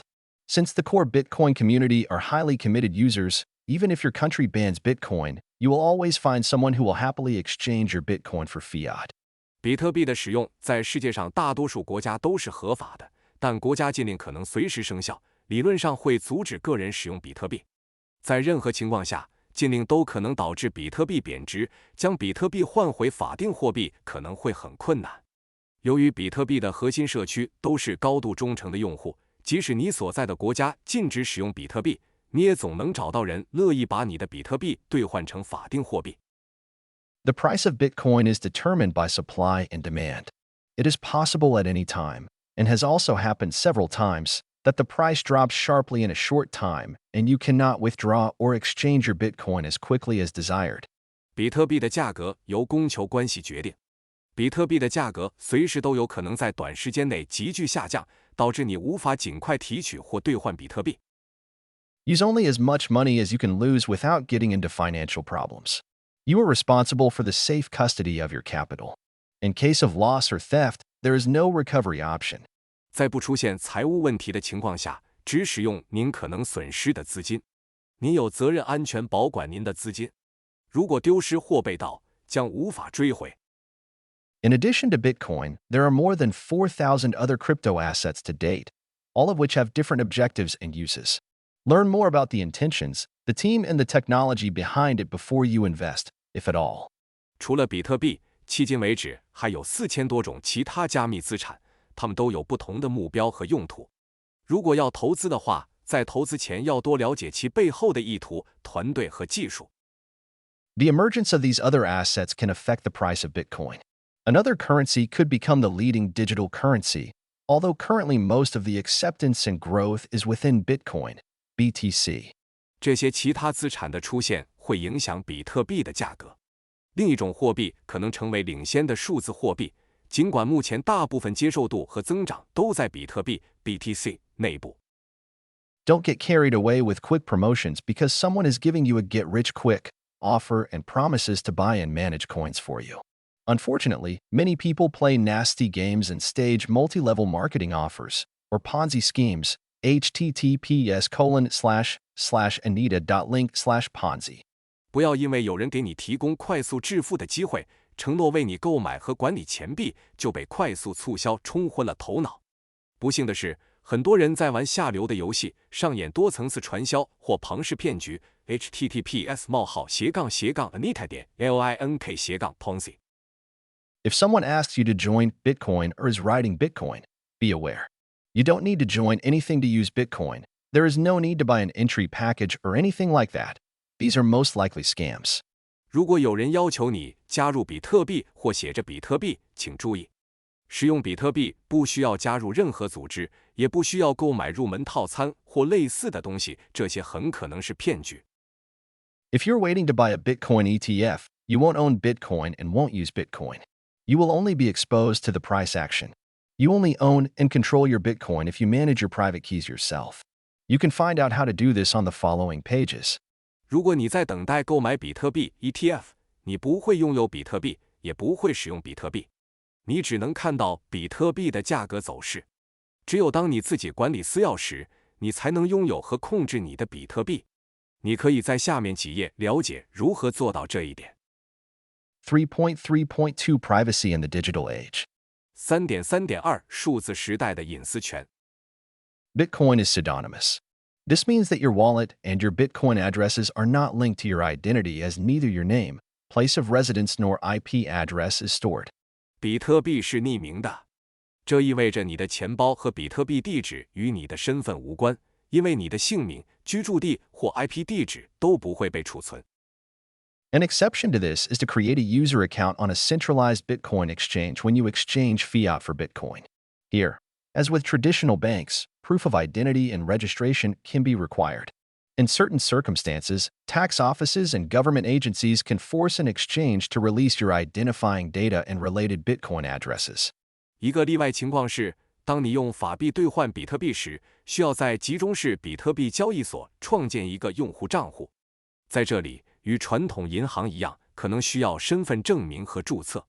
在某些情况下，税务局和政府机构可以强迫交易所公布你的身份数据和相关的比特币地址。If you publish your Bitcoin address on the internet or announce it anywhere else, everyone can check how many coins you own in a block explorer. Be careful with this and don't always use the same Bitcoin address. The wallets that I'll present to you later will automatically create many different Bitcoin addresses, so you don't have to worry about that. 如果你在互联网上公布你的比特币地址，或在其他地方公布，每个人都可以在区块资源管理器中查看你拥有多少比特币。请注意，不要总是使用同一个比特币地址。我稍后向你介绍的钱包会自动创建许多不同的比特币地址，所以你不必担心这个问题。Bitcoin is not as anonymous as it is often assumed. All cash flows can be analyzed with sufficient effort. Companies such as Chainalysis specialize in these big data evaluations, and clients, such as banks, can pay for this service. Work is underway to improve the privacy of Bitcoin. Over the next 2 years, there will be innovations here that do not interfere with the use of Bitcoin and offer more data protection. 比特币并不像人们通常认为的那样匿名，只要付出足够的努力，所有的现金流都可以被分析出来。Chainalysis 等公司专门从事这些大数据评估，银行等客户可以为这项服务付费。改善比特币隐私的工作正在进行中，在未来2年内将会有不影响比特币使用并提供更多数据保护的创新。The cryptocurrency Monero, which has been in existence since 2014, offers already built-in privacy protection. Here the addresses are not publicly visible and blockchain analysis is not possible. 加密货币 Monero 自2014年面世以来，已经提供了内置的隐私保护。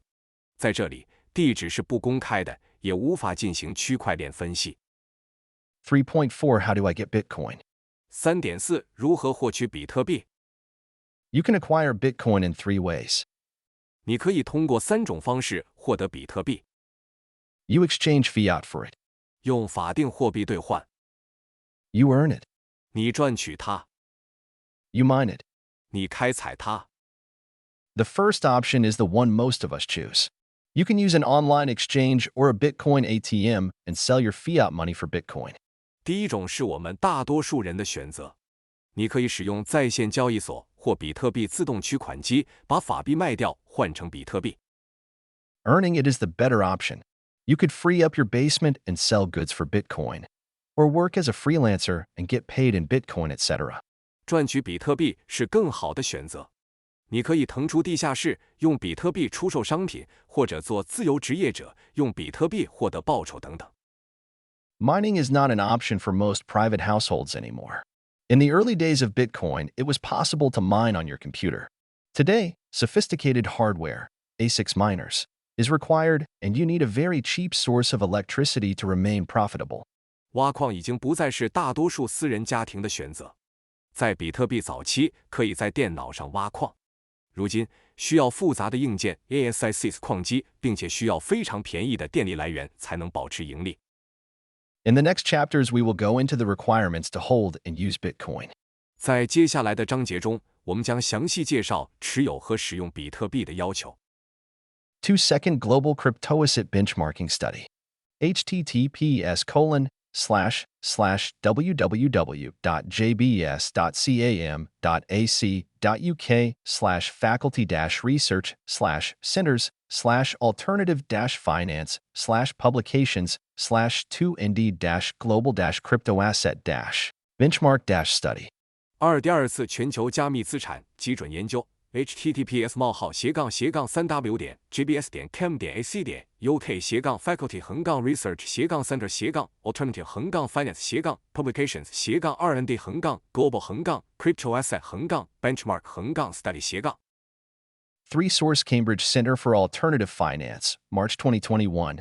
https://cbeci.org/cbeci/comparisons. 3来源：剑桥另类金融中心，2021年3月 https://cbeci.org/cbeci/comparison/.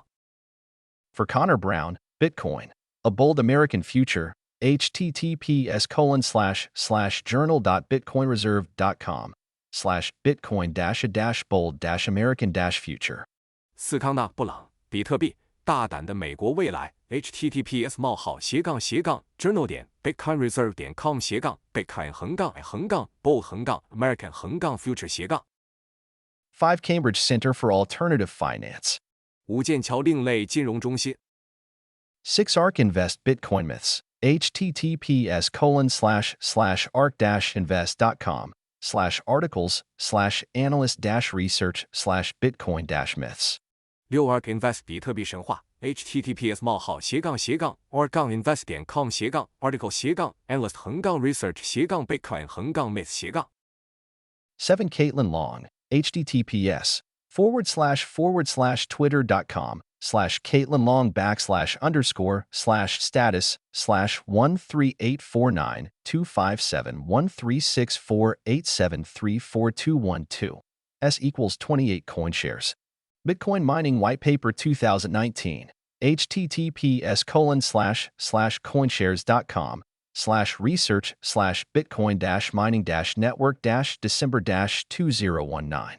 8 CoinShares 2019年比特币挖矿白皮书 https://coinshares.com/research-bitcoin-mining-network-december-2019 9 Nature Communications, https://www.nature.com/articles/s4147021-22256-3 9. 自然通讯 https://3w.nature.com/article-s4147-021-22256-3 10 Nick Carter, on Bitcoin, the Gray Lady embraces climate lysenkoism.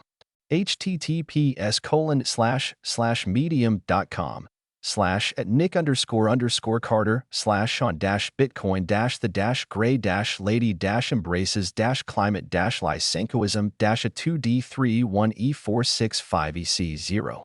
是 Nick Carter 比特币上的灰女士拥抱气候里森科主义 https://medium.com/at-nick-carter-on-bitcoin-the-gray-lady-embraces-climate-2D31E4650. 11 ARK Invest Bitcoin Myths, https://ark-invest.com/articles/analyst-research/bitcoin-myths. ARK Invest 比特币神话 https://ark-invest.com/article-analyst-research-bitcoin-myths. 12 Clifford Stoll, https://www.newsweek.com/clifford-stoll-y-web-185300613 Wikipedia, Democracy Index. https://en.wikipedia.org/wiki/democracy_index. 13维基百科民主指数 https://n.wiki/wiki/democracy-index 14 International Monetary Fund. 14国际货币基金组织 15 Trading volume on P2P Bitcoin exchanges in sub-Saharan countries from May 2020 to April 2021.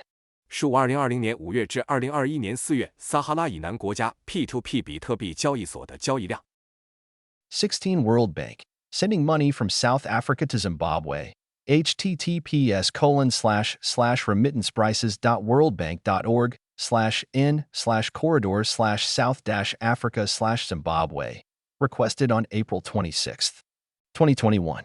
16世界银行从南非向津巴布韦汇款 https://remittanceprices.worldbank.org/in/corridor/south-africa/Zimbabwe 申请日期2021年4月26日 17 BNY Mellon supports global push for financial gender equality. https://www.bnymellon.com/us/in/about-us/newsroom/company news/bny_mellon_supports_global_push_for_financial_gender_equality HTML. 17纽约梅隆银行支持全球推动金融性别平等 https://about-bny-mellon.com/news/bny-support-financial-gender-equality.html 18 Georgetown Journal of International Law. https://www.law-journal/wp-content/uploads/sites/21-2018/4-2018.pdf.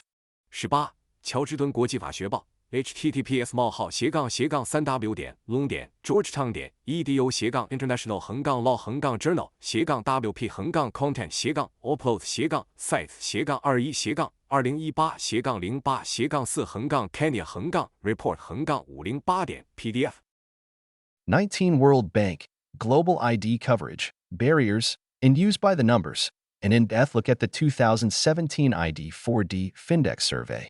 https://globalfindex.org/sites/globalfindex/files/chapters/2017%20fndx%sign20fndx%sign20full%sign20%report_score19世界银行全球身份证覆盖率障碍和使用数字。2017年 ID4DFindex 调查深度观察 https://globalfindex.org/sites/2017%20full20report 20 World Bank, The Little Data Book on Financial Inclusion 2018. https://opennowledge.worldbank.org/bitstream/handle/10986/29695/LB-FinInclusion2018.pdf 20世界银行2018年金融包容性小数据手册 https://opennowledge.worldbank.org/bitstream/handle/10986/29645/LDB-FinInclusion2018.pdf 21 World Bank, The Global Findex Database Measuring Financial Inclusion in the Fintech Revolution 2017. https://www.notion.so/financial-inclusion-february 3E3913CB04-2B9BC0E525@0F8272#sign for C9E88D68E49Fe905-2C61EAD55E080.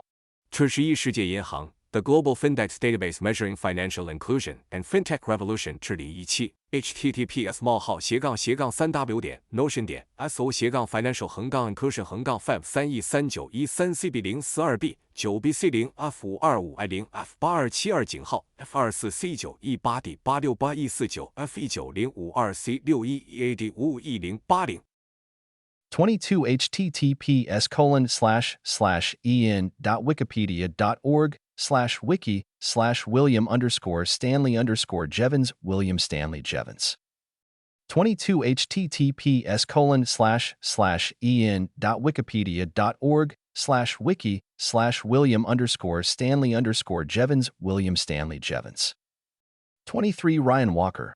https://en.wikipedia.org/wiki/William_Stanley_Jevons William Stanley Jevons 23 Ryan Walker https://en.wikipedia.org/wiki/William_Stanley_Jevons William Stanley Jevons. Not your keys, not your coins. Andreas M. Antonopoulos. 不是你的钥匙，也不是你的硬币 Andreas M. Antonopoulos. As you have read in the previous chapters, Bitcoin's primary strength is its uncensorability, which gives you financial sovereignty. That is, besides the fixed 21 million supply, the main differentiator to all other forms of money. It protects you from bail-ins like in Cyprus in 2014 and from inflation devaluing your funds. It ends the enforced financialization of your money through banking and financial products. It gives you full control over your funds, enables you to move globally while bringing your money with you. It's an alternative, an opt-out of the fiat system. All you need are 12 English words, your seed phrase. 正如你在前几章中所读到的，比特币的主要优势在于它的不可控性，这赋予了你金融主权。除了固定的2100万个供应量，这也是比特币与其他货币形式的主要区别。它可以保护你免受像2014年塞浦路斯那样的保释，以及通货膨胀导致的资金贬值。它结束了通过银行和金融产品将您的资金强制金融化的做法。它让您能够完全控制自己的资金，让您能够在全球范围内移动，同时将您的资金随身携带。它是一种替代方案，是对法币系统的一种选择。您只需要12个英文单词，您的种子短语。Bitcoin is uncensorable and non-inflatable. These are its most important properties. Anita Posh. 比特币是不可检查和不可膨胀的，这是它最重要的特性。安妮塔·波什。If you do not have those seed phrase words, you do not have the privileges and the freedom stated above. 如果你没有这些种子词组，你就没有上述的特权和自由。For point 1 risks of custodial wallets. 4.1 托管钱包的风险。It's important to note that there is a big difference between custodial wallets and non-custodial wallets. You only get control of the seed phrase when you use a non-custodial, self-hosted wallet. Exchanges like Coinbase, Kraken, Binance, Bitpanda, etc. do not give you the private keys to your own wallets. While it might be more convenient to hold Bitcoin in a wallet on a centralized exchange, it's no different to a bank. You do not own the Bitcoin in your exchange account, which can be a big problem if the exchange gets hacked, something which has already happened many times. For instance, I remind you of MTGOX, the biggest hack to date that happened in 2014. No day goes by without cases of frozen accounts or flagging of tainted coins and, sometimes, the regulatory halting of trading. As well as that, those exchanges need you to register and fulfill all KYC identification requirements, know your customer, and anti-money laundering regulations, which is a hurdle for billions of people, excluding them from banking and now from using crypto exchanges too. On top of that, these KYC regulations are intruding on your privacy. Luckily, Bitcoin is built for everyone. To mitigate the counterparty risks of custodial wallets, you should skip these exchanges and use a non-custodial wallet from the start. 需要注意的是，托管钱包和非托管钱包之间有很大区别。只有在使用非托管、自托管钱包时，您才能控制种子短语。Coinbase、Kraken、Binance、Bitpanda 等交易所不会向你提供自己钱包的私钥。虽然将比特币存放在集中式交易所的钱包里可能更方便，但这与银行没有什么区别。你并不拥有交易所账户中的比特币，如果交易所被黑客攻击，这可能是个大问题。这种事情已经发生过很多次了。例如，我想说的是 MTGOX， 这是2014年发生的迄今为止最大的黑客攻击事件。没有一天不发生冻结账户、标记污点币，有时甚至是监管部门停止交易的情况。除此之外，这些交易所还需要注册并满足所有 KYC 识别要求，了解客户和反洗钱法规，这对数十亿人来说是一个障碍，使他们无法使用银行服务，现在也无法使用加密货币交易所。除此之外，这些了解你的客户法规还侵犯了你的隐私。幸运的是，比特币是为所有人打造的。为了降低托管钱包的反方风险，你应该跳过这些交易所，从一开始就使用非托管钱包。This illusion that money in the bank is safer than money under the mattress is very much a position of privilege. Andreas M. Antonopoulos. 银行里的钱比床垫下的钱更安全，这种错觉在很大程度上是一种特权。安德烈亚斯 ·M. 安东纳普洛斯。For people outside of the Western developed world, there is no such thing as a secure bank account. This is a privilege. You might think you would rather leave your money on the exchange because you don't want to have the hassle and responsibility of holding your own money. You can do that, but it's not what Satoshi Nakamoto intended, and it makes you vulnerable. 对于西方发达国家以外的人来说，没有所谓的安全银行账户，这是一种特权。你可能会认为，你宁愿把钱留在交易所，因为你不想承担持有自己的钱的麻烦和责任。你可以这么做，但这不是中本聪的初衷，而且会让你变得脆弱。Once you have learned and executed the steps to financial freedom, you will see that it is not as difficult as it may first seem. 一旦你学会并执行了实现财务自由的步骤，你就会发现它并不像最初看起来那么困难。4.23 Steps to Financial Sovereignty. 4.23 实现财务主权的步骤。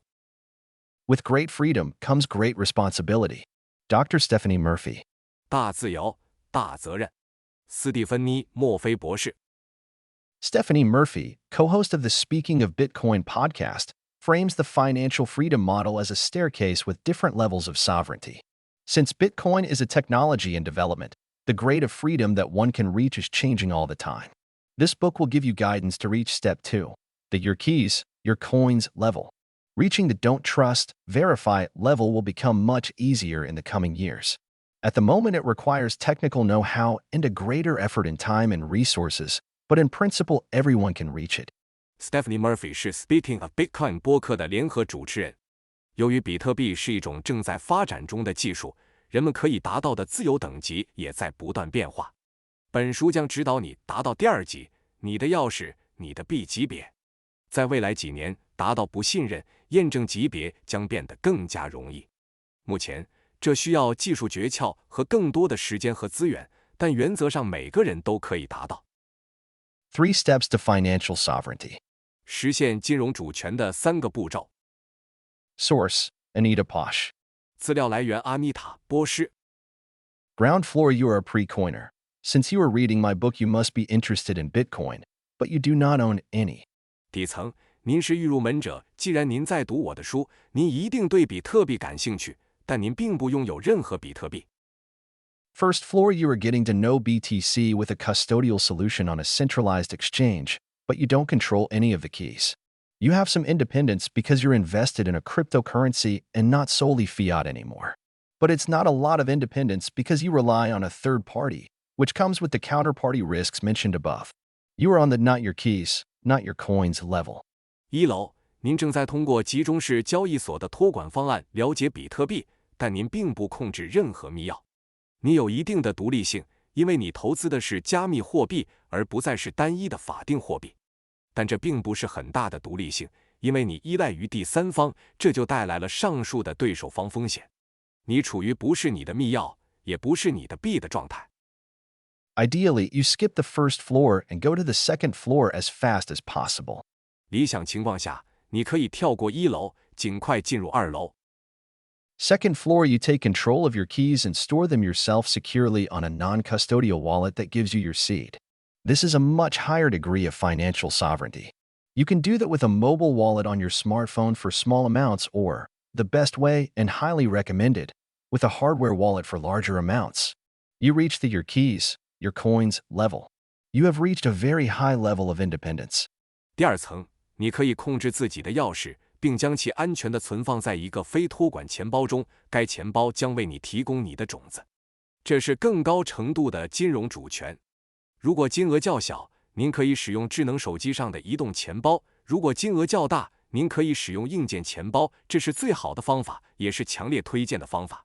您达到了您的钥匙、您的币的水平，您已经达到了非常高的独立水平。From here on, the steps are for experienced users. They give you even more sovereignty, privacy, and control over your Bitcoin. 从这里开始，这些步骤都是为有经验的用户准备的。他们让你对比特币拥有更多的主权、隐私和控制权。Third floor: You get full sovereignty over your funds by connecting your hardware wallet with your own full node. With this setup, you can not only view and receive information about your transactions, but also verify mined blocks and transactions without relying on third parties. You don't have to trust anyone else anymore and have a high level of privacy and control. You are your own bank and have now reached the don't trust, verify level. 第3层，通过将硬件钱包与自己的完整节点连接起来，您就可以对自己的资金拥有完全的主权。通过这种设置，您不仅可以查看和接收交易信息，还可以验证已挖掘的区块和交易，而无需依赖第三方。您无需再信任他人，并拥有高度的隐私和控制权。您就是自己的银行，现在已经达到了无需信任，只需验证的水平。You can take these security and independence measures even further with air-gapped solutions, multi-sig setups, and more. 您还可以通过空气屏蔽解决方案、多重签名设置等，进一步提高安全性和独立性。On top of that staircase, decentralized financial solutions like Bitcoin borrowing and lending are emerging. 在此基础上，比特币借贷等去中心化金融解决方案也在不断涌现。Ultimately, if all you want to do is hedge against inflation and use Bitcoin as a store of value, reaching the second floor, your keys, your coins, is the goal. I will show you how to reach this level of sovereignty in the next chapters. 归根结底，如果你想做的只是对冲通货膨胀，把比特币作为一种价值储存工具，那么到达第2层，你的钥匙、你的币就是你的目标。在接下来的章节中，我将向你展示如何达到这种主权水平。For point 3, securing your funds. 4.3 保护你的资金。As mentioned in the previous chapter, our goal is to reach your keys, your coins level. 正如前一章所述，我们的目标是达到你的钥匙、你的币的水平。To buy, use, and store Bitcoin, you will need. 要购买、使用和存储比特币，你需要。Bitcoin wallet equals your digital money deposit box. A more precise analogy is a digital keychain for your money boxes. 比特币钱包等于您的数字存钱罐，更准确的比喻是你的钱箱的数字钥匙链。Bitcoin addresses equals one or more unique addresses for your funds on the blockchain. Your receiving addresses, more precisely an unspent transaction output UTXO. 比特币地址等于您的资金在区块链上的一个或多个唯一地址，即您的收款地址，更准确地说是未支出的交易输出 UTXO。Seed equals the recovery data for your Bitcoin wallet. 种子等于比特币钱包的恢复数据。For 0.3.1 Bitcoin wallet. 4.3.1 比特币钱包。Think of a wallet like a public lockbox with multiple sections. Anyone can deposit money in each of the sections. Only the owner of the private keys can unlock a section and move the money it holds. Your Bitcoin wallet consists of all the sections and holds all the private keys to unlock them. Private keys and Bitcoin addresses are generated from the seed. The seed is the root of all keys and addresses. It's like a bucket in which all your private keys are stored. 把钱包想象成一个有多个部分的公共锁箱，任何人都可以把钱存入每个部分。只有私人密钥的所有者才能解锁某个部分并移动其中的钱。你的比特币钱包由所有分区组成，并拥有解锁这些分区的所有私钥。私钥和比特币地址由种子生成，种子是所有密钥和地址的根，它就像一个桶，里面存放着你所有的私钥。Defining terms. 术语定义。Source: Anita Posh, inspired by Andreas M. Antonopoulos. 资料来源 Anita Posh， 灵感来自 Andreas M. Antonopoulos。The wallet is an app on your phone or software on your computer, which handles everything in the background: your private keys, your addresses, and sending and receiving Bitcoin. 钱包是手机上的一个应用程序或电脑上的一个软件，它在后台处理一切事务，你的私钥、你的地址以及比特币的收发。Bitcoin wallets contain keys, not coins. Each user has a wallet containing keys.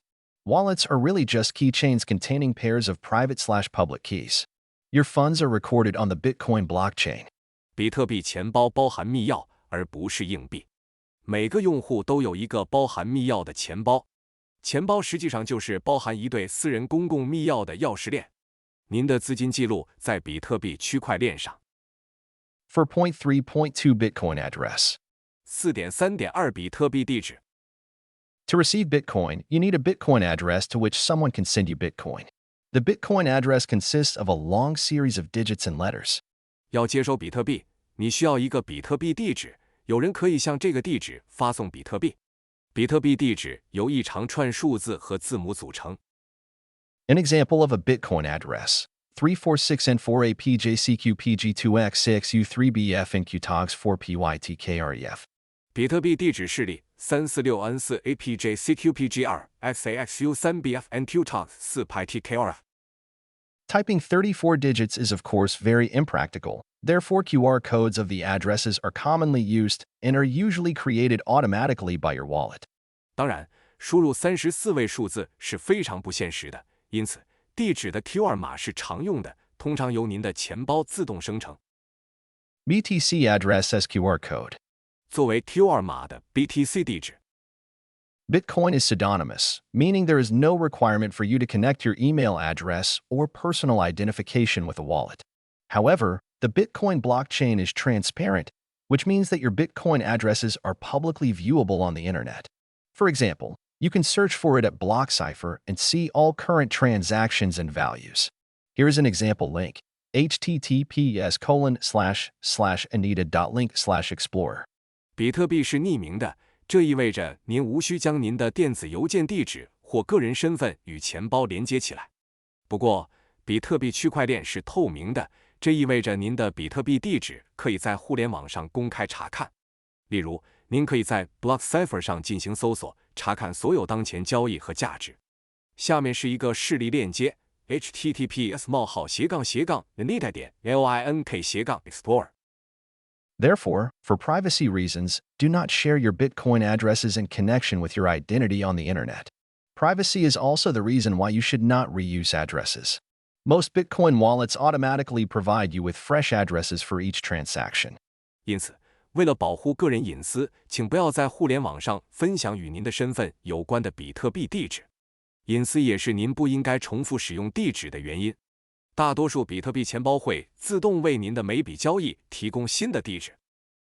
Let's get to the most important part of securing your Bitcoin, the seed. 让我们来看看保护比特币最重要的部分——种子。For point 3.3 seed and private keys. 4.3.3 种子和私钥。Since the seed is the root of all private keys, no one else must have access to it. The person who knows the seed has ultimate control over the funds. 由于种子是所有私人密钥的根源，因此任何人都不能获取它。知道种子的人拥有对资金的最终控制权。The seed, sometimes called mnemonic phrase or backup phrase, is a sequence of 12 or 24 English words that gives you access to the private keys of your wallet addresses, and therefore access to your coins. This means that this order of words must remain secret. Anyone who knows the seed can access and take over your coins. Why? 种子有时也称为记忆短语或备用短语，是由12或24个英文单词组成的序列。它可以让您访问钱包地址的私钥，从而访问您的钱币。这意味着单词顺序必须保密。任何知道种子的人都可以访问并接管您的币。为什么？ Your coins are not inside your digital wallet as they are inside your regular physical wallet. Instead, they are recorded on the blockchain. Compare this to an email and a letter. You can access your email account from anywhere in the world because your emails are stored online, while your letterbox is stationary. This applies similarly to Bitcoin. 您的钱币并不像普通的实体钱包那样放在数字钱包里，相反，它们被记录在区块链上。将其与电子邮件和信件相比，您可以在世界任何地方访问您的电子邮件账户，因为您的电子邮件是在线存储的，而您的信箱是固定的。这同样适用于比特币。Worldwide access to your assets is always possible with the seed, regardless of your wallet manufacturer. When selecting your wallet, look out for the term HD wallet, hierarchical deterministic. HD wallets allow you to switch to another manufacturer's HD wallet, take the seed and restore your coins. 有了比特币种子，无论您的钱包制造商是谁，都可以在全球范围内访问您的资产。在选择钱包时，请注意 HD Wallet 分层确定性一词。高清钱包允许您切换到其他制造商的高清钱包，使用种子并恢复您的币。Suppose your smartphone gets corrupted, you can't access your Bitcoin wallet app anymore and need to switch to a new phone. You install a fresh version of your Bitcoin wallet and import the seed from your first wallet. Access to your funds is restored. 假设您的智能手机损坏了，无法访问比特币钱包应用程序，需要更换新手机。您可以安装一个新版本的比特币钱包，并从第一个钱包中导入种子，您的资金访问权限就恢复了。The seed is generated by the wallet app during the initial setup. Most wallets guide you through the setup and instruct you to write down the seed words on a sheet of paper. If your wallet doesn't offer it right away, look for the Create Backup or Backup feature and follow the steps. The creation of the seed works in the opposite way to the creation of a password as you commonly know it on websites. It is not you who determines the password, but the wallet itself. 种子由钱包应用程序在初始设置时生成。大多数钱包会指导您完成设置，并指示您在纸上写下种子字样。如果您的钱包没有立即提供，请查找创建备份或备份功能，然后按照步骤操作。种子的创建方式与您在网站上通常所了解的密码创建方式相反。决定密码的不是你，而是钱包本身。The order of words is important. You must write down the words exactly in the order in which they appear. 单词的顺序非常重要，您必须完全按照单词出现的顺序写下来。Example seed. Cruise item paper slim vocal power like video snap museum mirror sun. 例句种子 Cruise item paper slim vocal power like video snap museum mirror sun. Write the seed by hand on a piece of paper and store it safely. Do not take a screenshot. Do not store it on your phone or computer that is connected to the internet as all those places can get hacked. There is more information about security in Chapter 5. 将种子手写在纸上并安全保存。不要截图，也不要存储在连接互联网的手机或电脑上，因为这些地方都可能被黑客攻击。第5章中有更多关于安全的信息。Since your funds are not inside your wallet but stored on the blockchain, you can move globally and take your Bitcoin funds wherever you go. You just need to remember the 12 to 24 seed words in the correct order. After passing customs without a mobile phone, you get yourself a new wallet and import the seed. Magic.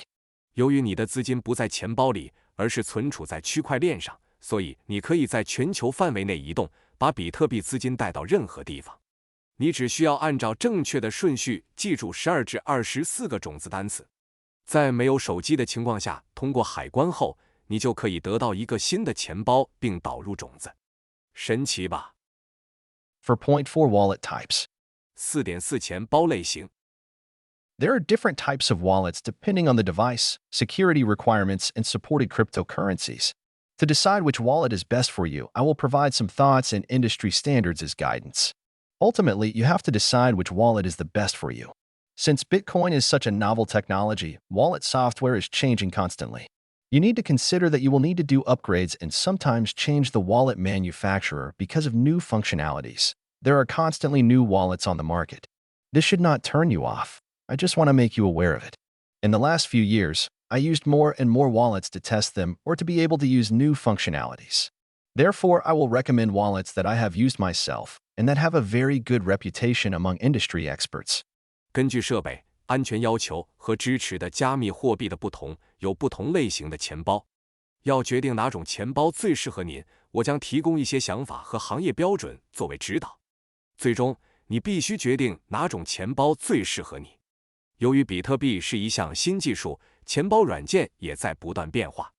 你需要考虑的是，由于新功能的出现，你需要进行升级，有时还需要更换钱包制造商。市场上不断出现新的钱包，这不应该让您望而却步，我只是想让您意识到这一点。在过去几年中，我使用了越来越多的钱包来测试它们或使用新功能。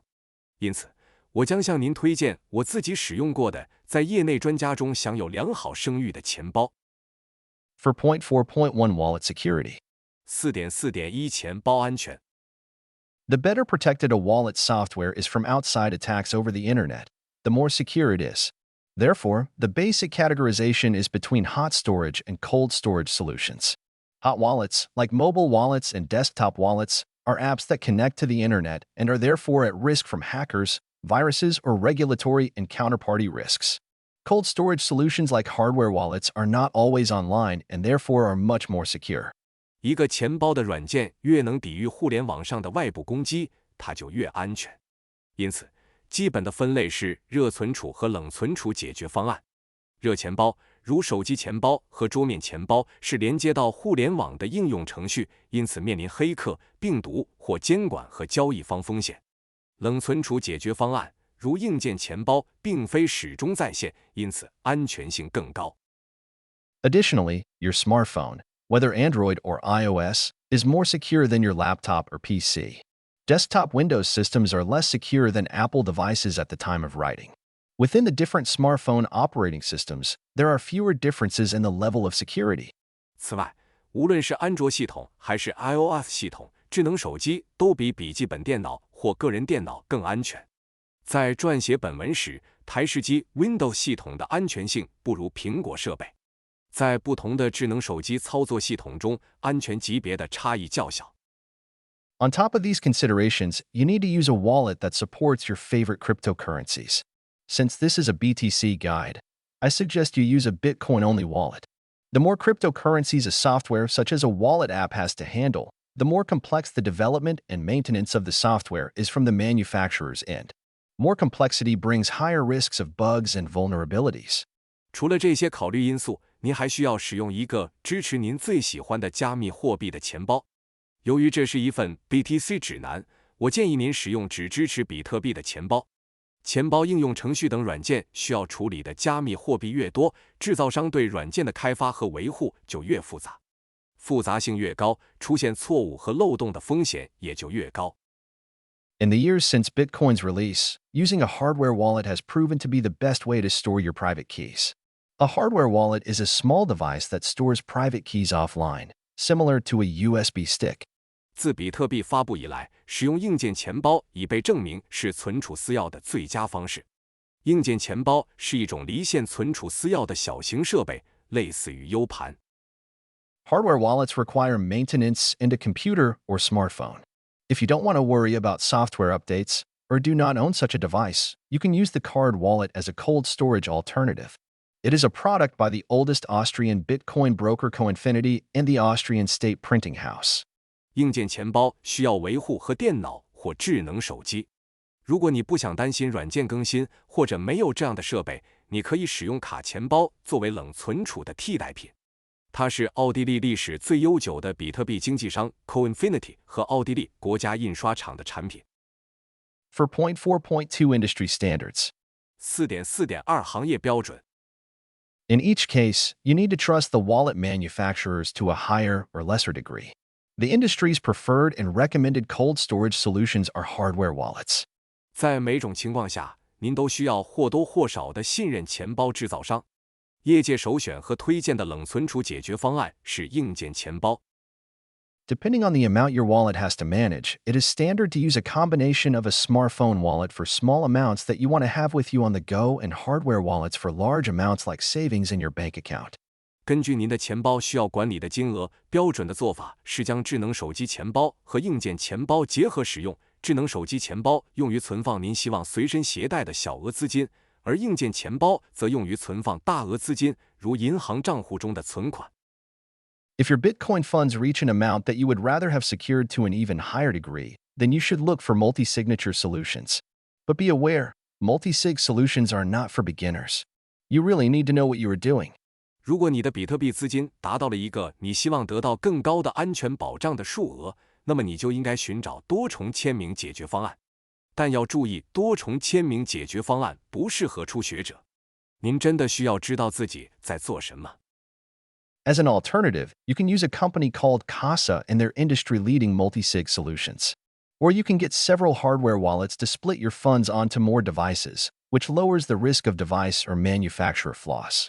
作为替代方案，您可以使用一家名为 Casa 的公司及其行业领先的多重签名解决方案，或者您可以购买多个硬件钱包，将资金分散到更多设备上，这样可以降低设备或制造商缺陷的风险。For Point 5 Wallet Recommendations Overview. 4.5 钱包建议概述。For Point 5.1 Hot Storage. 4.5.1 热存储。Mobile Wallets. 手机钱包。For iOS and Android. 适用于 iOS 和安卓系统。Blockstream Green, Bitcoin, Liquid, https://blockstream.com/green. Blockstream Green, 比特币。液体 https://blockstream.com/green/. Hexa Wallet, https://hexawallet.io. Hexa Wallet, https://hexawallet.io. If you want to use Bitcoin and micropayments on the Lightning Network. 如果你想在闪电网络上使用比特币和小额支付。Muon Wallet, https://muon.com. Muon 钱包 https://muon.com/. Breeze Wallet, https://breeze.technology. Breeze 钱包 https://breeze.technology/. Electrum, https://electrum.org. 伊莱克鲁姆 https://electrum.org. Desktop Wallets. 桌面钱包。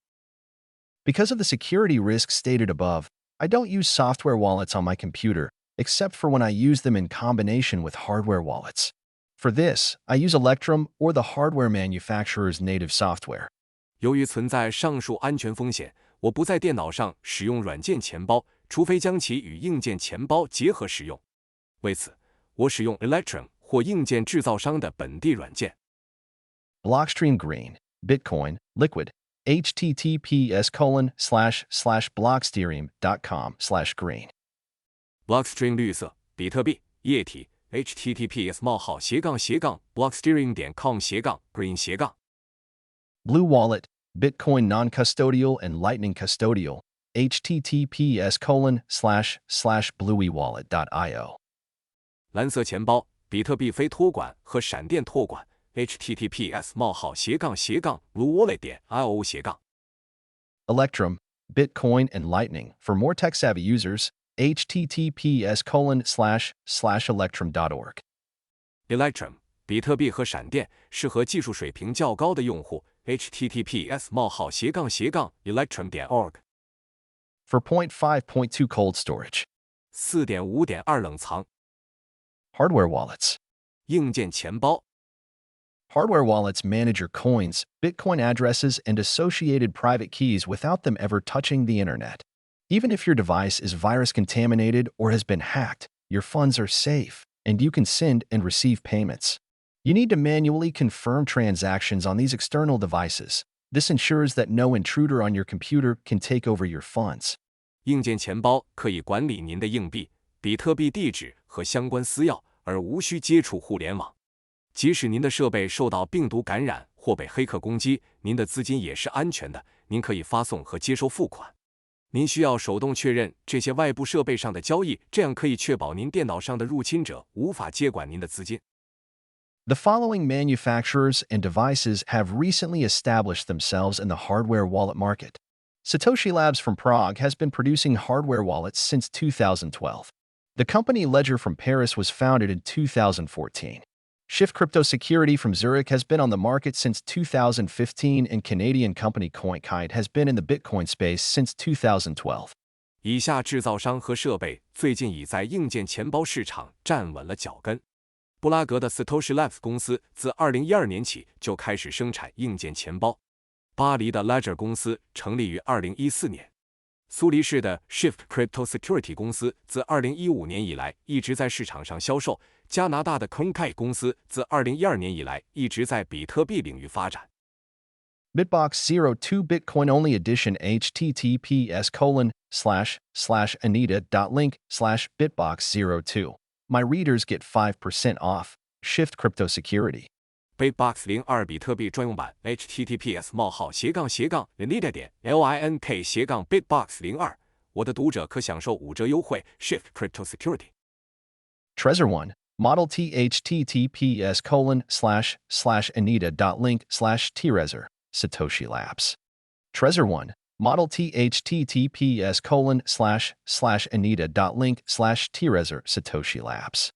Ledger Nano S. Nano X https://anita.link/ledger. Ledger. Ledger Nano S Nano X https://anita.link/ledger. Ledger.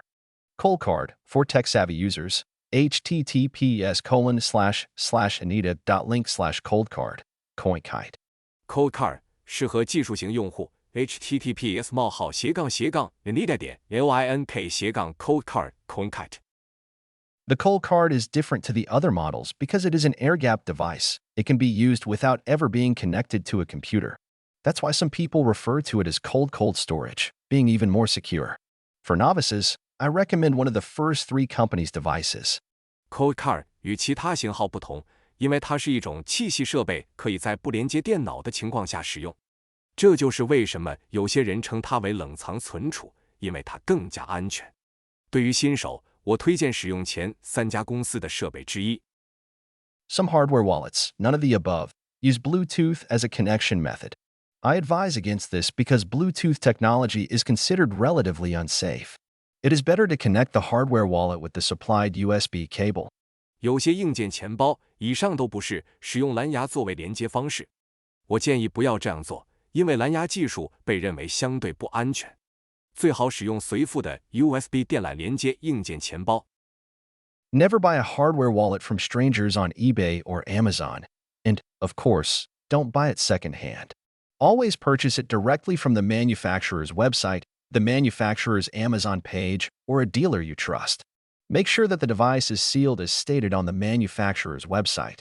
Most of the recommended devices above have tamper-evident packaging to make sure that the device is used for the first time and has not been manipulated. Ledger deliberately chooses not to use anti-tamper seals on its packaging because they can potentially be counterfeited. Genuine ledger devices contain a secure chip that prevents physical tampering and allows users to verify the software and hardware integrity using ledger's guides. In any case, no manufacturer is sending the seed with the device. 切勿从eBay或亚马逊上的陌生人那里购买硬件钱包，当然也不要购买二手货。一定要直接从制造商的网站、制造商的亚马逊页面或您信任的经销商处购买，确保设备是按照制造商网站上的说明密封的。上述推荐的大多数设备都有防伪包装，以确保设备是首次使用未被篡改。Ledger 故意不在包装上使用防篡改封条，因为它们有可能被伪造。真正的 Ledger 设备包含一个安全芯片，可防止物理篡改，并允许用户使用 Ledger 的指南验证软件和硬件的完整性。无论如何，任何制造商都不会随设备发送种子。In addition to the device, the vendor provides wallet software to manage your coins. For privacy reasons, many users take the vendor wallet only to do the initialization and backup of the device, write down the seed, and for firmware updates.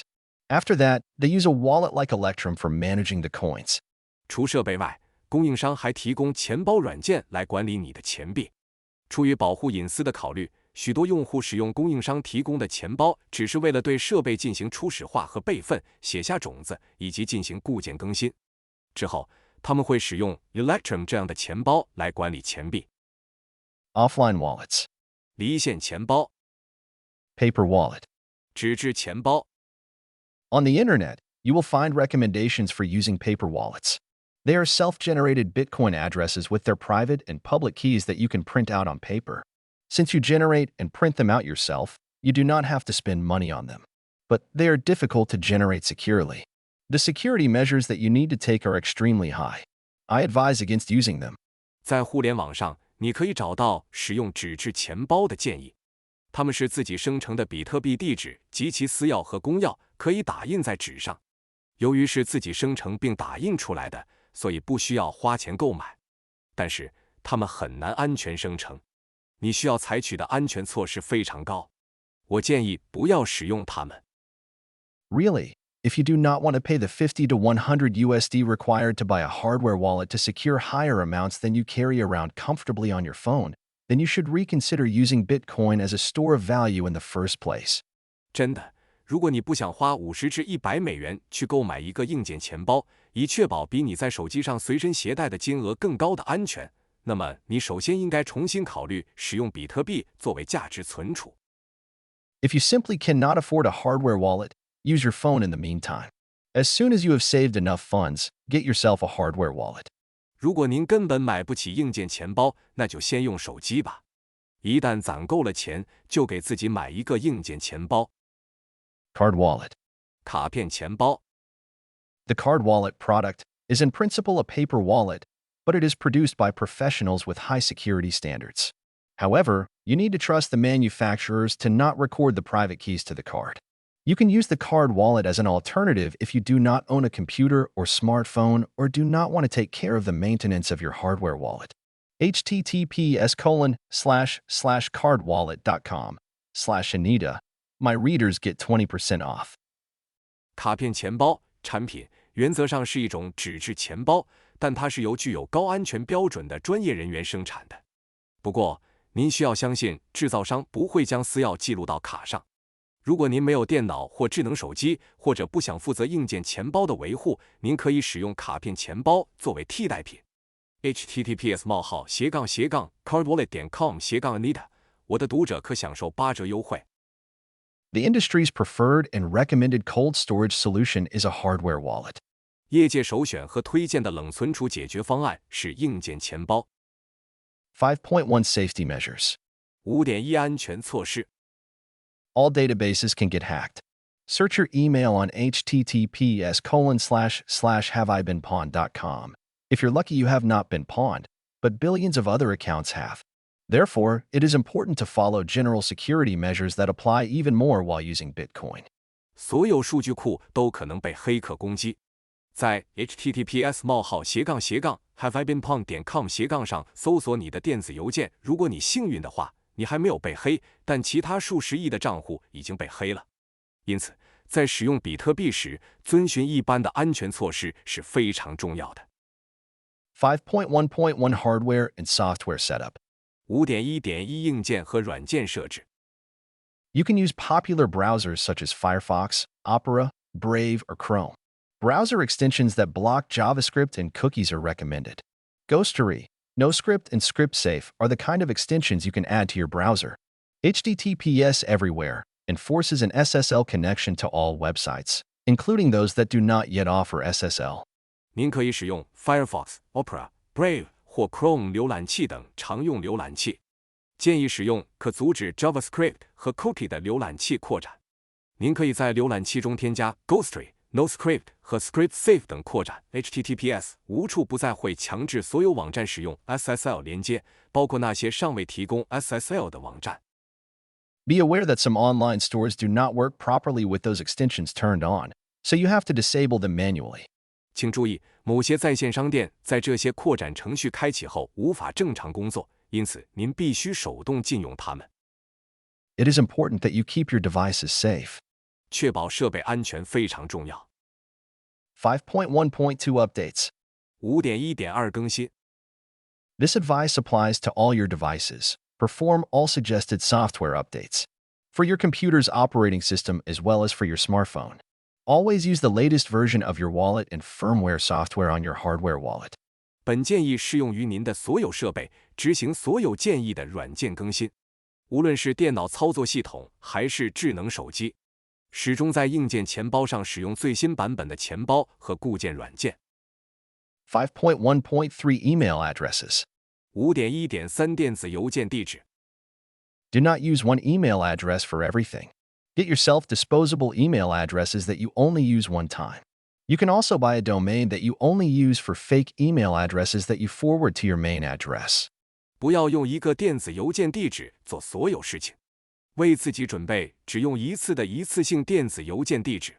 您还可以购买一个域名，只用于伪造电子邮件地址，并将其转发到您的主地址。5.1.4 Secure passwords. 5.1.4 确保密码安全。Use secure passwords for all online services. Your birthday, place of residence, the name of your cat, or 1234567 are not secure passwords. Whole sentences with digits, spaces, upper and lowercase letters, and special characters are strong passwords. 在所有在线服务中使用安全密码。您的生日、居住地、猫的名字或1234567都不是安全密码。包含数字、空格、大小写字母和特殊字符的整句密码才是安全的密码。Use a different password for each website on which you log in. Otherwise, a hacker with only one password can enter all the services you are registered with. Do not store these passwords in a Word file or anything like that on your computer. A Word document is easy for hackers to steal and read. 登录每个网站时都要使用不同的密码，否则黑客只需一个密码就能进入你注册的所有服务。不要将这些密码存储在 Word 文件或电脑上的任何类似文件中。Word 文档很容易被黑客窃取和阅读。You can use software like 1Password, Bitwarden, or KeePass, free and open source. These are encrypted password databases where you can generate and store all your passwords, and you only need to remember one password to open it. 您可以使用 ePassword、Bitwarden 或 KeePass 免费开源等软件。这些都是加密的密码数据库，您可以在其中生成并存储所有密码，只需记住一个密码即可打开。5.1.5 PIN. 5.1.5 消。Set up a PIN for your wallet software so that no one can easily open your wallet on your device.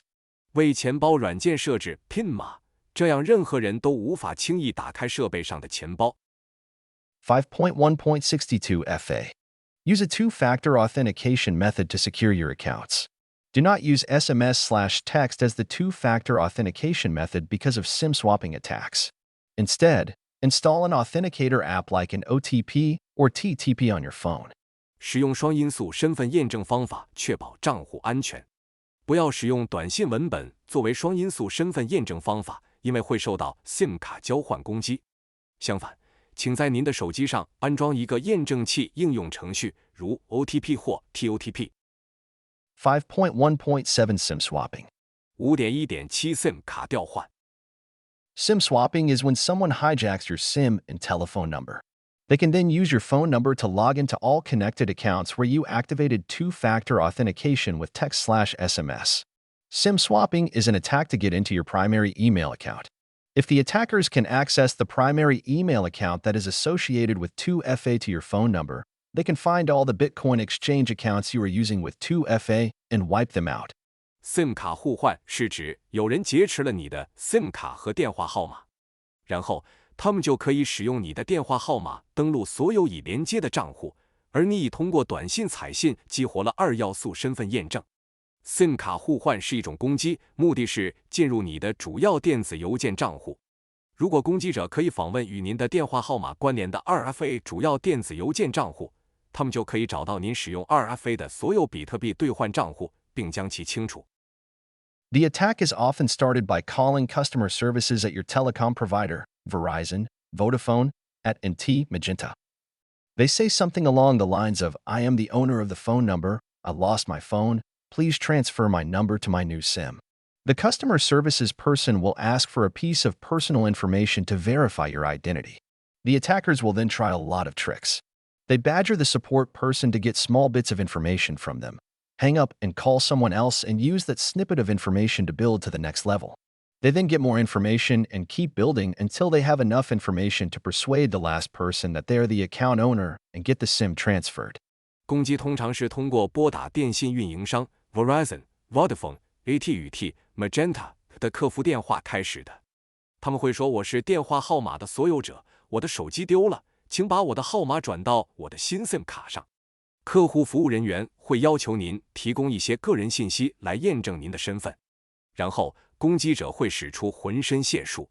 他们会纠缠客服人员，从他们那里获取一些小信息，然后挂断电话，再给其他人打电话，利用这些信息片段建立下一个层级。然后他们会获取更多信息，并不断积累，直到他们有足够的信息说服最后一个人，让他相信自己是账户所有者，并让 SIM 卡转移。They will go after all crypto exchanges where you might have set up an account with your email address and phone number. 他们会追查所有加密货币交易所，你可能在那里用电子邮件地址和电话号码开设了账户。When they know your email, they will try to change your account password with the forgot password functionality. Good sites will not tell them if the account exists. The attackers will try to do a password reset or try to get a text message verification. 当他们知道你的电子邮件地址后，就会尝试使用忘记密码功能更改你的账户密码。好的网站不会告诉他们账户是否存在。攻击者会尝试重置密码或尝试短信验证。What you can do, Gmail example. 您可以做什么 ？Gmail 示例。Lock down your primary email account and remove your phone number from your email account, such as a Gmail account. Here's how it's done. https://anita.link/remove-gmail. Use a different password for every account on every website or service. As a Gmail user, you can enroll in the Google Advanced Protection Program, which defends against targeted online attacks. 锁定您的主要电子邮件账户，并从您的电子邮件账户，如 Gmail 账户中删除您的电话号码。具体方法如下。https://anita.link/remove-gmail 对每个网站或服务的每个账户使用不同的密码。作为 Gmail 用户，您可以注册 Google 高级保护计划，该计划可以抵御有针对性的在线攻击。5.2 Phishing attacks. 5.2 网络钓鱼攻击。In 2020, the marketing database of the French hardware manufacturer Ledger was hacked. The devices are safe, but thousands of email addresses, phone numbers, and even home addresses of customers were leaked and can be found by anyone on the internet. This is an absolute disaster because there's a high chance that people ordering a hardware wallet own Bitcoin too. In the worst case, you will be visited at home. Most likely are threats via email and phishing attacks. To prevent this, keep in mind that you may never need to use your physical address for delivery of a Bitcoin-related product such as a hardware wallet. You could organize a postbox for yourself. In the US, there are services that can receive mail for you, CMARAs. If possible, do not even use your real name when ordering. Get yourself a second phone number and use this in case the vendor requests one. Give them a disposable email address that you only use for this specific order. 2020年，法国硬件制造商 Ledger 的营销数据库遭到黑客攻击。设备是安全的，但数千个客户的电子邮件地址、电话号码甚至家庭住址被泄露，任何人都可以在互联网上找到。这绝对是一场灾难，因为订购硬件钱包的人也很有可能拥有比特币。最糟糕的情况是，你会被拜访到家里。最有可能的是通过电子邮件和网络钓鱼攻击进行威胁。为了防止这种情况，请记住，你可能永远不需要使用你的物理地址来交付比特币相关产品，比如硬件钱包。你可以为自己组织一个邮政信箱。在美国，有一些服务可以帮你接收邮件 CMRS。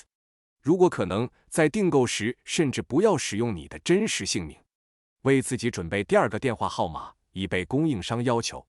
给他们一个一次性电子邮件地址，只用于这次特定的订购。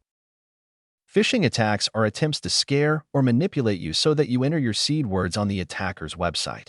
For instance, you could receive an email saying, "Your Ledger device has been corrupted or deactivated. Visit this link and enter your 12 seed words to save your funds." Or, "We have detected a large withdrawal from your Ledger. You have 24 hours to respond to make this transaction valid. We are sorry. We cannot reach your Ledger. It seems to be corrupted. We are going to authorize the withdrawal unless you start the recovery process. Give us your 24 seed words, or you have received an airdrop. Money is coming into your account. All we need is a verification. Please start your recovery process and give us your 24 seed words." 网络钓鱼攻击是企图吓唬或操纵您，让您在攻击者的网站上输入您的种子字。例如，你可能会收到一封电子邮件，内容如下：您的分类账设备已损坏或停用，请访问此链接并输入您的12个种子字以保存您的资金，或我们检测到您的分类账有大额提款。您必须在24小时内做出回应，以使交易有效。很抱歉，我们无法联系到您的分类账，它似乎已损坏。除非您启动恢复程序，否则我们将授权取款，请给我们24小时的回复，或您已收到空投。钱已进入您的账户，我们只需要验证，请启动恢复程序，并提供您的24个种子字。The attackers try to make you act fast without thinking. If you receive such a mail, stop. Do not do anything. Because no one can seize your money, no one can remotely disable your hardware wallet. That is the whole point of a decentralized currency like Bitcoin. 攻击者试图让您不假思索地快速行动。如果您收到此类邮件，请停止，不要做任何事情，因为没有人能没收你的钱，也没有人能远程禁用你的硬件钱包。这就是比特币这种去中心化货币的意义所在。Never trust email. Especially, never click on the links attached. 永远不要相信电子邮件，尤其是永远不要点击附件中的链接。Phishing mail. 钓鱼邮件。Source, Anita Posh. 资料来源阿妮塔·波什。Bookmark the real websites of official sites of Ledger, Shift Crypto, Trezor, etc., or type the domain name yourself in the browser address bar and look up the SSL authentication certificate. The attackers will send you to a fake website that looks the same as the real one. The only difference is the URL. One of the new tricks is to use domains with Unicode characters that look the same as the real domain. For instance, can you notice the stain underneath the L of Electrum? If you open that URL, you see electrum.org, but are visiting xn-eectrum-9hb.org instead.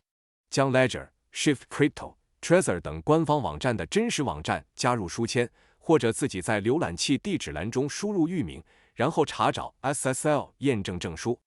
攻击者会将你发送到一个看起来与真实网站一样的假网站，唯一不同的是 URL。新的伎俩之一是使用带有 Unicode 字符的域名，这些字符看起来与真实域名相同。例如，你能注意到 Electrum 的 L 下面的污点吗？如果打开该 URL， 你看到的是 electrum.org， 但访问的却是 xn-eectrum-9hb.org。 Source at Electrum Wallet. https://twitter.com/Electrum Wallet/status/1144678604523147265 $S=20. 来源 at Electrum Wallet https://twitter.com/electrum wallet/status/144464646452314522314722345us 等号20。Browsers like Opera and Chrome will warn you, but Firefox doesn't do this by default. You can change that by enabling puny code in Firefox. See https://anita.link/puny. Opera 和 Chrome 等浏览器会发出警告，但火狐浏览器默认情况下不会发出警告。您可以通过在 Firefox 中启用 puny code 来更改，请参阅 https://link/puny。 5.33-2-1 Rule for storing your seed. 533年2月1日种子存储规则。The seed consists of 12 to 24 English words.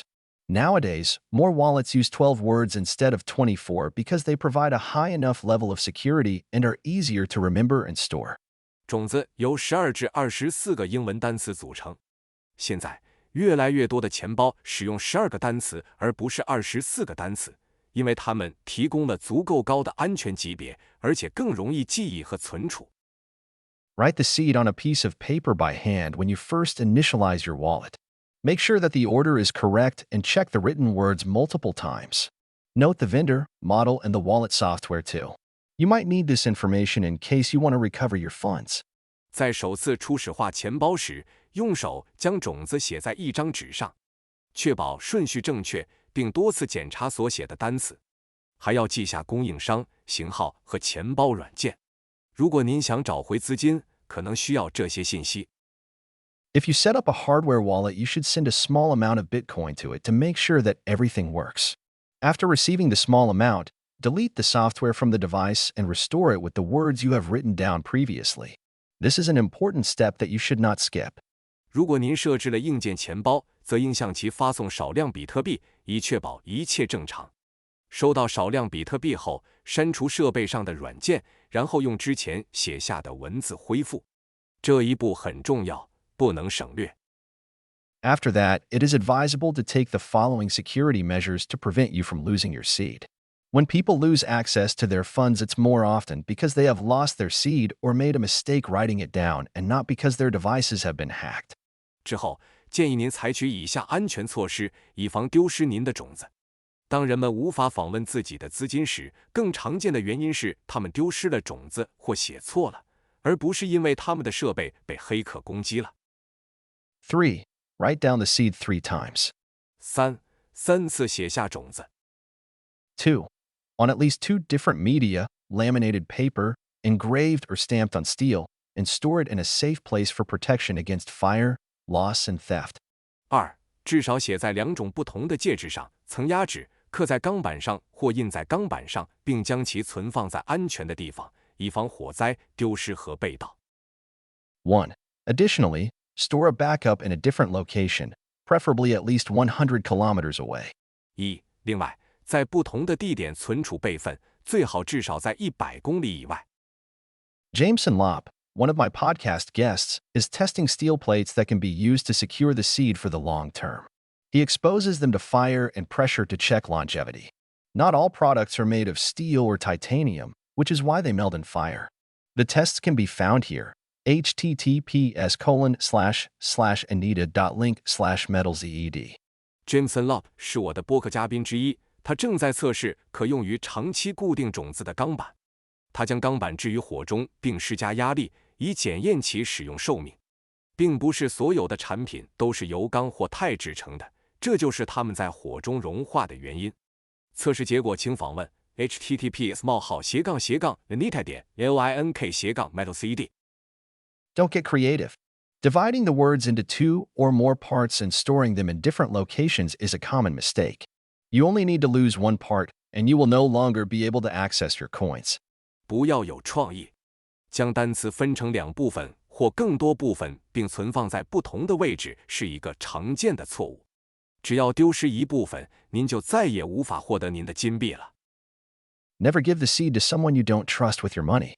千万不要把种子交给您不信任的人保管。Do not enter the seed on any websites or electronic devices.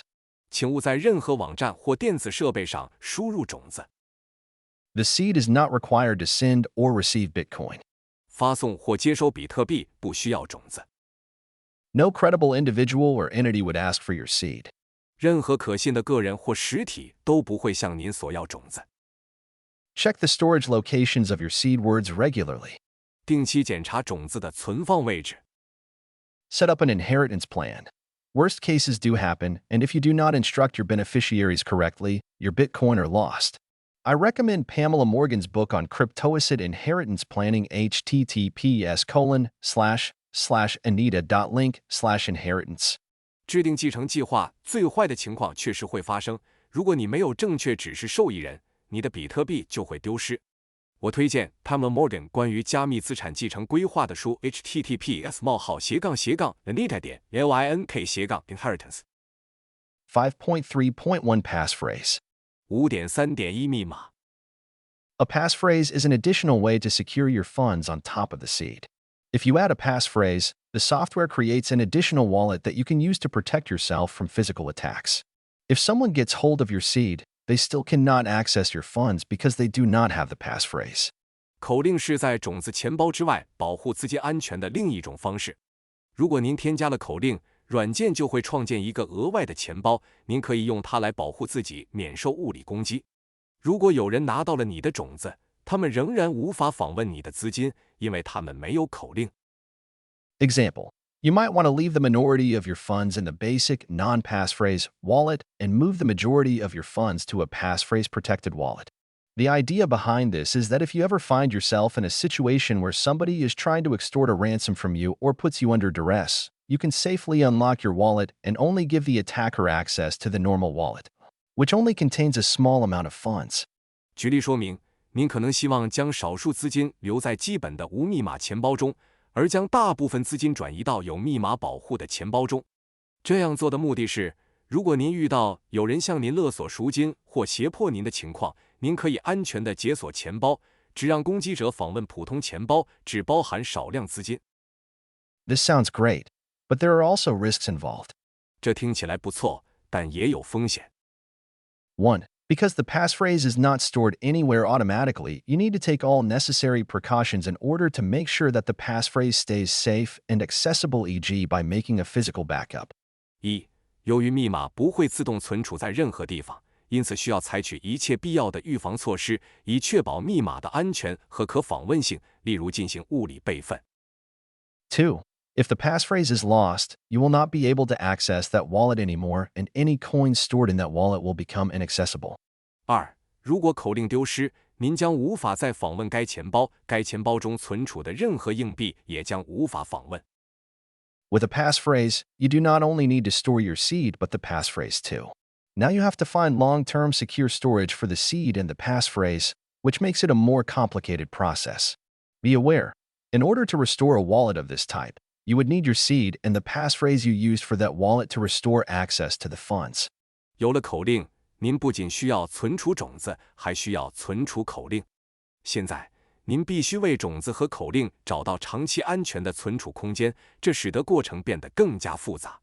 请注意，要恢复这种类型的钱包，您需要您的种子和用于该钱包的口令才能恢复对资金的访问。Since physical attacks happen rather rarely, storing the seed with the 3-2-1 method should be sufficient. 由于物理攻击很少发生，用3-2-1方法存储种子就足够了。5.3.2 Alternative Backups. 5.3.2 替代备份。Some wallets use different mechanisms for the backup. For instance, the Muon wallet uses a combination of recovery code that you need to write down like a seed and an emergency kit. 有些钱包使用不同的备份机制，例如 Moon 钱包结合使用了恢复代码，您需要像写种子一样写下来和应急包。5.4 Learning by doing. 5.4 从实践中学习。It can be intimidating to start using Bitcoin because it's real money. That is why it is a good practice to start with very small amounts. 开始使用比特币可能会让人感到害怕，因为它是真金白银。因此，从小额比特币开始使用是个不错的做法。For your first attempts, install a wallet on your phone. Search for a Bitcoin ATM https://anita.link/ATM close to you or attend a local Bitcoin meetup and exchange a small amount. Get a wallet for your computer and send Bitcoin in between your two wallets to different addresses. 初次尝试时，在手机上安装一个钱包，搜索附近的比特币自动取款机 https://anita.link/ATM 或参加当地的比特币聚会，然后兑换少量比特币。在电脑上安装一个钱包，然后在两个钱包之间向不同的地址发送比特币。The best time to do this is usually on the weekend when the mempool is not packed with transactions and the fees are lower. 这样做的最佳时间通常是周末，因为此时 mempool 的交易量不大，费用也较低。Use different wallet software. Reinstall the wallet seed from wallet A to B. Use the seed on different devices. You will feel more and more secure maintaining the skills. 使用不同的钱包软件，将钱包的种子重新安装到 B 钱包，在不同的设备上使用种子，这样您会越来越有安全感。5.4.1 Test Receive Address. 5.4.1 测试接收地址。Before you send a large amount for the first time, make sure that the address is really from the receiver and perform a small test transaction. Always check the Bitcoin address 2 or 3 times before sending the transaction. Compare the first and last digits of the address. Bitcoin that you send to an incorrect address are lost. 在首次发送大额比特币之前，请确保地址确实来自接收方，并进行小额测试交易。在发送交易之前，一定要检查比特币地址2到3次，比较地址的第一位和最后一位数字。发送到错误地址的比特币会丢失。5.4.2 Test your hardware wallet. 5.4.2 测试你的硬件钱包。Before you save large amounts on a new hardware wallet, you should check the functionality and the seed. 在为新硬件钱包节省大笔资金之前，你应该检查其功能和种子。When you set up the device initially, it creates the seed for you that you write down by hand. Additionally, the vendor, model, and software version. Afterwards, you use the vendor software or another software such as Electrum and create the first Bitcoin address in your hardware wallet by clicking on Receive. Then send a small amount to it from your previously installed smartphone wallet. If the amount on the hardware wallet has arrived as confirmed, the first test was successful. 当您初始设置设备时，它会为您创建您手写下来的种子，另外还有供应商、型号和软件版本。然后使用供应商软件或其他软件，如 Electrum， 点击接收，在硬件钱包中创建第一个比特币地址，然后从之前安装的智能手机钱包中向其发送少量金额。如果硬件钱包中的金额已确认到达，则第一次测试成功。Also, try sending from your hardware wallet to another wallet. For example, you can send a small amount to your smartphone wallet or another address of your hardware wallet. It doesn't particularly matter. The main thing is that you are testing a payment from the hardware wallet too. To do this, you must check the receiving address on the hardware wallet and confirm sending with one or more clicks directly on the hardware wallet. This manual confirmation on the device makes hardware wallets secure as only you can press the buttons and no one can hit the buttons virtually over the internet. 此外，还可以尝试从硬件钱包向另一个钱包发送。例如，您可以向智能手机钱包或硬件钱包的其他地址发送少量资金。这并不特别重要。最重要的是，您也在测试从硬件钱包付款。为此，您必须检查硬件钱包上的接收地址，并直接在硬件钱包上点击一次或多次确认发送。这种在设备上手动确认的方式使硬件钱包更加安全，因为只有您能按下按钮，没有人能通过互联网虚拟按下按钮。Restore your wallet. 恢复您的钱包。Then make sure that you have your backup/seed. Afterwards, delete all data on your hardware wallet. Some vendors call it factory reset, wipe, or reset the device. Your wallet is empty. Now restore your funds and wallet with the seed. This is called restore from recovery word, restore wallet, or import seed. Then enter your seed phrase on the hardware device. If everything is correct, the wallet is restored and you can see your previous transactions and balance. 然后确保有备份种子。然后删除硬件钱包中的所有数据。有些供应商称之为出厂重置、擦除或重置设备。您的钱包是空的。现在用种子恢复资金和钱包，这称为从恢复词恢复钱包或导入种子。然后在硬件设备上输入您的种子短语。如果一切正常，钱包就会恢复，您就可以看到之前的交易和余额。Upgrade firmware and software. 升级固件和软件。Don't just lock the device away. You should look for updates to the software or for firmware upgrades at least every 6 months. The crypto space is fast-moving and new developments are integrated into wallet software on a regular basis. 不要把设备锁起来，你应该至少每6个月进行一次软件更新或固件升级。加密货币领域发展迅速，钱包软件会定期集成新的开发成果。5.5 Smartphone lost? Computer stolen? 5.5 智能手机丢失，电脑被盗。5.5.1 Loss, theft, or malfunctioning of your device. 5.5.1 设备丢失、被盗或故障。If your device gets stolen, remember that your Bitcoin are still listed on the blockchain under your private key. Since you set an access pin for the wallet, the thief cannot open it. However, they will still try to find a way to crack your pin. 如果您的设备被盗，请记住，您的比特币仍然以您的私钥形式列在区块链上。由于您为钱包设置了访问密码，小偷无法打开钱包。不过，他们还是会想办法破解你的 PIN 码。You should immediately install a new wallet and import the seed that you kept safe to regain access to your funds. C. Restore your wallet. Then, move the coins from your stolen wallet to a new Bitcoin address in your new wallet as soon as you can, repeating the same security setup procedures for the new wallet. 您应立即安装一个新钱包，并导入您妥善保管的种子，以重新获得您的资金。请参阅恢复钱包。然后，尽快将被盗钱包中的比特币转移到新钱包中的新比特币地址，并对新钱包重复相同的安全设置步骤。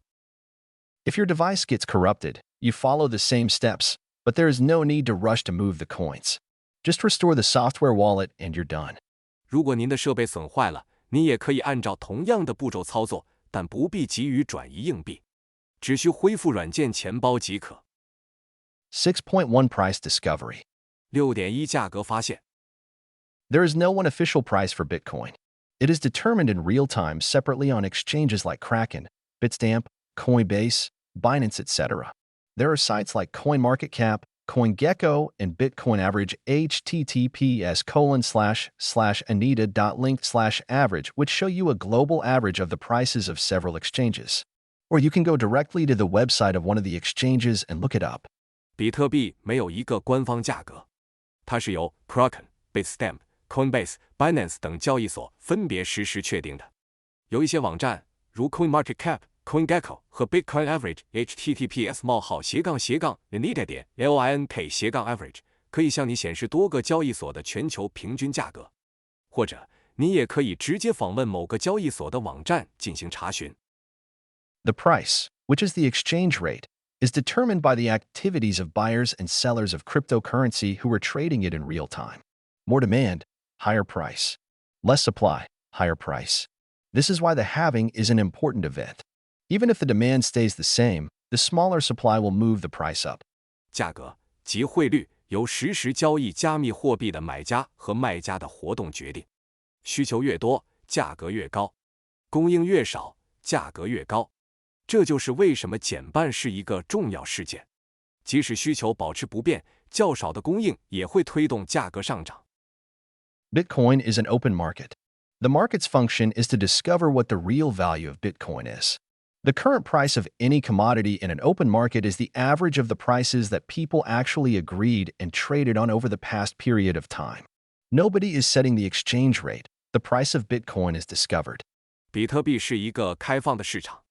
市场的功能是发现比特币的真正价值。在公开市场上，任何商品的当前价格都是人们在过去一段时间内实际商定和交易价格的平均值。没有人设定汇率，比特币的价格是被发现的。6.2 Different price in a region. 6.2 地区价格不同。If you look up the exchange rate for Bitcoin in different countries, you will find differences between nations. For instance, buying Bitcoin in Zimbabwe with local currency will be more expensive than with USD. That is not because Bitcoin is more expensive in Zimbabwe, but because the demand for the local currency is lower. You cannot move your Zimbabwe dollar out of the country. Even Zimbabweans prefer USD. So, people need to pay a premium to buy Bitcoin when they use a lower-valued currency.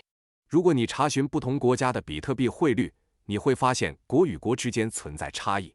例如，在津巴布韦用当地货币购买比特币要比用美元贵。这并不是因为比特币在津巴布韦更贵，而是因为对当地货币的需求更低。你无法将津巴布韦币转移出国，甚至津巴布韦人也更喜欢美元。因此，当人们使用价值较低的货币时，需要支付溢价来购买比特币。6.3 All-Time High Tracker.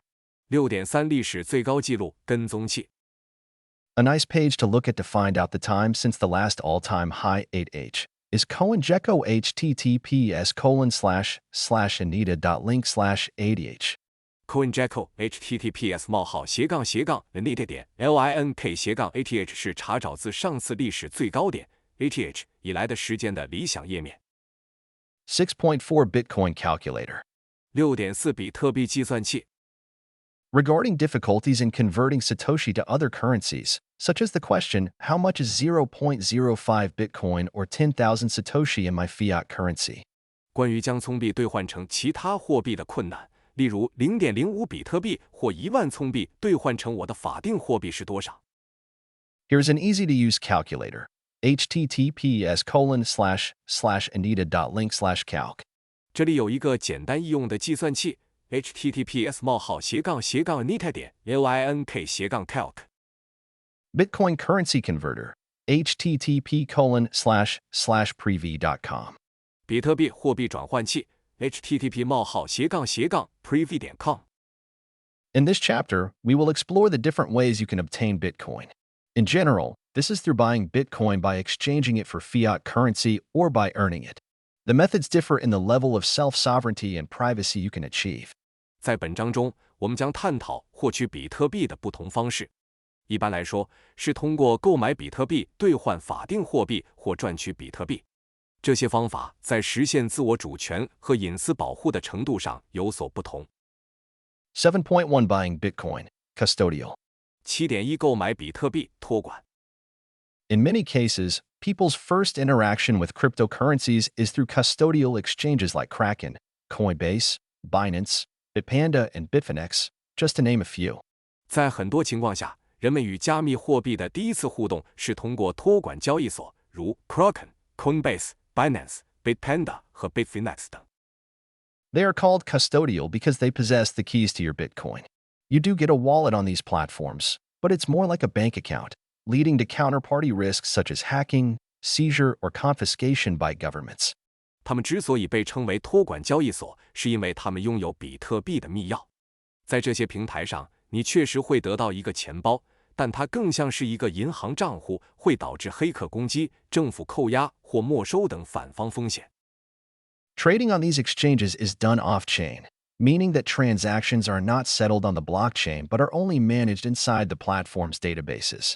This increases the speed of transactions, but at the same time leads to a lack of transparency and security.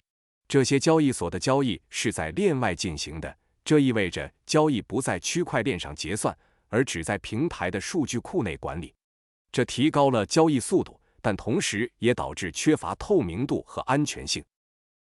To acquire Bitcoin in a custodial fashion, you need to open an account, comply with a KYC and AML registration process, and then deposit fiat money into the platform's account. After your money's arrival, you can trade it for Bitcoin or other cryptocurrencies. 要以托管方式获取比特币，您需要开设一个账户，遵守 KYC 和 AML 注册流程，然后将法币存入平台账户。资金到账后，您可以将其换成比特币或其他加密货币。As mentioned in Chapter 4, the staircase of financial sovereignty, to mitigate the counterparty risks of custodial wallets, you should either send your funds to your own wallet or skip these exchanges and go non-custodial immediately.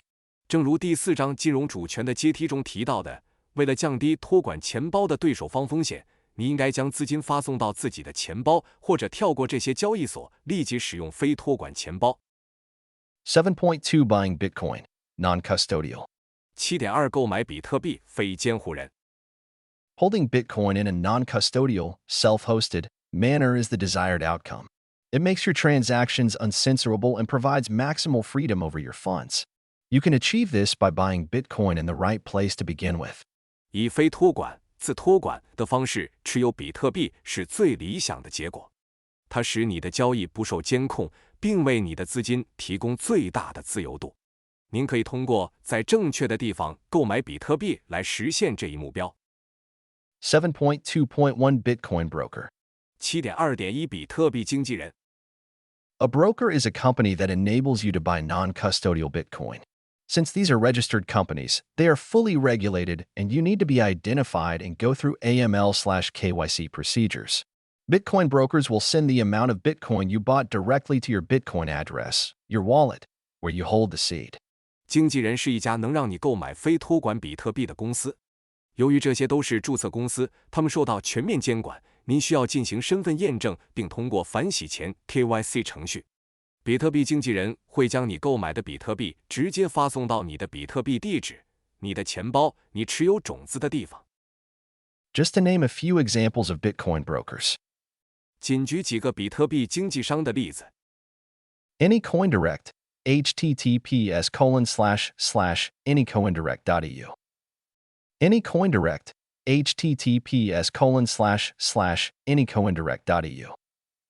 Biddy, https://biddy.com. 喂 https://biddy.com/。Coinfinity, https://coinfinity.co/start-in. Coinfinity, https://coinfinity.co/start-in. CoinNexus, https://coinnexus.ch/n. Works without verification up to 1,000 Swiss francs per year. CoinNexus, https://coinnexus.ch/n 无需验证即可使用，每年最高限额为1000瑞士法郎。7.2.2 Peer-to-peer purchase in person. 7.2.2 对点当面购买。You can visit one of the many Bitcoin meetups around the world, connect with fellow Bitcoiners, and ask them to sell you some Bitcoin for cash. In many countries, people meet in Telegram or Facebook groups to find peers to exchange in person. 你可以访问世界各地的比特币聚会，与比特币同好联系，让他们卖给你一些比特币换取现金。在许多国家，人们在 Telegram 或 Facebook 群组中聚会，寻找同伴当面交换。7.2.3 Peer-to-peer online purchase. 7.2.3 对点在线购买。The world's leading P2P exchanges. 全球领先的 P2P 交易所。Local Bitcoins, https://localbitcoins.com. Local Bitcoins, https://localbitcoins.com. Paxful, https://paxful.com. Paxful, https://paxful.com. 7.2.4 Bitcoin ATMs. 7.2.4 比特币自动取款机。A Bitcoin ATM is a machine similar to an ATM, where you can buy Bitcoin and other cryptocurrencies with cash. The advantage of Bitcoin ATMs is that you get your Bitcoin instantly and in many places, up to a certain threshold, without KYC/AML identification. But be careful as some ATM operators charge above average fees. 比特币自动取款机是一种类似于自动取款机的机器，你可以用现金购买比特币和其他加密货币。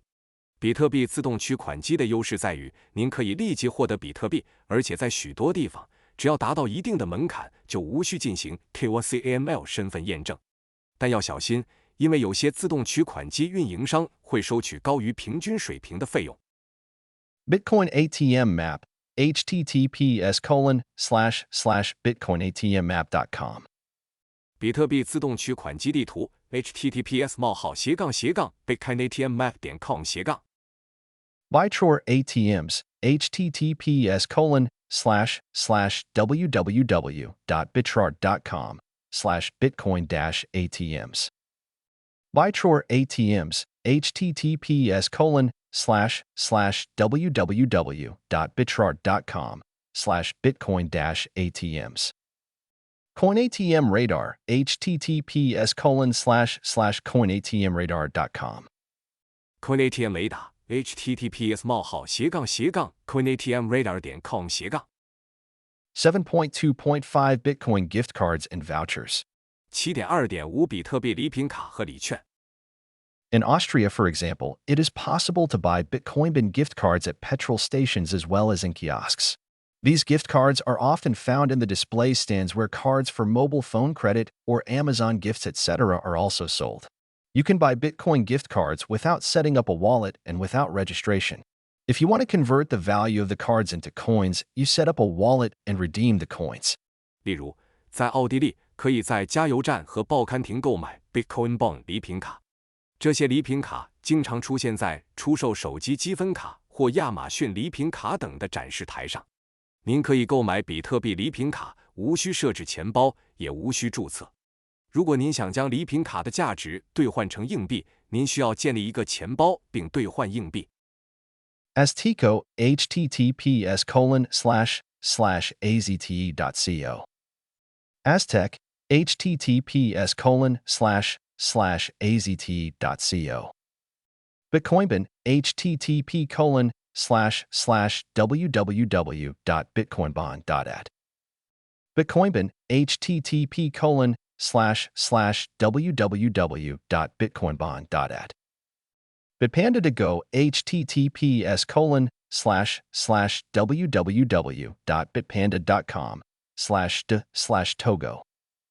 Bitpanda to go, https://www.bitpanda.com/d/togo.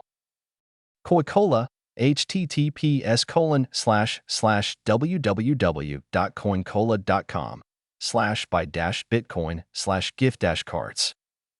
Coca-Cola, https://www.coincola.com/buy-bitcoin/gift-cards. Paxful, https://paxful.com/buy-bitcoin?group=gift-cards&#hash scroll=true. Paxful, https://paxful.com/buy-bitcoin?group=gift-cards&#hash scroll=true. 7.3 Non KYC Bitcoin. 7.3 非 KYC 比特币。7.3.1 KYC/AML. 7.3.1 KYC/AML. KYC and AML stands for Know Your Customer and Anti-Money Laundering Regulations. Every bank and registered exchange has to comply with these national laws by recording customer information such as KYC 和 AML 代表了解客户和反洗钱法规。每家银行和注册交易所都必须遵守这些国家法律，记录客户信息，例如 Name, 姓名、 Address, 地址、 Phone number, 电话号码、 Driver's license, 驾驶执照、 Government ID. 政府证件、 A selfie holding a piece of paper with the name of the exchange and the date. 手持写有交易所名称和日期的纸张自拍。A video call with the exchange. 与交易所的视频通话。 Now, one could argue that we need to find criminals, terrorists, money launderers, etc., and therefore these regulations make sense. The problem is that the banks often overregulate. They demand more data than required and track every single transaction which, in combination with digital money, turns into a surveillance machine worse than George Orwell ever imagined.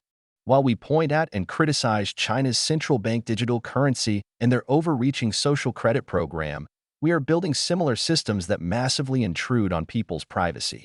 现在，有人可能会说，我们需要找到罪犯、恐怖分子、洗钱者等，因此这些规定是合理的。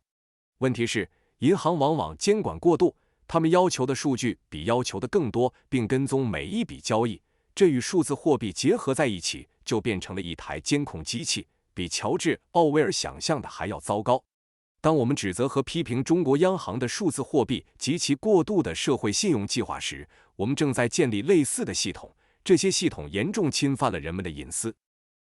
KYC/AML has not kept Deutsche Bank, HSBC, and many other big players from laundering money, but it prevents billions of people without ID from participating in economical activities.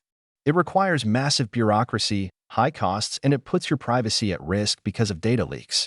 The exchanges know how much you bought, when you bought it, your banking information, and the addresses you withdraw to. KYC-AML 并没有阻止德意志银行、汇丰银行和其他许多大公司洗钱，但却阻止了数十亿没有身份证的人参与经济活动。这需要庞大的官僚机构和高昂的成本，而且会因数据泄露而危及个人隐私。交易所知道你买了多少钱，什么时候买的，你的银行信息和取款地址。With KYC/AML and holding your Bitcoin on an exchange, you also break the censorship resistance of Bitcoin. Many exchanges work together with blockchain surveillance companies, which cooperate in many cases directly with the government. Through the Bitcoin blockchain's transparency, any chain analysis company can follow your activity. The exchanges can freeze your account or block your withdrawal. 有了 KYC-AML 和在交易所持有比特币，你也就打破了比特币的审查阻力。许多交易所与区块链监控公司合作，这些公司在许多情况下直接与政府合作。通过比特币区块链的透明度，任何链分析公司都可以跟踪你的活动。交易所可以冻结你的账户或阻止你取款。While I don't think governments will be able to effectively ban Bitcoin from being used, it would be like banning people from thinking. As they only have to remember their seed, they could try to confiscate it, just as the USA did with gold. If something like this happened, and you have left your money on an exchange, then it's as good as gone. 虽然我不认为政府能够有效地禁止比特币的使用，这就像禁止人们思考一样，因为他们只需要记住自己的种子，但他们可以试图没收比特币，就像美国没收黄金一样。如果发生了这样的事情，而你又把钱留在了交易所，那么钱就等于没了。Executive Order 6102, signed on April 5, 1933 by U.S. President Franklin D. Roosevelt forbade the hoarding of gold. In 1975, Americans could legally own gold again. Satoshi Nakamoto listed their birthday as April 5, 1975. That's of course no coincidence. It shows Satoshi's intentions that Bitcoin is about financial freedom. 美国总统富兰克林·罗斯福于1933年4月5日签署的第6102号行政命令禁止囤积黄金。1975年，美国人又可以合法拥有黄金了。中本聪将自己的生日列为1975年4月5日，这当然不是巧合。这表明了中本聪的意图，即比特币是关于财务自由的。For more information on how the current financial system is unfair to billions of people around the world, listen to my podcast interview with Zachary Kelman, https://anita.link/80. An attorney specializing in political, legal, and regulatory issues in and around Bitcoin. 欲了解更多有关当前金融体系如何对全球数十亿人不公平的信息，请收听我与扎卡里·凯尔曼 （Zachary Kelman） 的播客访谈。https://nita.link/80。他是一名律师，专门研究比特币及其相关的政治、法律和监管问题。7.3.2 Getting No KYC Bitcoin. 7.3.2 获取免 KYC 比特币。To buy Bitcoin without user identification, you can. 要在没有用户身份验证的情况下购买比特币，你可以 Earn it. 赚得。Build something of value and ask for donations. 建立一些有价值的东西，并要求捐赠。Sell things you don't need anymore. 卖掉不再需要的东西。Buy from a friend or at a local meetup. 从朋友或当地聚会上购买。Buy at a Bitcoin ATM. 在比特币自动取款机购买。Buy Bitcoin gift cards. 购买比特币礼品卡。Go to physical stores where you can buy or sell Bitcoin. 去可以买卖比特币的实体店。Use decentralized exchanges like. 使用去中心化交易所，如 Hobble https://hidelhodl.com. Hobble https://hidelhodl.com. Bisq https://bisq.network. Bisq https://bisq.network. Local CoinSwap https://localcoinswap.com/buy-sell/BTC 本地硬币交换 https://localcoinswap.com/buy-sell/BTC Local cryptos https://localcryptos.com/bitcoin Local cryptos https://localcryptos.com/bitcoin Sovereign https://live.sovereign.app Sovereign https://live.sovereign.app Exchange sources https://kycnot.me https://github.com/cointasticall/p2p-trading-exchanges https://bitcoiner.guide/nokiconley 交易所来源 https://kycnot.me https://github.com/cointasticall/p2p-trading-exchange https://bitcoiny.goad/nokiconley 7.4 Cost for buying Bitcoin 7.4购买比特币的成本 When you buy cryptocurrencies, you have to pay fees for the service provider, just like when you exchange to a foreign currency when you travel to a different country. The price at which you exchange is determined by the service provider. See Chapter 6. Usually, this is the market price plus a surcharge for the service. Since each exchange has its own Bitcoin price and different fee structures, there are big differences in the trading costs between them.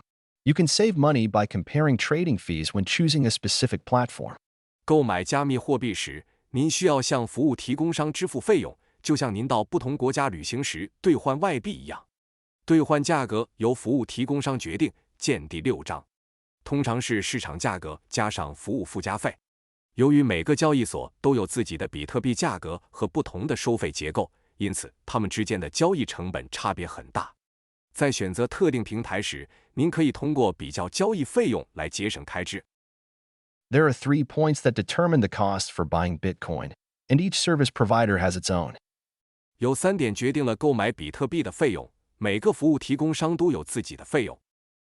Bitcoin market price, 比特币市场价格、 trading fees for their service, 服务交易费、 transaction fees, which may be included in the trading fee. 交易费可能包含在交易费中。7.5 Wallet Navigator. 7.5 钱包导航仪。 There are a variety of wallet providers and more are being released over time. You have to decide whether you want one that is for Bitcoin only or one for multiple coins. Each wallet offers different functionalities, security levels, and support levels for different sets of coins. The following questions will help you to choose the basic type of wallet that will be suited to your needs. You will still need to research which manufacturer supports which coins. 有各种各样的钱包提供商，而且随着时间的推移，还会有更多的钱包提供商推出。您必须决定是要一个只支持比特币的钱包，还是一个支持多种币的钱包。每种钱包提供不同的功能、安全级别和对不同币种的支持程度。以下问题将帮助您选择适合您需要的钱包基本类型。您还需要研究哪家制造商支持哪种硬币。7.5.1 Step 1. Select wallet. 7.5.1 步骤1选择钱包。 Would you like to be able to pay with the wallet on a regular basis? 您希望定期使用钱包付款吗？ If you neither use a mobile phone nor computer and do not want to send payments, you can use the card wallet. You can send Bitcoin or Ether to it and save them. As soon as you want to pay it out, you will need to install a wallet. If you do want to make regular payments with it, then a software wallet, possibly in combination with hardware authentication like a Trezor or Bitbox02 is more appropriate. 如果您既不使用手机，也不使用电脑，也不想发送付款，您可以使用卡钱包。您可以向它发送比特币或以太币，并将它们保存起来。一旦您想支付，就需要安装一个钱包。如果您确实想用它进行定期支付，那么使用软件钱包可能与 Trezor 或 Bitbox02 等硬件认证相结合，更为合适。Do you want to keep software and a device up to date? 您想让软件和设备保持最新吗？ No? then, again, the card wallet is the correct choice for you. You do not have to worry about maintaining a device. 不想。那么，卡钱包同样是您的正确选择。您不必担心设备的维护问题。The amount you plan to have on the wallet will be. 您计划放在钱包里的金额将 Similar to the regular wallet in your pocket, usually a mobile wallet is sufficient. It's free of charge and sufficient for small amounts. 与您口袋里的普通钱包类似，通常一个手机钱包就足够了。它是免费的，而且足以满足小额需求。Similar to your bank account, use a hardware wallet. Hardware wallets are highly sought after in Bitcoin bull runs and often sold out. Keep this in mind in your schedule. 与银行账户类似，使用硬件钱包。硬件钱包在比特币牛市中非常抢手，经常会被抢购一空，请在日程安排中牢记这一点。There is an extended helper on the bitcoin.org website, https://bitcoin.org/and/choose-your-wallet, that you can use too. It guides you through the selection based on the operating system, mobile, desktop, hardware wallet. You choose. Bitcoin.org 网站 https://bitcoin.org/n/choose-your-wallet 上有一个扩展助手，你也可以使用。它可以指导你根据你选择的操作系统、手机、桌面、硬件钱包进行选择。7.5.2 Step 2. Make a backup of your keys.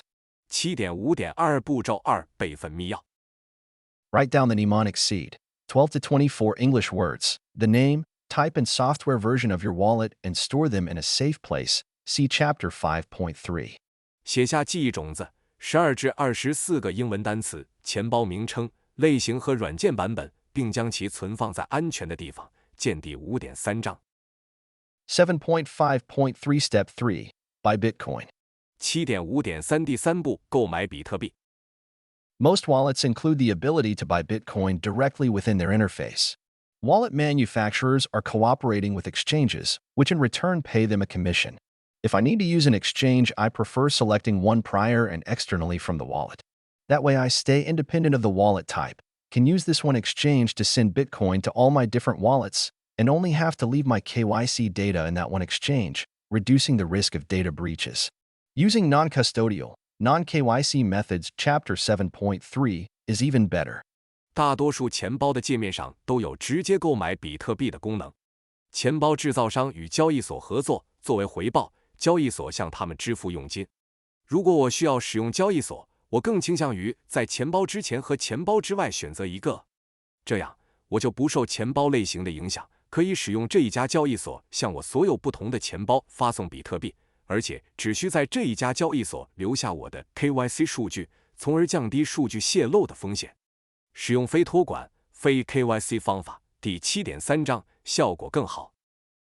How to get Bitcoin. 如何获取比特币？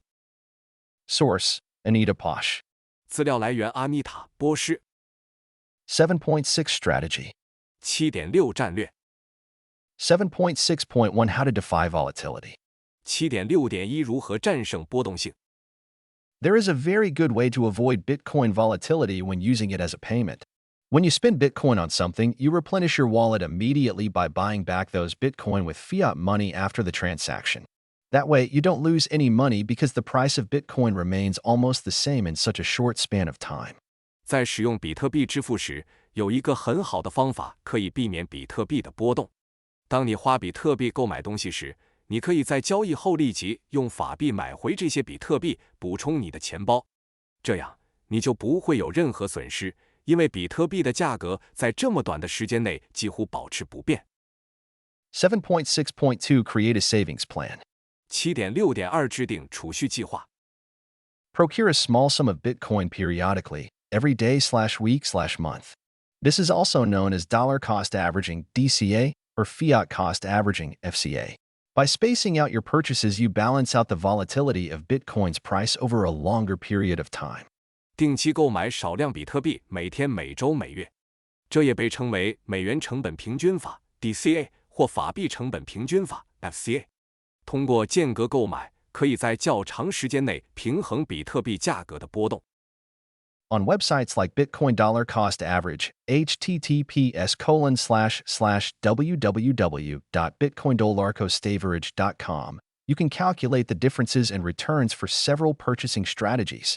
在 Bitcoin Dollar Cost Average https://3w.bitcoindollarcostaverage.com/ 等网站上，您可以计算出几种购买策略的收益差异。Bitcoin-only FCA services. 仅限比特币的 FCA 服务。Austria, Germany. Coinfinity, https://coinfinity.co/sparplan/?ref=$6716. 奥地利、德国 Coinfinity https://coinfinity.co/sparplan/?ref=$67116。France, Stackinsat, https://www.stackinsat.com. 法国 Stackinsat https://3w.stackinsat.com/. Europe, Relay, https://relay.ch. 欧洲 Relay https://relay.ch/. UK, CoinFloor, https://coinfloor.co.uk/hodl. Xats, https://xats.com. 英国 CoinFloor https://coinfloor.co.uk/hodl/右圆括号sats https://xsats.com/. Australia, Bitteroo, https://support.bitaro.com.au/hc/n-o/articles/36004283874-recurring-by-dca-amber app. https://amber.app. 澳大利亚 Bitera https://articles/bitaro.com.au/article/36042838874-recurring-by-dca-amber app https://amber.app. Canada, Bull Bitcoin, https://bullbitcoin.com. 加拿大 Bull Bitcoin https://bullbitcoin.com/. Nigeria, Bitnob, https://bitnob.com. 尼日利亚 Bitnob https://bitnob.com/. USA, Swan Bitcoin, https://www.swanbitcoin.com. River, https://river.com. 美国 Swan Bitcoin https://3w.swanbitcoin.com/右圆括号 river https://river.com. 7.6.3 Trading. 7.6.3 交易。 There are countless trading experts online who tell beginners how to time the market and predict the movement of Bitcoin's price.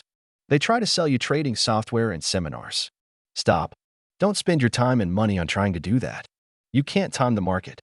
The big players will get you wrecked. On top of that, you will pay a lot of trading fees, and keep in mind that you may have to track all trading movements for tax reasons. In some countries, your Bitcoin gains are tax-free if you do not exchange the coins for 12 months. Each trade can be a new taxable event. 网上有无数的交易专家告诉初学者如何把握市场时机和预测比特币的价格走势。他们试图向你推销交易软件和研讨会。别这样，不要把时间和金钱花在这些事情上。你无法把握市场的时间，大玩家会让你吃不了兜着走。除此之外，你还需要支付大量的交易费用，而且要记住，出于税务原因，你可能需要跟踪所有的交易动向。在一些国家，如果你在12个月内不兑换比特币，你的比特币收益是免税的。每次交易都可能是一个新的应税事件。7.6.4 Altcoins. 7.6.42 特币。Altcoins is the abbreviation for alternative coins. These are all crypto assets that were created after Bitcoin. Many beginners follow the advice to diversify their portfolio and start to trade their Bitcoin with altcoins. Thousands of altcoins are listed on CoinMarketCap, https://coinmarketcap.com. You can't research all of them, and most are not being developed anymore and are worthless. Bitcoin is the first mover and the asset with the biggest network effect. My personal opinion is, if you want to diversify, do it with your knowledge. Go deeper into the Bitcoin rabbit hole, learn how to self-custody, learn how to set up a node, learn about new developments like DeFi on Bitcoin, or learn how to earn Bitcoin. Altcoins 是替代币的缩写，这些都是在比特币之后诞生的加密资产。许多初学者听从分散投资组合的建议，开始用 Altcoins 交易比特币。CoinMarketCap https://coinmarketcap.com 上列出了数以千计的另类币。你不可能对所有这些币都进行研究，而且大多数币已经不再开发，毫无价值。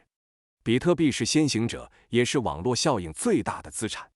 我个人的观点是，如果你想多样化，就用你的知识去做。深入比特币的兔子洞，学习如何自我托管，学习如何建立节点，了解比特币的新发展，比如 DeFi， 或者学习如何赚取比特币。However, you might be tempted to give it a try. Use the website if you had bought crypto, https://ifayouhadboughtcrypto.com, to compare your earnings in recent years if you had invested in Bitcoin or Ethereum, Dash, Ripple, Cardano, Dogecoin, Litecoin, or Bitcoin Cash. 不过，你可能会跃跃欲试。使用网站 if you had bought crypto, https://ifayouhadboughtcrypto.com 来比较你近年来投资比特币或以太坊、Dash、瑞波币、Cardano、Dogecoin、莱特币或比特币现金的收益。7.6.5 if I had only. I'm too late. 7.6.5 如果我当时，我已经太迟了。If you had only bought Bitcoin in 2011, you would be very rich by now. That is true, and I would congratulate without envy, because you were one of the few people who believed in Bitcoin and were ready to put your hard-earned money into a risky experiment. None of the early adopters knew that Bitcoin would rise like it has done.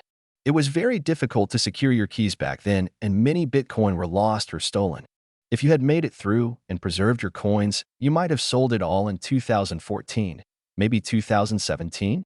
It is pointless to ponder about what if. We are still in the early days. If you are starting to educate yourself and use Bitcoin now, you're still leagues ahead of the masses. It's never too late to learn about Bitcoin. 如果你在2011年就买了比特币，那么你现在已经非常富有了。这是真的，我会毫不妒忌地祝贺你，因为你是为数不多的相信比特币，并准备将辛苦赚来的钱投入到一场冒险实验中的人。没有一个早期采用者知道比特币会像现在这样崛起。那时候，要确保钥匙的安全非常困难，许多比特币丢失或被盗。如果你熬过去了，保住了你的币，你可能会在2014年，也许是2017年全部卖掉。思考如果是没有意义的。我们仍处于早期阶段。如果你现在就开始学习和使用比特币，那么你仍然领先于大众。了解比特币永远不晚。Here is someone thinking to be too late in 2013. 有人认为2013年太晚了。Source: Bitcoin Talk. https://bitcointalk.org/index.php?topic=$1707255.0 来源 Bitcoin Talk https://bitcointalk.org/index.php?topic:1707255.0 7.6.6 Taxes. 7.6.6 税收。I'm not a tax advisor, but what I can say is, learn about the regulations and tax requirements in your jurisdiction. The Bitcoin blockchain is transparent, and more tax authorities will require exchanges to hand them their trading data. Keep proofs of your purchases in case authorities start investigating.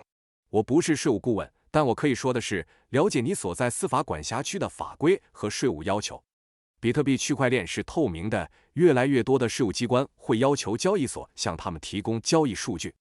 保存好你的购买凭证，以防税务机关开始调查。8.1 Transaction Fees. 8.1 交易费用。A mining fee has to be paid for every Bitcoin transaction, and these fees are required for the operation of the Bitcoin network to continue. The work of miners is rewarded with these fees and newly minted Bitcoin. See Chapter 2.3. Mining is an essential factor in the Bitcoin protocol.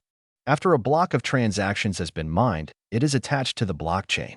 This is the way to ensure the security of the network.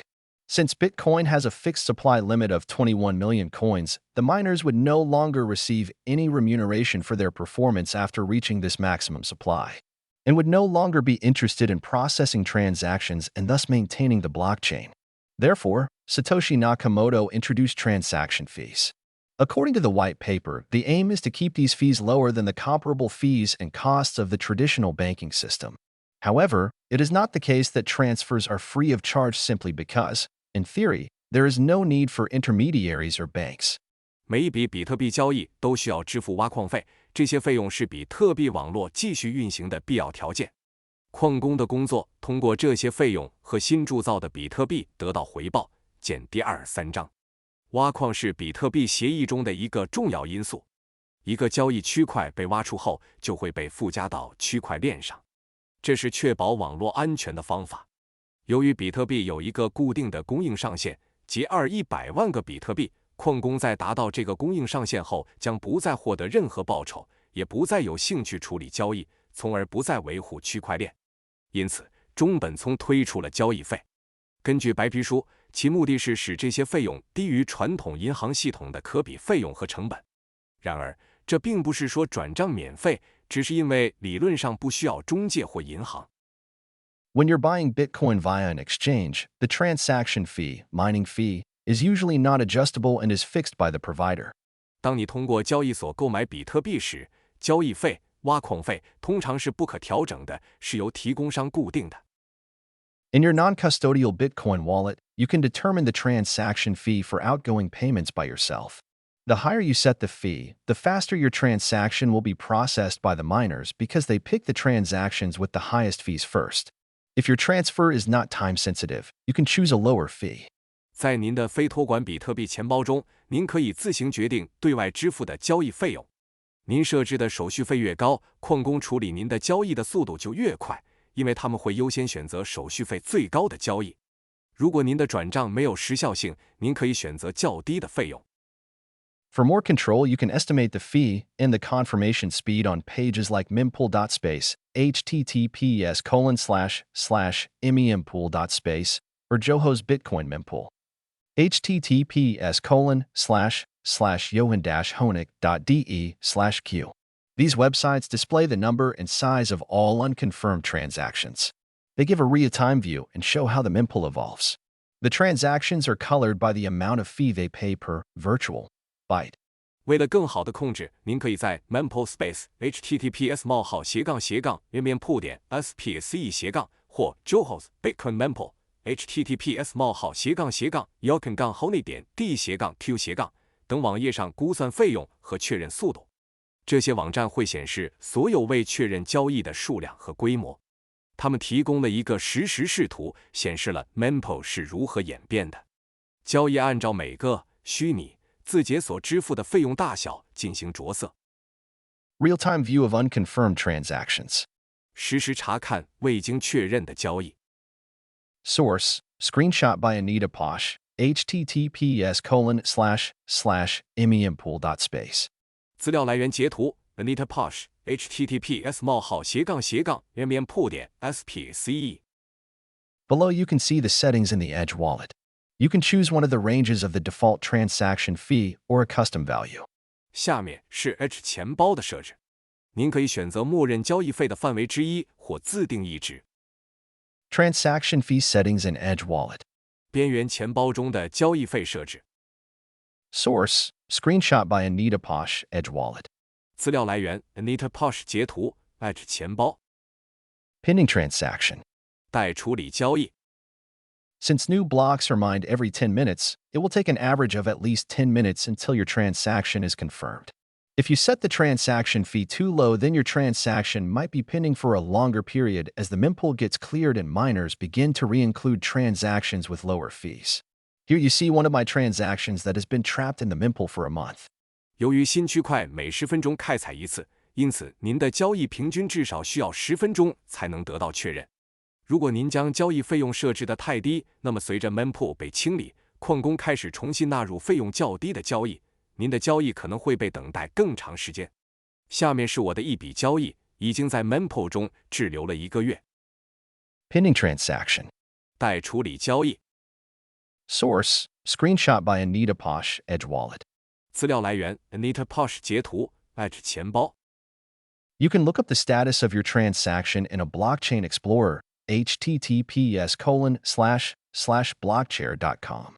As you can see below, my transaction is 4,717 ranks away from being mined with a total of 41,610 transactions in the mempool. I chose a fee of 5 sat per byte. 您可以在区块链浏览器 https://blockchair.com 中查看交易状态。如下所示，我的交易还差4717个等级才能被挖掘出来，而 Mempool 中总共有41610个交易。我选择了每 V byte 5 set 的费用。 Transaction status is shown in Block Explorer. Block Explorer 中显示的交易状态。 Source: Screenshot by Anita Posh, Blockchair. 来源 Blockchair Anita Posh 截图 Blockchair。 You do not need to follow the steps below to get your original transaction confirmed. Most low-fee transactions remain valid for days and will eventually confirm. However, there are 2 ways to solve the problem of the stuck transaction and get it confirmed sooner. 您无需按照以下步骤确认原始交易。大多数低收费交易在数天内仍然有效，最终会得到确认。不过，有2种方法可以解决交易卡住的问题，让交易尽快得到确认。 A sent transaction is stuck. 已发送的交易被卡住。 Replace by fee (RBF). Some wallets allow you to set this option to yes before you send a transaction. In this case, if the original transaction gets stuck, you can set a higher fee and resend the transaction. 收费替换 RBF， 有些钱包允许你在发送交易前将此选项设置为是。在这种情况下，如果原始交易被卡住，您可以设置更高的费用并重新发送交易。 An incoming transaction is stuck. 收到的交易被卡住。 Child pays for parent. CPFB. You can think of this as a parent having insufficient money for their expenses, so their child pays the difference on the parent's behalf. CFB is a technique through which you can bump your slowly confirming incoming transactions by making a new transaction with higher fees, child transaction, using the outputs, funds, from the previous transaction, parent transaction, that is stuck. 子女代父母支付 CPFP， 您可以把它理解为父母的钱不够花，于是他们的子女代父母支付差额。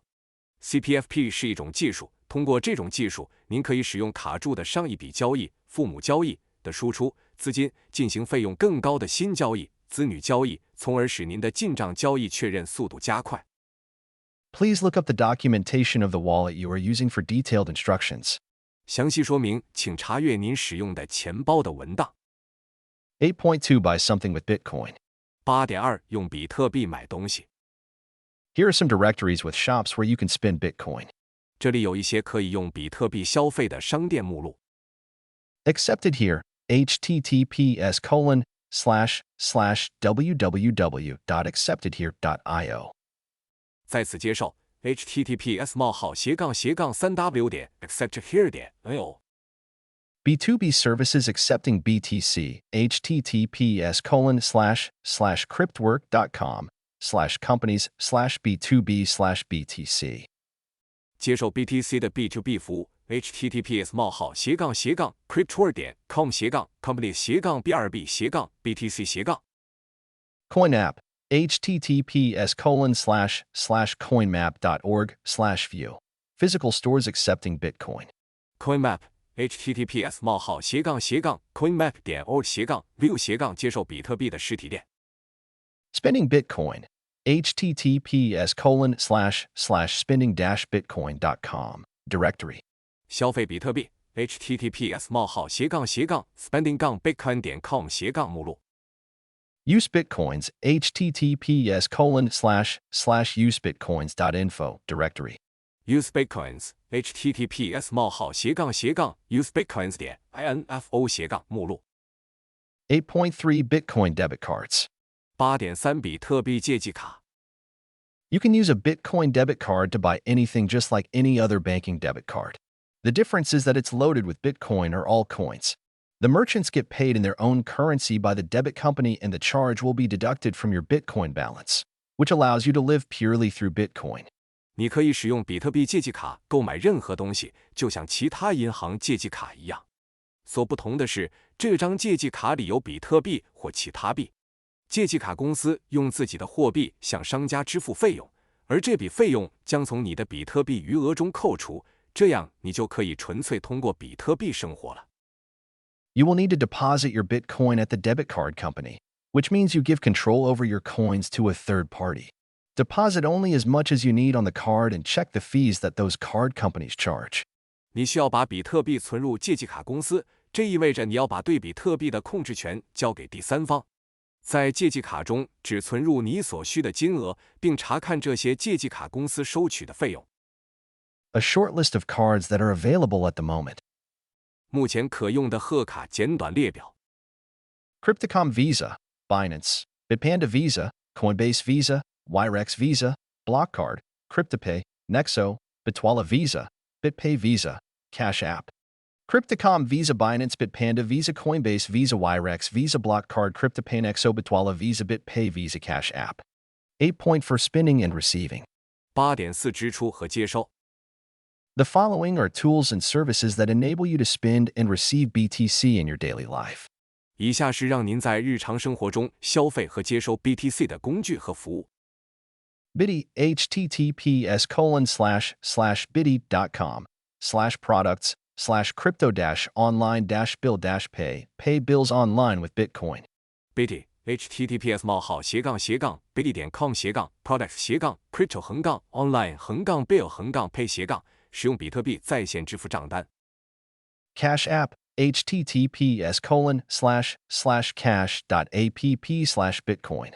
Buy and sell BTC straight from your Cash App balance. Cash App https://cash.app/bitcoin 直接从您的 Cash App 余额中购买和出售 BTC。Strike, https://global.strike.me. Send and receive instant international payments, instant remittances, and with full access to the Bitcoin network. Strike https://global.strike.me/ 发送和接收即时国际付款、即时汇款，并可完全访问比特币网络。Pikes Bay, https://www.pi9pay.com/?lang=n. Pay anyone in euro using your crypto. Pikes Bay https://pi9pay.com/lang使用您的加密货币向任何人支付欧元。Bitrefill, https://www.bitrefill.com/?HL=n. Buy gift cards and phone refills. Bitrefill https://3w.bitrefill.com/?hl购买礼品卡和电话比心。Earning Bitcoin is actually the best way to acquire it. Limited or no registration, limited or no KYC identity check, and no trading fees. Some of these services are only available in the US or other specific regions of the world. Since the Bitcoin space is in rapid development, this chapter can only be a lookout for what is to come. 赚取比特币实际上是获取比特币的最佳方式，有限或无需注册，有限或无需 KYC 身份检查，没有交易费用。其中一些服务只在美国或世界其他特定地区提供。由于比特币领域正处于快速发展阶段，本章只能作为对未来发展的展望。9.1 Bitcoin Job Boards. 9.1 比特币招聘网站。Find a job or a client to earn Bitcoin for your work. 找到一份工作或一个客户，为你的工作赚取比特币。BitGigs, https://bitgigs.com. BitGigs, https://bitgigs.com. Coinality, https://coinality.com. Coinality, https://coinality.com. Canwork, https://www.canwork.io.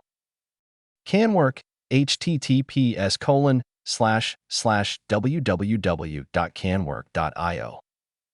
Freelance for Coins, https://freelanceforcoins.com/projects. 自由职业者换金币 https://freelanceforcoins.com/projects. Working for Bitcoin, https://workingforbitcoins.com. 为比特币工作 https://workingforbitcoins.com/. 9.2 Online tasks. 9.2 在线任务， Earn Satoshis through finishing small tasks. 通过完成小任务赚取 Satoshis. Stackwork, https://stackwork.com. Stackwork, https://stackwork.com.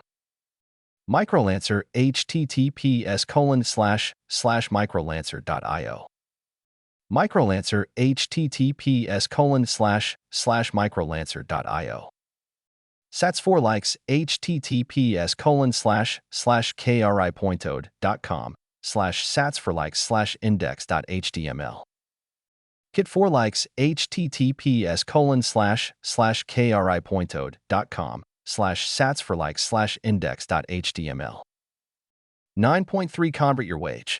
9.3 转换你的工资， Bitwage, https://www.bitwage.com.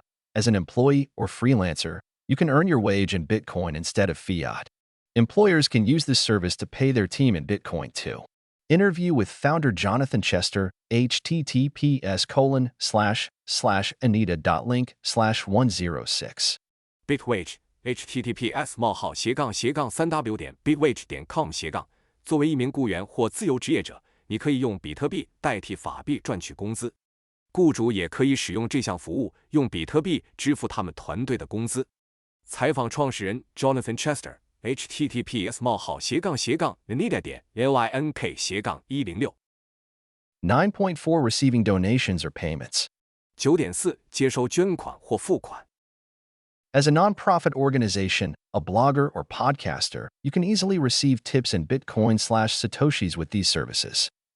作为非营利组织、博主或播客，您可以通过这些服务轻松接收比特币星币小费。Tippin.me, https://tippin.me, lets you receive Lightning Bitcoin tips on your website and Twitter without fees. Tippin.me https://tippin.me/，让你在自己的网站和 Twitter 上接收闪电比特币提示而无需付费。Tallycode.in, https://tallycode.in, is a crowdfunding platform built on top of the Bitcoin blockchain. You can receive payments in BTC and micropayments through Lightning at zero fees. Tallycode.in https://tallycode.in 是一个建立在比特币区块链之上的众筹平台。您可以通过闪电接收 BTC 支付和小额支付，无需支付任何费用。Lightning Gifts, https://lightning.gifts. Create feeless Bitcoin gift vouchers to share with friends and family and your audience. Lightning Gifts https://lightning.gifts 创建免手续费的比特币礼券，与亲朋好友和受众分享。9.5 Content Creators and Podcasting 2.0. 9.5 内容创作者和播客 2.0。 With the advent of the Lightning Network, a truly groundbreaking new method of sending value and paying for content on the internet has been invented. Streaming money, a term coined by Andreas M. Antonopoulos, enables musicians, video creators, and podcasters to earn money in real time, without intermediaries. You only need a wallet that has podcasts integrated, a little bit of Bitcoin, and you can start listening while paying by the minute. The goal of Podcasting 2.0 and streaming money is to free content creators and the audience from ads, censorship, and surveillance. Paying is voluntary, with no subscription fees and no prepayment. Be aware that at the time of writing, these are all services in constant development. More about the background of Podcasting 2.0 in an interview, https://anita.link/pod2 with me. 随着闪电网络 Lightning Network 的出现，人们发明了一种在互联网上发送价值和支付内容的真正开创性的新方法。流媒体货币是安德烈亚斯 ·M· 安东纳普洛斯 （Andreas M. Antonopoulos） 创造的一个术语，它使音乐家、视频创作者和播客能够在没有中间商的情况下实时赚钱。你只需要一个集成了播客的钱包，一点比特币就可以开始收听，同时按分钟付费。播客 2.0 和流媒体赚钱的目标是让内容创作者和听众摆脱广告审查和监视。付费是自愿的，没有订阅费和预付费。请注意，在撰写本文时，这些服务都在不断开发中。有关播客 2.0 背景的更多信息，请参阅我的访谈 https://nita.link/pod2 Source: Screenshot by Anita Posh, retrieved March 2021. Breeze Wallet. 资料来源 Anita Posh 截图2021年3月检索 Breeze 钱包 Anita Posh 截图2021年3月检索 Breeze 钱包 Breeze, https://breeze.technology, a non-custodial Lightning wallet to listen to podcasts. Breeze https://breeze.technology/ 用于收听播客的非托管闪电钱包 Podfriend, https://web.podfriend.com, podcast player. Podfriend https://web.podfriend.com/ 播客播放器 Podstation, https://podstation.github.io, browser extension for podcasts.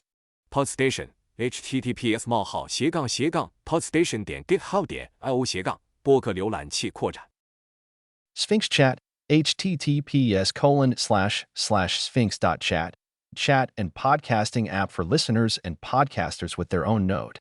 Sphinx Chat https://sphinx.chat 为拥有自己节点的听众和播客提供聊天和播客应用程序 Satoshis.stream, https://satoshis.stream, easy setup for podcasters without own node.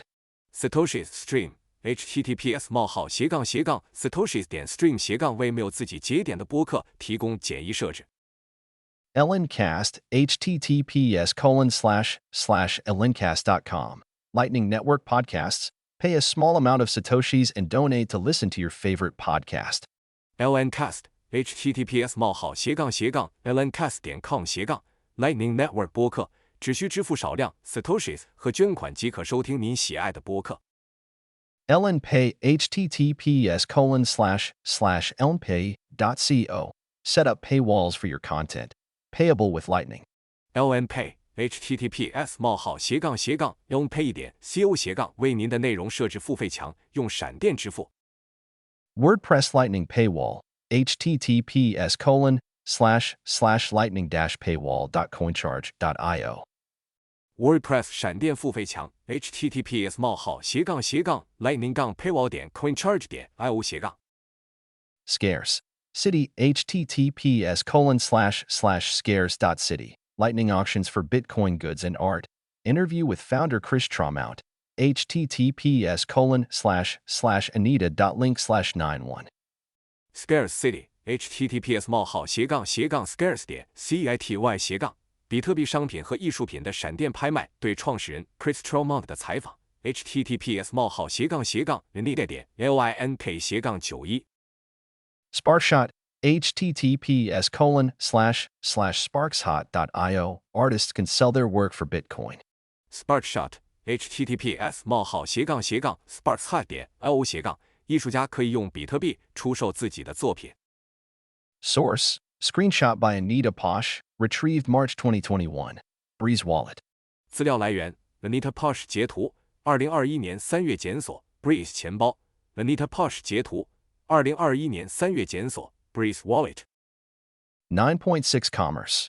9.6 商业 Breeze, https://breeze.technology/business. Easy to use point of sale app for merchants, restaurants, cafes to start accepting Bitcoin payments. Breeze https://breeze.technology/business 是一款易于使用的销售点应用程序，供商家、餐馆、咖啡馆开始接受比特币支付。BTC Pay Server, https://btcpayserver.org, is a self-hosted, open-source cryptocurrency payment processor for e-commerce. It's secure, private, censorship-resistant, and free. You can connect it to your online store, generate invoices for your accounting, and earn Bitcoin through Lightning. With integrations for WooCommerce, Shopify, Drupal, Magento, PrestaShop, Shopware. BTC Pay Server https://btcpayserver.org/ 是一个用于电子商务的自托管开源加密货币支付处理器。它安全、私密、抗审查且免费。您可以将它连接到您的网店，为您的会计生成发票，并通过闪电赚取比特币。与 WooCommerce、Shopify、Drupal、Magento、PrestaShop 和 Shopware 集成。Confirmo https://confirmo.net. Accept payments with plugins for popular online stores. Confirmo https://confirmo.net/ 使用流行网店的插件接受付款。Globy https://globy.com. Accept Bitcoin with Globy. They offer open source plugins for all major e-commerce platforms for a commission custodial. Globy https://globy.com/ 通过 Globy 接受比特币，他们为所有主要电子商务平台提供开源插件，并收取佣金、托管费。OpenNode https://www.opennode.com. Bitcoin payments and payouts for businesses, e-commerce plugins, hosted payment pages, custodial. OpenNode https://3w.opennode.com/ 为企业、电子商务插件、托管支付页面、托管提供比特币支付和付款服务。9.7 cashback in faucets. 9.7 cashback 和 faucets。Fold https://foldapp.com. Earn Bitcoin on every purchase with your Visa card. Fold https://foldapp.com/ 每次使用 Visa 卡购物都能赚取比特币。Lolly https://www.lolly.com. Earn Bitcoin when you shop at over 1,000 stores. Lolly https://3w.lolly.com/ 在1000多家商店购物赚取比特币。Pay https://getpay.com. Link almost any debit or credit card. Pay https://getpay.com/ 链接几乎所有借记卡或信用卡。Satsback https://satsback.com/in. Earn Sats back from online stores. Satsback https://satsback.com/n 从网上商店赚取购物返利。LNPay https://lnpay.co/faucets. Create your own Lightning faucet and pay back your audience in Bitcoin. LNPay https://lnpay.co/faucets/ 创建你自己的闪电龙头，用比特币回报你的观众。Purse https://purse.io. Use Bitcoin to buy on Amazon and get a discount. Purse https://purse.io 使用比特币在亚马逊购物并获得折扣。Satsy https://satsy.com. Earn Sats while you shop online, take surveys, and play games. Satsy https://satsy.com/ 在网上购物，参与调查和玩游戏时赚取萨特。9.8 Gaming. 9.8 游戏。Tchendr Games https://tchendr.games/games. Win Bitcoin prizes while playing. Tchendr Games https://tchendr.games/ 边玩边赢比特币大奖。Zebedee https://zebedee.io.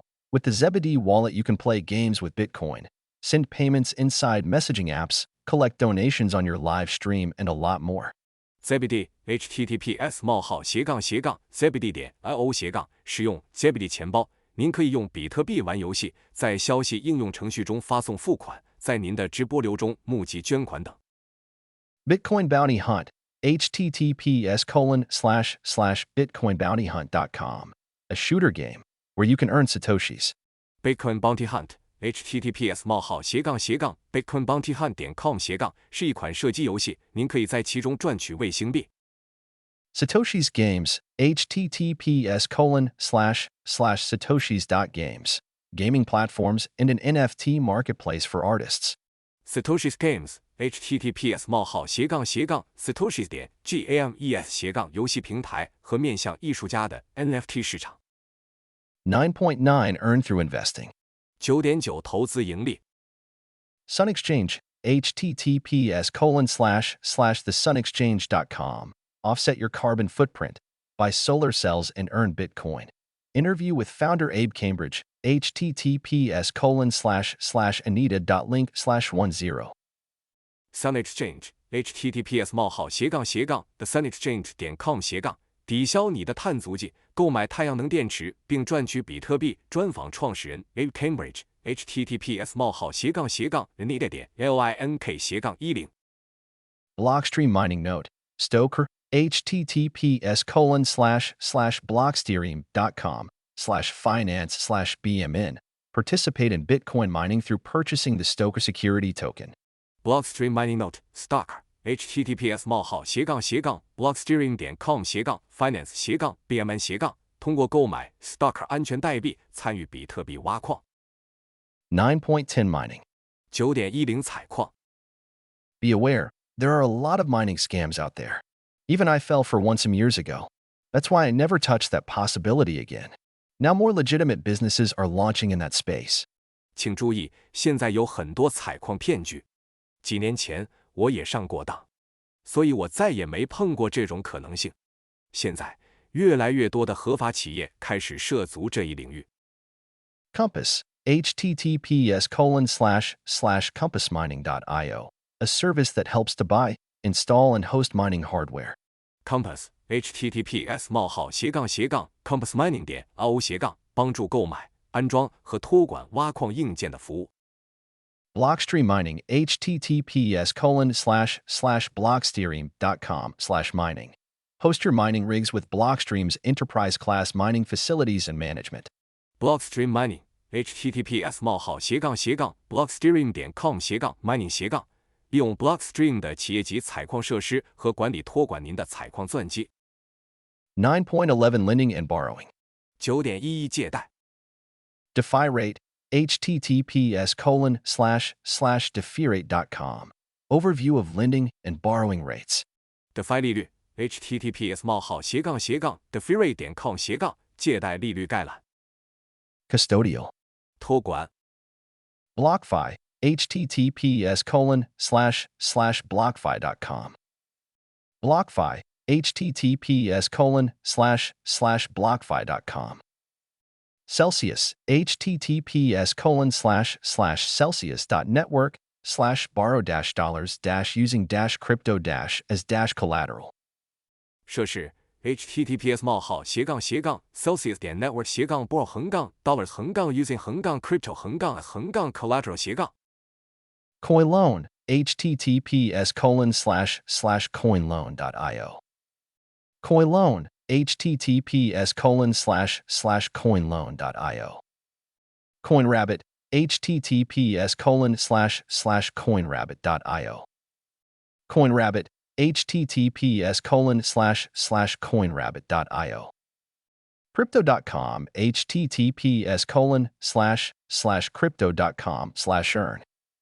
Crypto.com, https://crypto.com/earn. Nexo, https://nexo.io/borrow. Nexo, https://nexo.io/borrow. SpectroCoin, https://spectrocoin.com. 光谱币 https://spectrocoin.com/. Non-custodial. 非托管。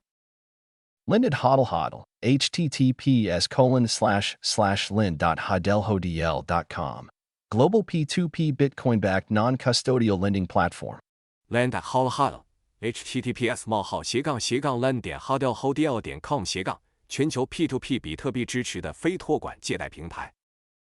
Sovereign, https://sovereign.app is a non-custodial and permissionless smart contract-based system for Bitcoin lending, borrowing, and margin trading.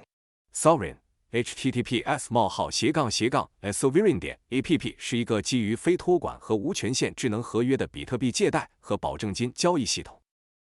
The future is a construction site. Anita Posh. 未来是一个建筑工地。安妮塔·波什。Now that you have a deeper understanding of Bitcoin and how to use it, we can dip our toes into future developments that I think will have enormous impact. 现在你已经对比特币有了更深入的了解，并知道了如何使用比特币，我们就可以着手研究未来的发展了。我认为未来的发展将产生巨大的影响。This part was co-authored by Mark Kersley with parts taken from Andreas M. Antonopoulos talk about Bitcoin, Layer 2 solutions in the wild west of crypto.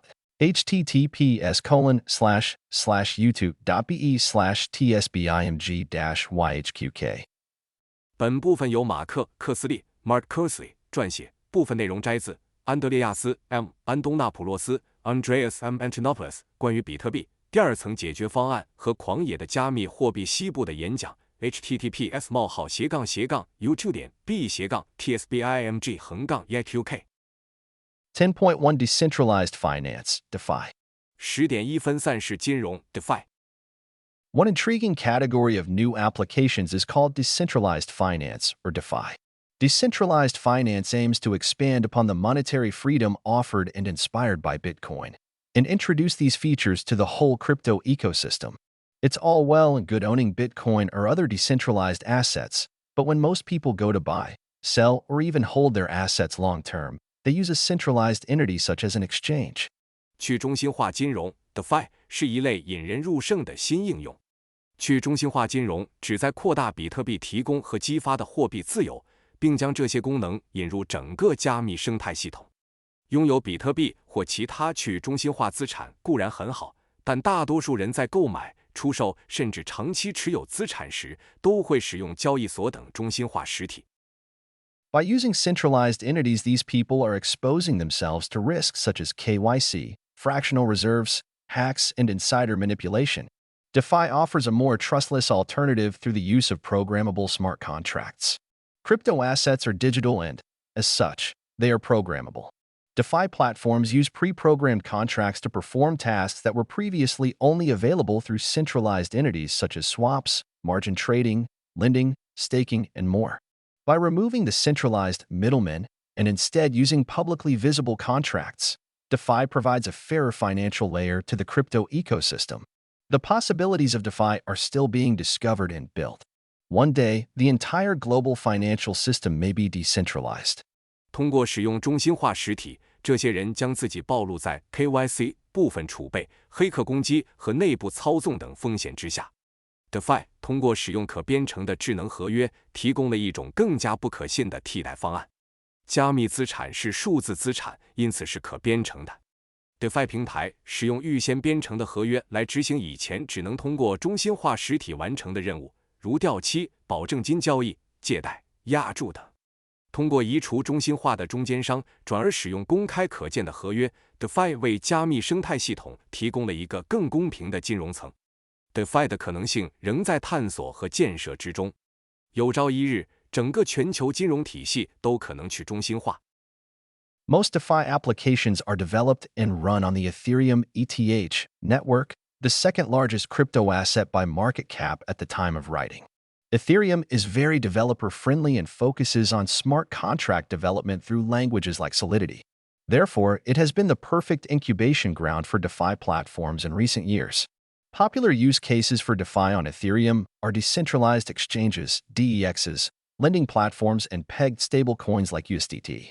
大多数 DeFi 应用程序都是在以太坊 F 网络上开发和运行的。在撰写本文时，以太坊是市值第二大的加密资产。以太坊对开发者非常友好，主要通过 Solidity 等语言进行智能合约开发。因此，近年来以太坊一直是 DeFi 平台的理想孵化的。以太坊上 DeFi 的流行用例包括去中心化交易所 DEX、借贷平台和挂钩稳定币如 USDT。DeFi platforms can utilize tokens from other chains through a process called wrapping. This involves sending an asset from another blockchain to a smart contract peg. Let's use one Bitcoin as an example. This peg will hold, lock up, the Bitcoin sent to it and mint the equivalent version of that Bitcoin on the Ethereum network. Examples of this are wrapped Bitcoin, WBTC, and REN Bitcoin, REN BTC. These peg tokens can be used on the DeFi application in place of the original asset, and because the smart contract holds the original asset, there can be no issue of a double spend. When a user wishes to withdraw their assets back to their native chain, the smart contract will burn the token it minted and send the user their original asset on the native chain. This process enables DeFi to work for virtually any digital token. DeFi 平台可以通过一种称为封装 （wrapping） 的过程，利用其他链上的代币。这包括将资产从另一个区块链发送到智能合约挂钩。我们以一个比特币为例，该挂钩将持有、锁定、发送给它的比特币，并在以太坊网络上铸造该比特币的等价版本。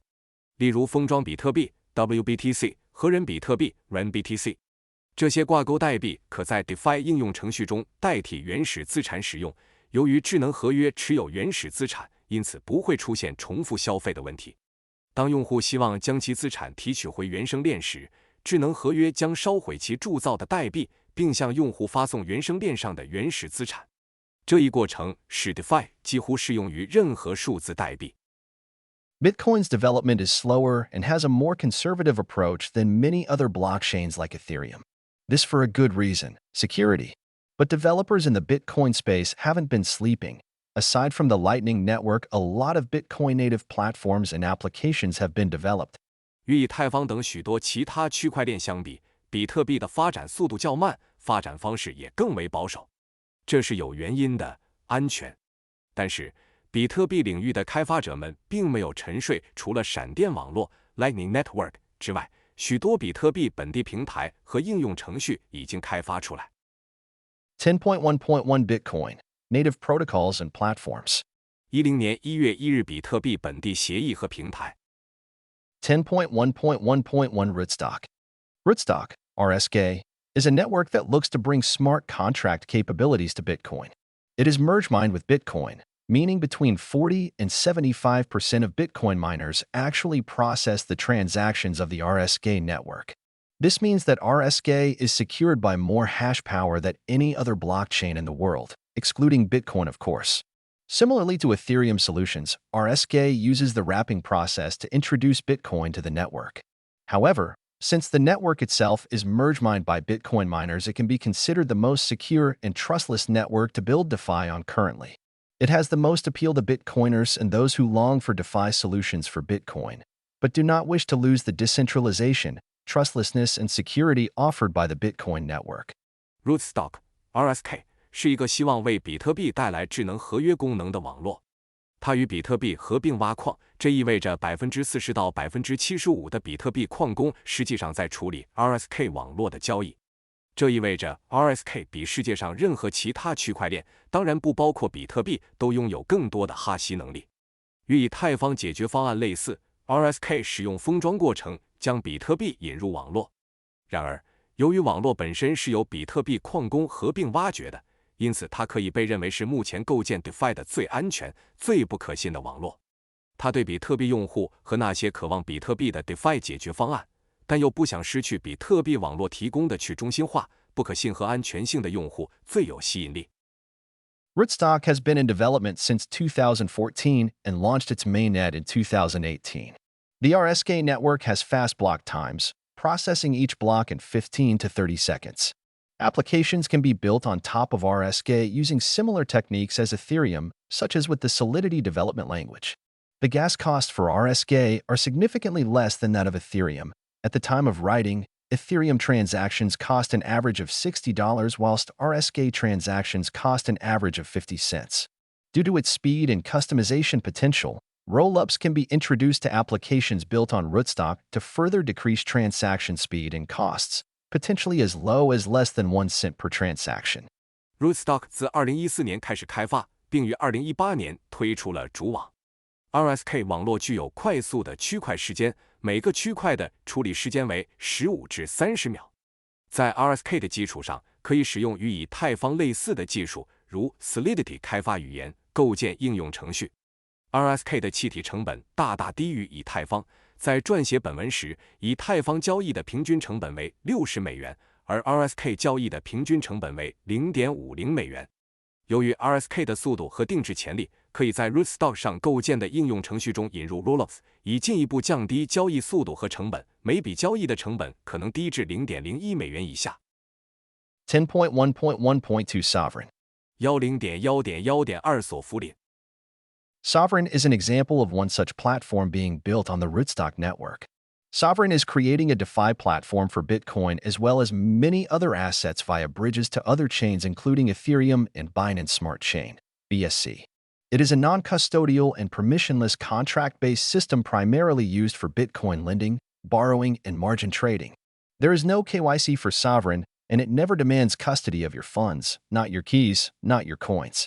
It currently features a low-cost spot exchange, margin trading, lending/borrowing, liquidity providing/mining, and some non-fungible token, NFT, functionality. It uses a fast BTC relay to quickly convert Bitcoin to Rootstock Smart Bitcoin, RBC, for use on Sovereign. Future developments will bring multiple assets from multiple chains to Sovereign, as well as an NFT marketplace, token launchpad, perpetual swaps, and over-collateralized Bitcoin-backed stablecoins. The vision of Sovereign is not to be just another DeFi platform, but the financial operating system of the world. Sovereign 就是在 Rootstock 网络上建立的这样一个平台，通过与以太坊和 Binance 智能链 BSC 等其他链的桥接 ，Sovereign 正在为比特币以及许多其他资产创建一个 DeFi 平台。这是一个非托管和无权限的基于合约的系统，主要用于比特币借贷和保证金交易。Sovereign 不需要 KYC， 它从不要求保管你的资金、密钥或比特币。它目前提供低成本的现货交易、保证金交易、借贷、流动性提供挖矿以及一些不可兑换代币 NFT 功能。它使用 FastBTC 中继器将比特币快速转换为 Rootstock 智能比特币 RBTC， 以便在 Sovereign 上使用。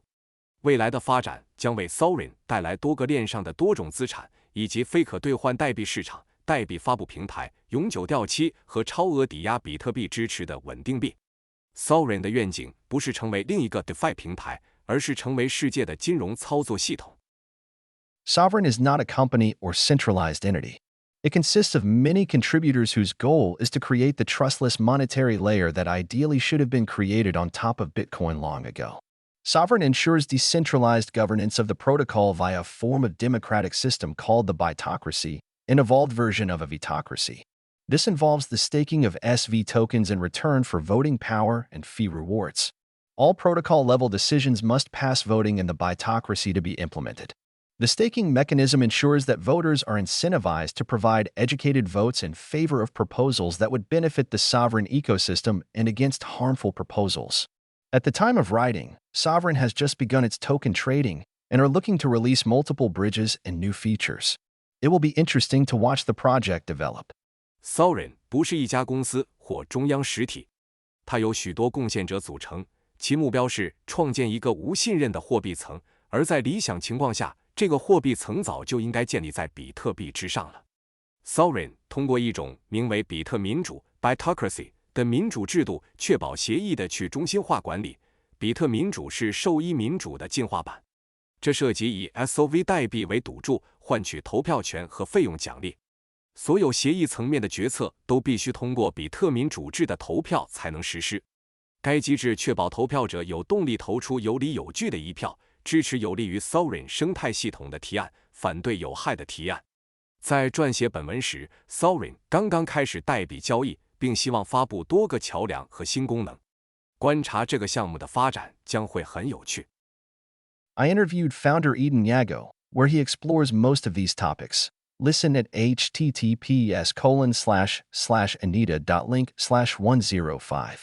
我采访了创始人伊丹·亚哥 Eden Yago， 他探讨了这些话题中的大部分，请登录 https://anita.link/105 收听。10.1.1.3 Thorchain 10.1.1.3 主链。Similar to Sovereign, Thorchain was founded upon the realization that centralized means of transferring ownership of crypto assets are fundamentally flawed. Born in 2018, Thorchain was created to serve as a replacement to centralized exchanges, CX, and instead facilitates cross-chain decentralized crypto exchange, DX. Thorchain connects between different chains through its own cross-chain bridge, thematically named the Bifrost protocol. The Bifrost allows native token swaps across different chains, meaning there is no need for synthetic or wrapped versions of tokens. Crucially, Thorchain is non-custodial and is 100% decentralized. 与 Sovereign 类似 ，Thorchain 也是在意识到中心化的加密资产所有权转移方式存在根本缺陷的基础上创立的。Thorchain 诞生于2018年，旨在取代中心化交易所 CEX， 转而促进跨链去中心化加密货币交易所 DEX。Thorchain 通过自己的跨链桥梁，主题命名为 Bifrost 协议，连接不同的链。Bifrost 允许在不同链之间进行本机代币交换，这意味着不需要代币的合成或包装版本。最重要的是 ，Thorchain 是非托管的，100%去中心化。Thorchain operates mostly the same as other DEXs such as Sovereign. It utilizes an automated market maker model, AMM, to process and maintain exchanges. However, Thorchain does not run on another blockchain, like Sovereign runs on RSK, for example. Thorchain is instead its own independent blockchain that was built using the Cosmos SDK. This has allowed Thorchain to force its own Rune token as the base swap asset, meaning that every swap pair is a RuneX pair. Therefore, users are able to swap, for example, BTC for ETH through the Rune token's intermediary role. This would in fact function as a swap of BTC to Rune, then a swap of Rune to ETH. This has allowed the Rune token's utility to command value. Rune can be used to provide liquidity to the AMM pools in return for a share of fees and can be traded and speculated upon via the open market. Thorchain 的运行方式与 Sovereign 等其他 DEX 基本相同，它利用自动做市商模式 M 来处理和维护交易所。不过 ，Thorchain 并不运行在另一个区块链上，例如 Sovereign 就运行在 RSK 上。Thorchain 是使用 Cosmos SDK 构建的独立区块链，这使得 Thorchain 可以将自己的 Rune 代币作为基础交换资产，这意味着每一对交换都是 RuneX 对。因此，用户可以通过 Rune 代币的中介作用将 BTC 换成 F。这实际上是将 BTC 兑换成 Rune， 然后再将 Rune 兑换成 F。这使得 Rune 代币的实用价值得以提升。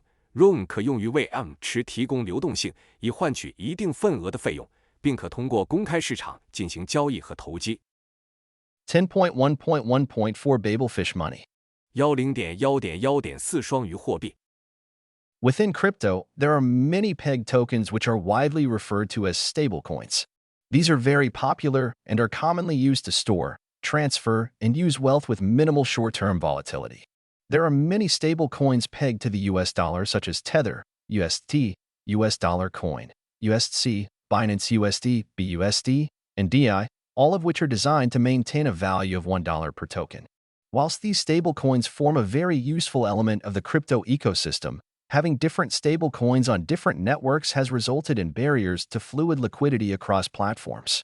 在加密货币中，有许多挂钩代币被广泛称为稳定币。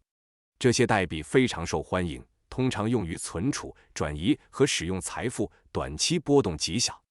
有许多与美元挂钩的稳定币，如 Tether、USDT、US Dollar Coin、USDC、Binance USD、BUSD 和 DAI。所有这些稳定币都旨在保持每个代币1.00美元的价值。虽然这些稳定币构成了加密货币生态系统中非常有用的元素，但在不同的网络上使用不同的稳定币，导致了跨平台流动性的障碍。Named after the translation device in Douglas Adams' The Hitchhiker's Guide to the Galaxy, Babelfish aims to act as a cross-chain aggregator for all stablecoins. The vision is that anyone will be able to use Babelfish to convert any stablecoin to another, all backed by Bitcoin. Babelfish 以道格拉斯·亚当斯 （Douglas Adams） 的《银河系漫游指南》The Hitchhiker's Guide to the Galaxy 中的翻译设备命名，旨在成为所有稳定币的跨链聚合器。我们的愿景是，任何人都可以使用 Babelfish 将任何稳定币转换成另一种稳定币，所有稳定币都由比特币提供支持。The process will follow the same steps as classical fiat stablecoin token issuance. A user will send one type of stablecoin, and the protocol will mint convertible stablecoins, XUSD, to the user. The protocol invests the original stablecoins across DeFi platforms to earn a yield, which will then fund governance and a Bitcoin Layer 2 insurance pool. The yield will be reinvested weekly into a community-owned pool of Bitcoin. The ultimate asset for insurance. 这个过程将遵循与传统法币、稳定币代币发行相同的步骤。用户发送一种稳定币，该协议将向用户铸造可兑换的稳定币 XUSD。该协议将原始稳定币投资到 DeFi 平台，以赚取收益，然后为治理和比特币第二层保险池提供资金。收益将每周重新投资到社区拥有的比特币池中，这是保险的最终资产。The governance of the protocol is community-controlled. Every time somebody uses the protocol and receives minted XUSD, they also receive FISH tokens. FISH is the governance token upon which voting power is attributed. Therefore, users can vote in the direction of the protocol using these FISH tokens. 协议的管理由社区控制。每当有人使用该协议并收到 XUSD 时，他们也会收到 FISH 代币。FISH 是具有投票权的治理代币，因此用户可以使用这些 FISH 代币投票决定协议的方向。Babelfish will be launching its initial token sale on Sovereign's Origin platform, a decentralized launchpad governed by the sovereign bytocracy. Babelfish 将在 Sovereign 的 Origin 平台上启动首次代币销售。该平台是一个由 Sovereign 比特民主管理的去中心化发布平台。10.1.1.5 Money on Chain. 10.1.1.5 链上资金。Money on Chain, MOC, is a DeFi protocol that holds 4 significant tokens within it. The idea is to provide more options to Bitcoiners, to improve upon their Bitcoin performance and use cases whilst allowing them full control of their private keys. Money on Chain also operates on the RSK network, maintaining its Bitcoin focus. 链上货币 MOC 是一个 DeFi 协议，其中包含4个重要的代币。其理念是为比特币用户提供更多的选择，提高他们的比特币性能和使用案例，同时允许他们完全控制自己的私钥。Money on Chain 也在 RSK 网络上运行，保持其对比特币的关注。The first token MOC offers is Dollar on Chain, DOC. This is the first 100% Bitcoin collateralized token, pegged 1:1 to the US dollar. MOC 提供的第一种代币是链上美元 DOC， 这是首个100%比特币抵押代币，与美元1:1挂钩。Next is BRO, a token that returns passive income through distributed sharing of pooled profits and other means. BRO holders can benefit from free long leverage, courtesy of DOC token holders. BRO holders also earn from liquidity mining and a share of fees generated by the MOC protocol. Essentially, holding BRO is like holding Bitcoin, at a slight leverage long, whilst earning passive income from your Bitcoin.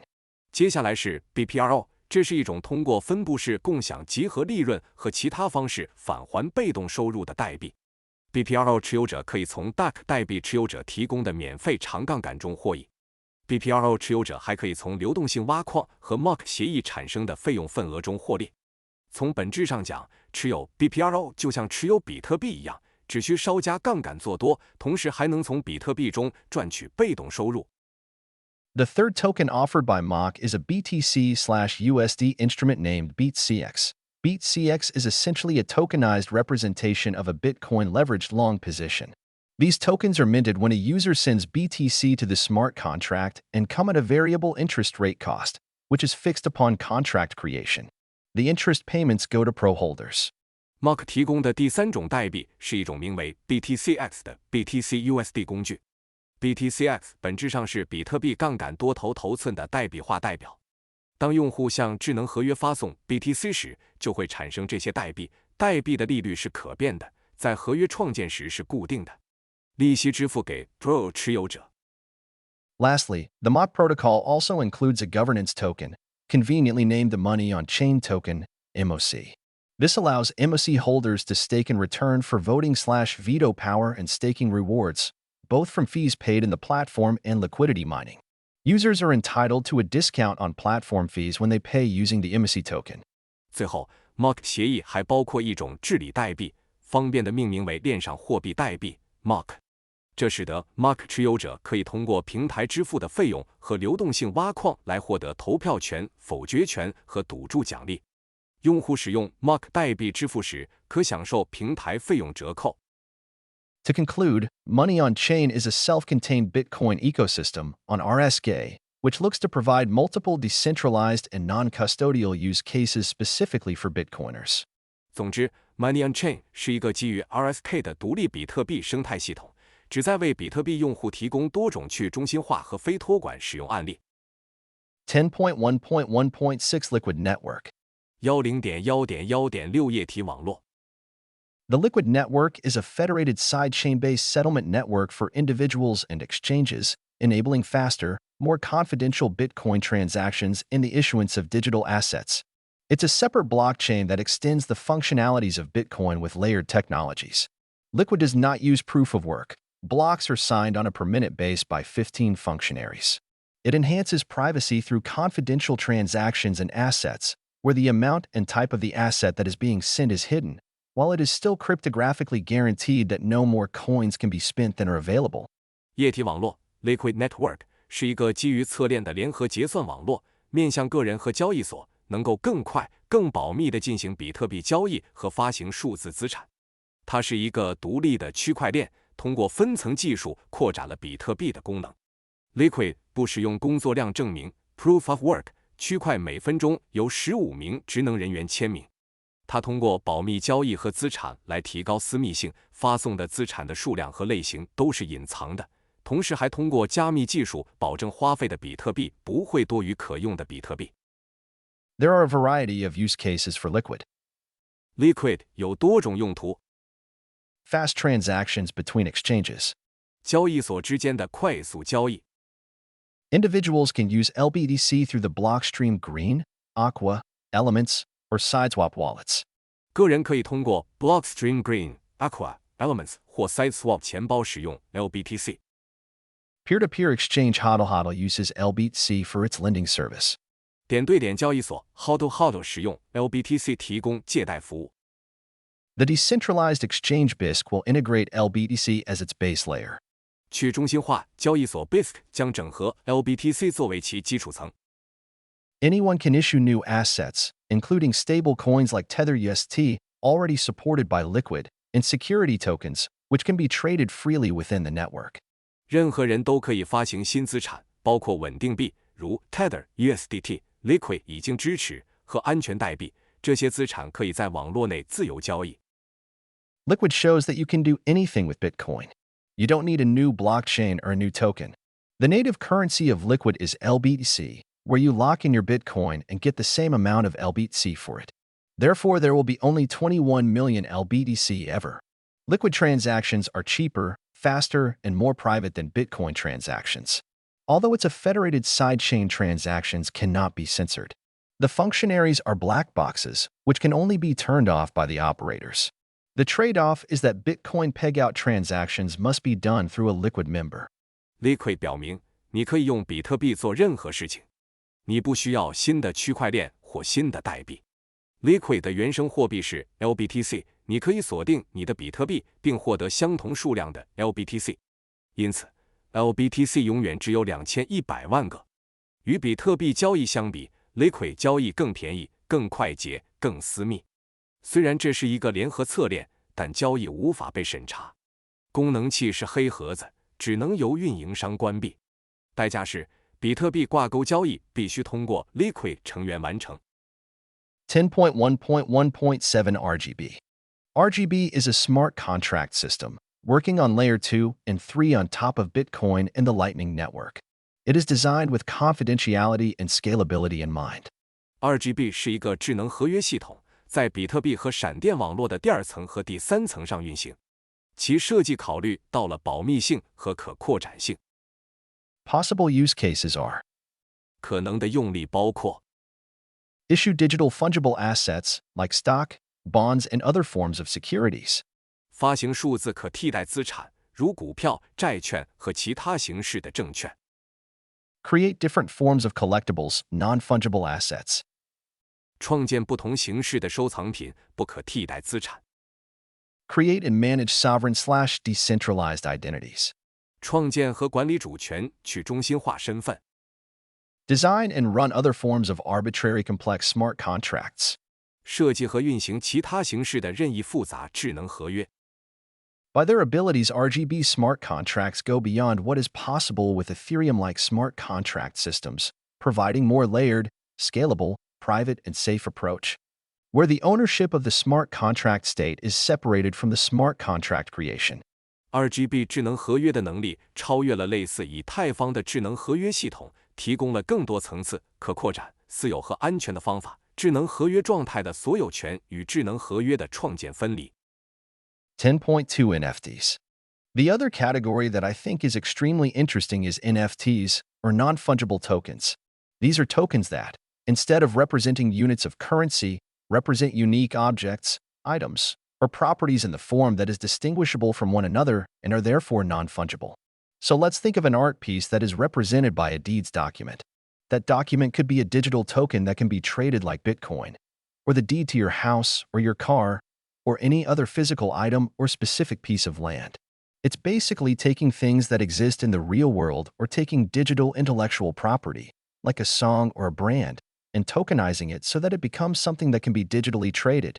We haven't even scratched the surface in that domain so far. 另一个我认为非常有趣的类别是 NFT， 即不可兑换代币。这些代币不代表货币单位，而是代表独特的物品、项目或属性，其形式可以相互区分，因此是不可流通的。因此，让我们来想想以契约文件为代表的艺术作品。这份文件可以是像比特币一样可以交易的数字代币，也可以是你的房子、汽车或任何其他实物或特定土地的地契。从根本上说，它是将现实世界中存在的事物或数字知识产权，如一首歌或一个品牌进行代币化，使其成为可以进行数字交易的东西。到目前为止，我们在这一领域的研究还远远不够。The first NFT platform on top of Bitcoin was Counterparty, founded even before Ethereum in 2014. In recent months, more Bitcoin-based NFT platforms are popping up. Raritoshi and Azul.art are NFT platforms based on the Liquid network. On Watafan, trading cards that have collective value are backed by rootstock smart contracts. Sovereign and RGB are developing NFT platforms by the time of writing this book. 第一个基于比特币的 NFT 平台是 Counterparty， 它成立于2014年，甚至早于以太坊。近几个月来，更多基于比特币的 NFT 平台不断涌现。Raritoshi 和 Azul.art 就是基于 Liquid 网络的 NFT 平台。在 Watafan 上，具有集体价值的交易卡由 Rootstock 智能合约支持。在撰写本书时 ，Sovereign 和 RGB 正在开发 NFT 平台。10.3 Governance. 10.3 治理。Finally, the third category that excites me for the future is the opportunity of applying this to the areas of identity and human governance. The ability to have tokenized human identities, where you do not have to reveal who you are but can choose to reveal various aspects at a time. I can prove that I have a degree from a university using a non-fungible token without telling you my name. I can prove that I am licensed to drive without giving you my entire history. I can prove that I am creditworthy or trustworthy, vaccinated, or whatever other characteristic you can think of. These various tokens that you can assign to individuals allow you to be in control of these things. No need for a government or a corporation like Facebook to do that. Then you can take those tokens and use them for governance purposes. The ability to vote in my homeowners association, in my parent-teacher association, in my municipality, and all the way up into voting at the United Nations as one of 7.5 billion citizens of this planet with a digital voting token. Radical change towards direct democracy is possible with these technologies. 最后，让我对未来感到兴奋的第三类是将其应用于身份和人类管理领域的机会。有能力拥有标记化的人类身份，你不必透露你是谁，但可以选择在某个时间透露你的各个方面。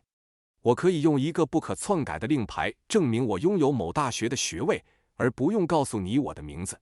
我可以证明我有驾驶执照，而不用告诉你我的全部经历。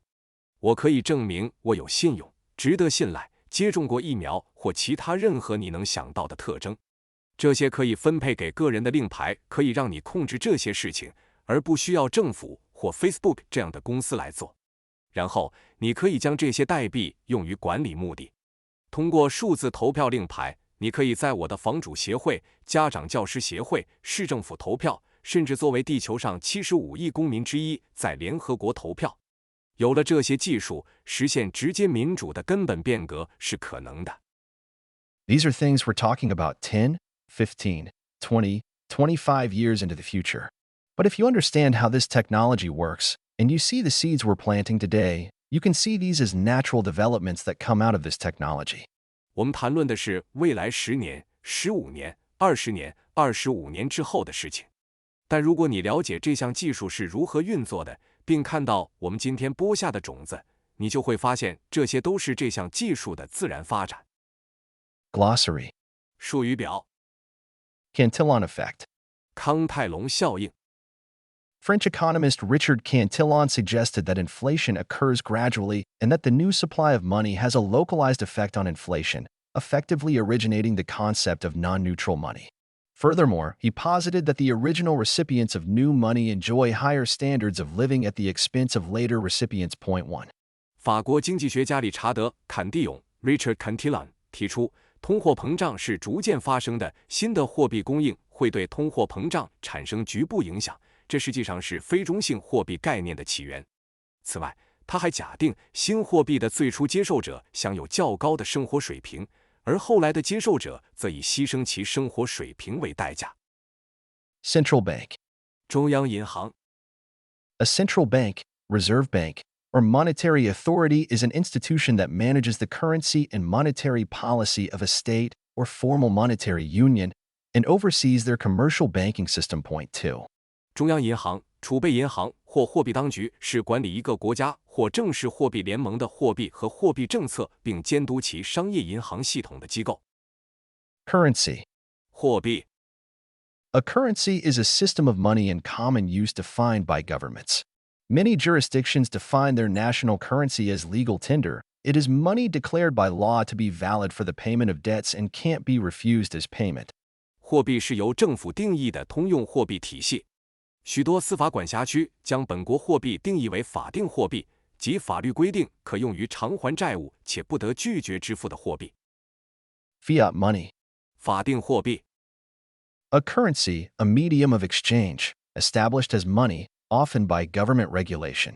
Fiat money does not have intrinsic value and does not have use value, inherent utility, such as a cow or beaver pelt might have.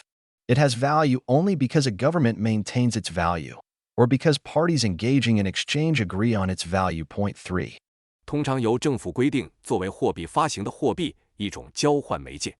法定货币没有内在价值，也没有使用价值、内在效用，如牛或海狸皮可能具有的效用。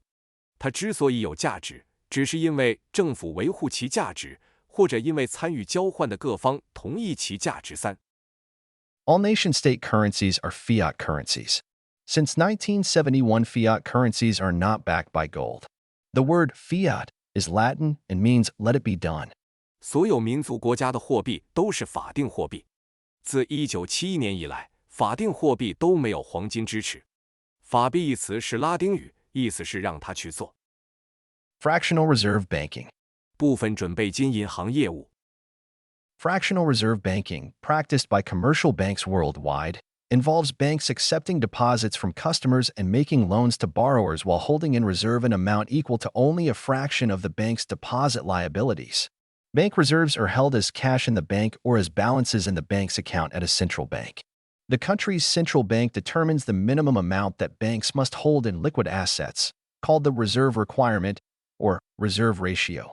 This rate varies from country to country. In March 2020, the Fed abolished this minimum reserve requirement due to the pandemic. Canada, the UK, New Zealand, Australia, Sweden, and Hong Kong have no reserve requirements. 全世界的商业银行都在实行的部分准备金银行制，是指银行在接受客户存款并向借款人发放贷款的同时，只持有相当于银行存款负债一小部分的准备金。银行准备金以现金形式存在银行，或以余额形式存在银行在中央银行的账户中。国家中央银行决定银行必须持有的流动资产的最低金额，称为准备金要求或准备金率。这一比率因国家而异。2020年3月，美国联邦储备委员会因大流行病取消了这一最低准备金要求。加拿大、英国、新西兰、澳大利亚、瑞典和香港没有准备金要求。Full node. 完整节点。A full node is a software program that fully validates transactions and blocks. You can run a full node on your home computer or on a Raspberry Pi. Almost all full nodes help the network by accepting transactions and blocks from other full nodes, validating those transactions and blocks, and then relaying them to further full nodes. They are a part of the peer-to-peer network. 完整节点是一个能完全验证交易和区块的软件程序。您可以在家用电脑或 Raspberry Pi 上运行全节点。几乎所有的全节点都能帮助网络，它们接受来自其他全节点的交易和区块，验证这些交易和区块，然后将它们转发给其他全节点。它们是点对点网络的一部分。Hasher. 哈谢。A specialized computer device, called ASIC, that is only used for Bitcoin mining. 一种专门的计算机设备，称为 ASIC， 仅用于比特币挖矿。International Monetary Fund. 国际货币基金组织。The IMF is an international financial institution, headquartered in Washington, D.C., consisting of 190 countries working to foster global monetary cooperation, secure financial stability, facilitate international trade, promote high employment and sustainable economic growth, and reduce poverty around the world while periodically depending on the World Bank for its resources. Formed in July 1944, at the Bretton Woods Conference primarily by the ideas of Harry Dexter White and John Maynard Keynes. It came into formal existence in 1945 with 29 member countries and the goal of reconstructing the international monetary system. It now plays a central role in the management of balance of payments difficulties and international financial crises. Countries contribute funds to a pool through a quota system from which countries experiencing balance of payments problems can borrow money. Point 4. 国际货币基金组织 IMF 是一个国际金融机构，总部设在华盛顿特区，由190个国家组成，致力于促进全球货币合作，确保金融稳定，推动国际贸易，促进高就业率和可持续经济增长，以及在全球范围内减少贫困，同时定期依靠世界银行提供资源。该组织于1944年7月在布雷顿森林会议上成立，主要受哈里·德克斯特·怀特和约翰·梅纳德·凯恩斯思想的影响。1945年正式成立，有29个成员国，目标是重建国际货币体系。现在，它在管理国际收支困难和国际金融危机方面发挥着核心作用。各国通过配额制向资金池提供资金，出现国际收支问题的国家可以从资金池中借款。Lender of last resort. 最后贷款人。A lender of last resort, LOLR, is the institution in a financial system that acts as the provider of liquidity to a financial institution which finds itself unable to obtain sufficient liquidity in the interbank lending market and other facilities or sources have been exhausted. It is, in effect, a government guarantee of liquidity to financial institutions. Point 5. 最后贷款人 LOLR 是指金融体系中的一个机构。当一个金融机构发现自己无法在银行间借贷市场获得足够的流动性，而其他贷款机制或来源又已用尽时，由该机构向其提供流动性。实际上，它是政府对金融机构流动性的担保。M0 Monetary Base. M0 货币基础。The monetary base, M0, is the total amount of a currency in physical paper and coin that is either in circulation in the hands of the public or in the form of commercial bank deposits held in the central bank's reserves. Point 6. 货币基础 M0 是以实物纸币和硬币形式存在的货币总量，这些货币或在公众手中流通，或以商业银行存款的形式存在于中央银行的储备中。M1 Money Stock. M1 货币存量。M1 is a narrow measure of the money supply that includes physical currency, demand deposits, traveler's checks, and other checkable deposits. M1 does not include financial assets, such as savings accounts and bonds. Point 7. M1 是对货币供应量的狭义衡量，包括实物货币、活期存款、旅行支票和其他可支票存款。M1 不包括储蓄账户和债券等金融资产。M2 Money Stock. M2 货币存量。M2 is a measure of the money supply that includes cash, checking deposits, and easily convertible near money as savings deposits, money market securities, and mutual funds. These assets are less liquid than M1 and not as suitable as exchange mediums, but they can be quickly converted into cash or checking deposits. M2 is closely watched as an indicator of money supply and future inflation, and as a target of central bank monetary policy. Point 8. M2 是衡量货币供应量的指标，包括现金、支票存款以及储蓄存款、货币市场证券和共同基金等易于兑换的近似货币。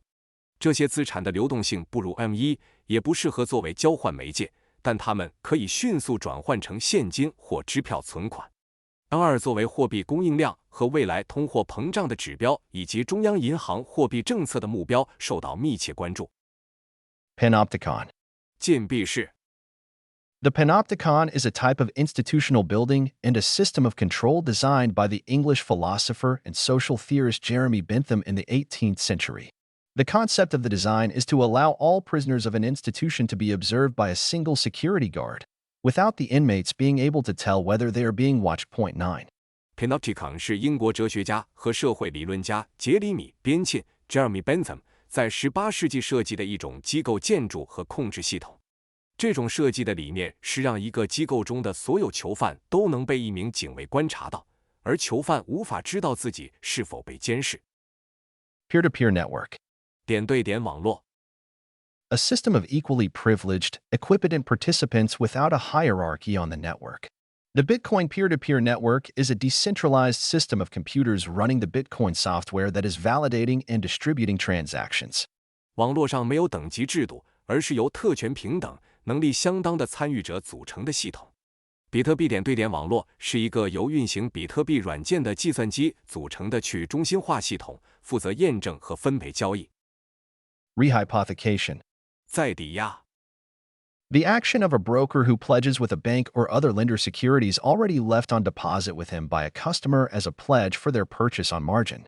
经纪人将客户已存入银行或其他放款人处的证券质押给银行或其他放款人，作为客户购买保证金的质押品的行为。Seed. 种子。12 to 24 words that secure your funds on the blockchain. Anyone with the seed has control over the funds on the associated addresses. 12至24个单词，确保您在区块链上的资金安全。任何拥有该种子的人都可以控制相关地址上的资金。Surveillance capitalism. 监控资本主义。A term coined by Shoshana Zuboff. It describes the systematic commodification of personal data by centralized monopolistic companies with the core purpose of profit-making. 这是一个由 Shoshana Zuboff 创造的术语，它描述了中央垄断企业以盈利为核心目的，有计划地将个人数据商品化的行为。Wallet. 钱包。Software or hardware that holds all your Bitcoin addresses and private keys. Use it to send, receive, and store your Bitcoin. 保存所有比特币地址和私钥的软件或硬件，用它来发送、接收和存储比特币。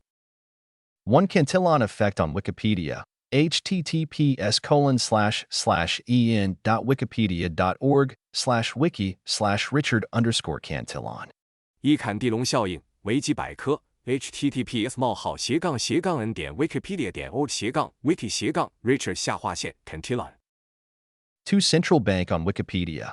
https://en.wikipedia.org/wiki/central_bank. 二维基百科上的中央银行 https://n.wikipedia.org/wiki/central_bank. 3 Fiat money on Wikipedia. https://en.wikipedia.org/wiki/fiat_money. 三维基百科上的法币 https://n.wikipedia.org/wiki/fiat_money. For IMF on Wikipedia. https://en.wikipedia.org/wiki/international_monetary_fund. 四维基百科上的国际货币基金组织 https://n.wikipedia.org/wiki/international_monetary_fund. 5 Lender of last resort on Wikipedia.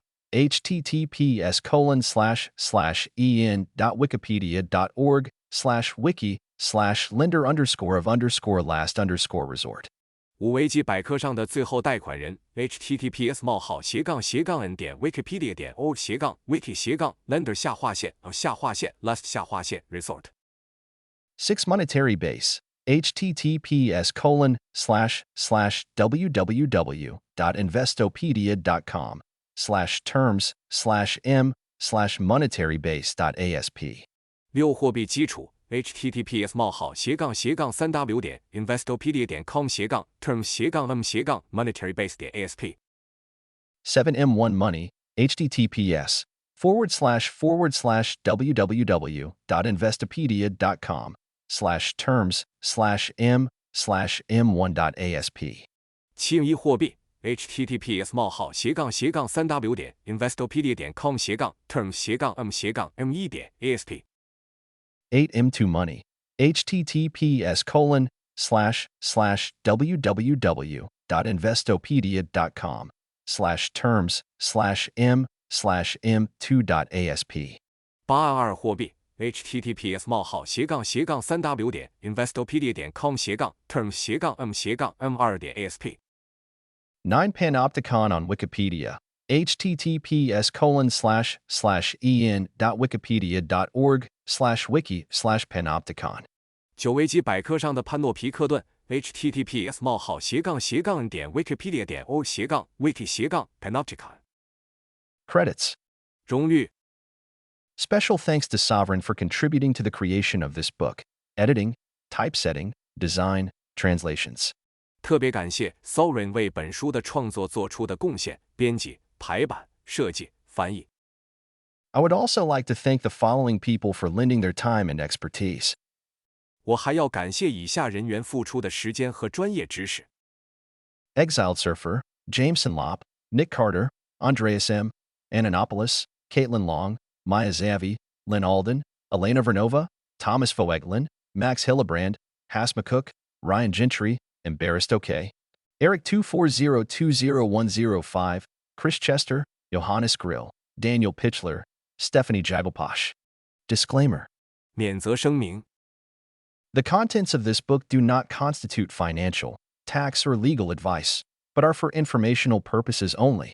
The information is intended to inform a set of best practices. It may not address risks specific to your situation, and if it does not, you should modify appropriately. While this information may inform best practices, there is no guarantee that following this advice will sufficiently ensure the security of your digital assets. In addition, this information is only a window on best practices at a specific moment in time.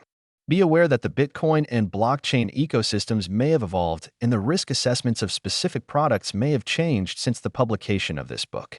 In other words, be cautious, be careful, and be aware of the current Bitcoin and blockchain landscape before you use this information. 本书内容不构成财务、税务或法律建议，仅供参考。这些信息旨在提供一套最佳实践，它可能无法解决您的具体情况所面临的风险，如果无法解决，您应适当修改。虽然本信息可为最佳实践提供参考，但并不保证遵循本建议就能充分确保您数字资产的安全。此外，这些信息只是特定时刻最佳实践的一个窗口。请注意，自本书出版以来，比特币和区块链生态系统可能已经演变，特定产品的风险评估可能已经改变。换句话说，在使用这些信息之前，一定要谨慎、小心，并了解当前的比特币和区块链环境。Author. 作者 Anita Posch is a Bitcoin advocate, author, solopreneur, and host of The Anita Posch Show. She is a member of the board of Bitcoin Austria, an educational nonprofit organization. Anita Posch 是比特币的倡导者、作家、个体经营者和 Anita Posch 节目的主持人。她是教育性非营利组织比特币奥地利的董事会成员。Anita's goal is to bring Bitcoin to billions through her educational work. She has developed a Bitcoin podcast, a YouTube channel, and wrote the book, Earn Bitcoin. She has also interviewed people from all around the world, including some from developing countries like Nigeria, South Africa, Venezuela, and Afghanistan about the effects of Bitcoin on people's freedom. Anita 的目标是通过她的教育工作将比特币带给数十亿人。他开发了一个比特币播客，一个 YouTube 频道，并撰写了《Earn Bitcoin》一书。他还就比特币对人们自由的影响采访了世界各地的人们，包括一些来自尼日利亚、南非、委内瑞拉和阿富汗等发展中国家的人们。In early 2020, she was the first Bitcoiner to visit Zimbabwe to research the country's monetary situation as well as the adoption rate of Bitcoin and to report on the results in her podcast. The goal was, through interviews, to build a bridge between people who live under flawed democracies or authoritarian regimes to the rest of the world and to show how Bitcoin could improve their living conditions and financial freedom. 2020年初，他成为第一个访问津巴布韦的比特币玩家，调查该国的货币状况以及比特币的采用率，并在他的播客中报道调查结果。其目的是通过采访，在生活在有缺陷的民主或独裁政权下的人们与世界其他国家之间架起一座桥梁，向他们展示比特币如何改善他们的生活条件和财务自由。Bitcoin is money from the people for the people. Its mathematical rules can't be corrupted, neither by governments nor by billionaires. This guarantees a level of fairness that cannot be achieved in traditional human-driven systems. It gives underprivileged individuals, such as people from developing nations, women, and oppressed minority groups, the chance to participate globally in a free and private manner with each other. This freedom to exchange value, unleashing people's creativity and innovation, is what drives Anita Posh. 比特币是取之于民、用之于民的货币，无论是政府还是亿万富翁，都无法破坏其数学规则，这就保证了公平性。而这是传统的人为驱动系统无法实现的。它为发展中国家的人民、妇女和受压迫的少数群体等弱势群体提供了在全球范围内自由、私密的相互参与的机会。这种价值交换的自由释放了人们的创造力和创新力，正是阿妮塔·波什的动力所在。Bitcoin might be our only tool to secure the human right to privacy and freedom of transaction. It's a medium of liberation for billions of people and a defense mechanism for privacy in our ever more digital lives. Anita Posh. 比特币可能是我们保障人类隐私权和交易自由的唯一工具，它是数十亿人的解放媒介，也是我们日益数字化生活中的隐私保护机制。阿妮塔·波什。Before she started her educational Bitcoin work in 2017, Anita gained over 20 years of experience in web development, e-commerce, and online business. Disillusioned by the centralized nature of the internet, consumerism, and surveillance capitalism, she spent 2016 in Berlin on a mission to make a change. 在2017年开始从事比特币教育工作之前，阿妮塔在网络开发、电子商务和在线业务方面积累了20多年的经验。她对互联网、消费主义和监控资本主义的中心化本质感到失望。2016年，她来到柏林，以改变现状为己任。In early 2017, she attended a talk about Bitcoin and open blockchain technology and the positive impact it could have on society.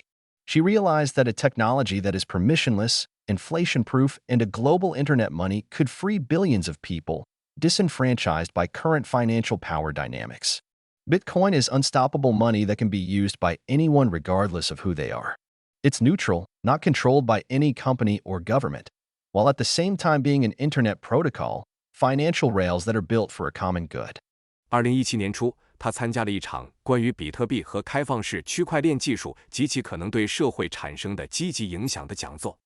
他意识到，一种无权限、防通胀、全球互联网货币的技术可以解放被当前金融权力动态剥夺权利的数十亿人。比特币是一种不可阻挡的货币，任何人都可以使用，无论他们是谁。它是中立的，不受任何公司或政府控制，同时也是一种互联网协议，是为共同利益而建立的金融轨迹。Anita translated 2 volumes of the Internet of Money, https://anita.link/idg2, by Andreas M. Antonopoulos into German.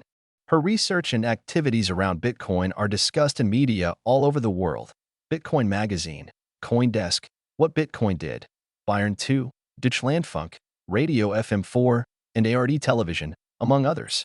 阿妮塔将安德烈亚斯·安东诺普洛斯的2卷货币互联网 https://anita.link/idg2 翻译成了德文。世界各地的媒体都在讨论它围绕比特币开展的研究和活动。比特币杂志 CoinDesk、What Bitcoin Did、贝尔2、Deutschlandfunk Radio FM 4和2电视台等。Anita Posch regularly tweets on https://twitter.com/Anita Posch. Anita Posch 经常在 https://twitter.com/Anita Posch 上发布推文。You can find more about Anita on her website on https://anitaposch.com. The Anita Posch Show on https://anita.link/show and information about this book on https://learnbitcoin.link. 关于安妮塔的更多信息，请访问她的网站 https://anitaposch.com。安妮塔·波西的节目 https://anita.link/show 以及本书的相关信息 https://learnbitcoin.link. Donate. 捐赠。 I'm an independent one-woman business. I have no staff, no assistant. Sometimes I hire freelancers to help me out. If you want to support my work bringing education about Bitcoin to as many people as possible, you can contribute at https://anita.link/donate. 我是一个独立的个体经营者，我没有员工，没有助理，有时我会雇佣自由职业者来帮助我。如果你想支持我的工作，让更多的人了解比特币，你可以通过 https://anita.link/donate 捐款。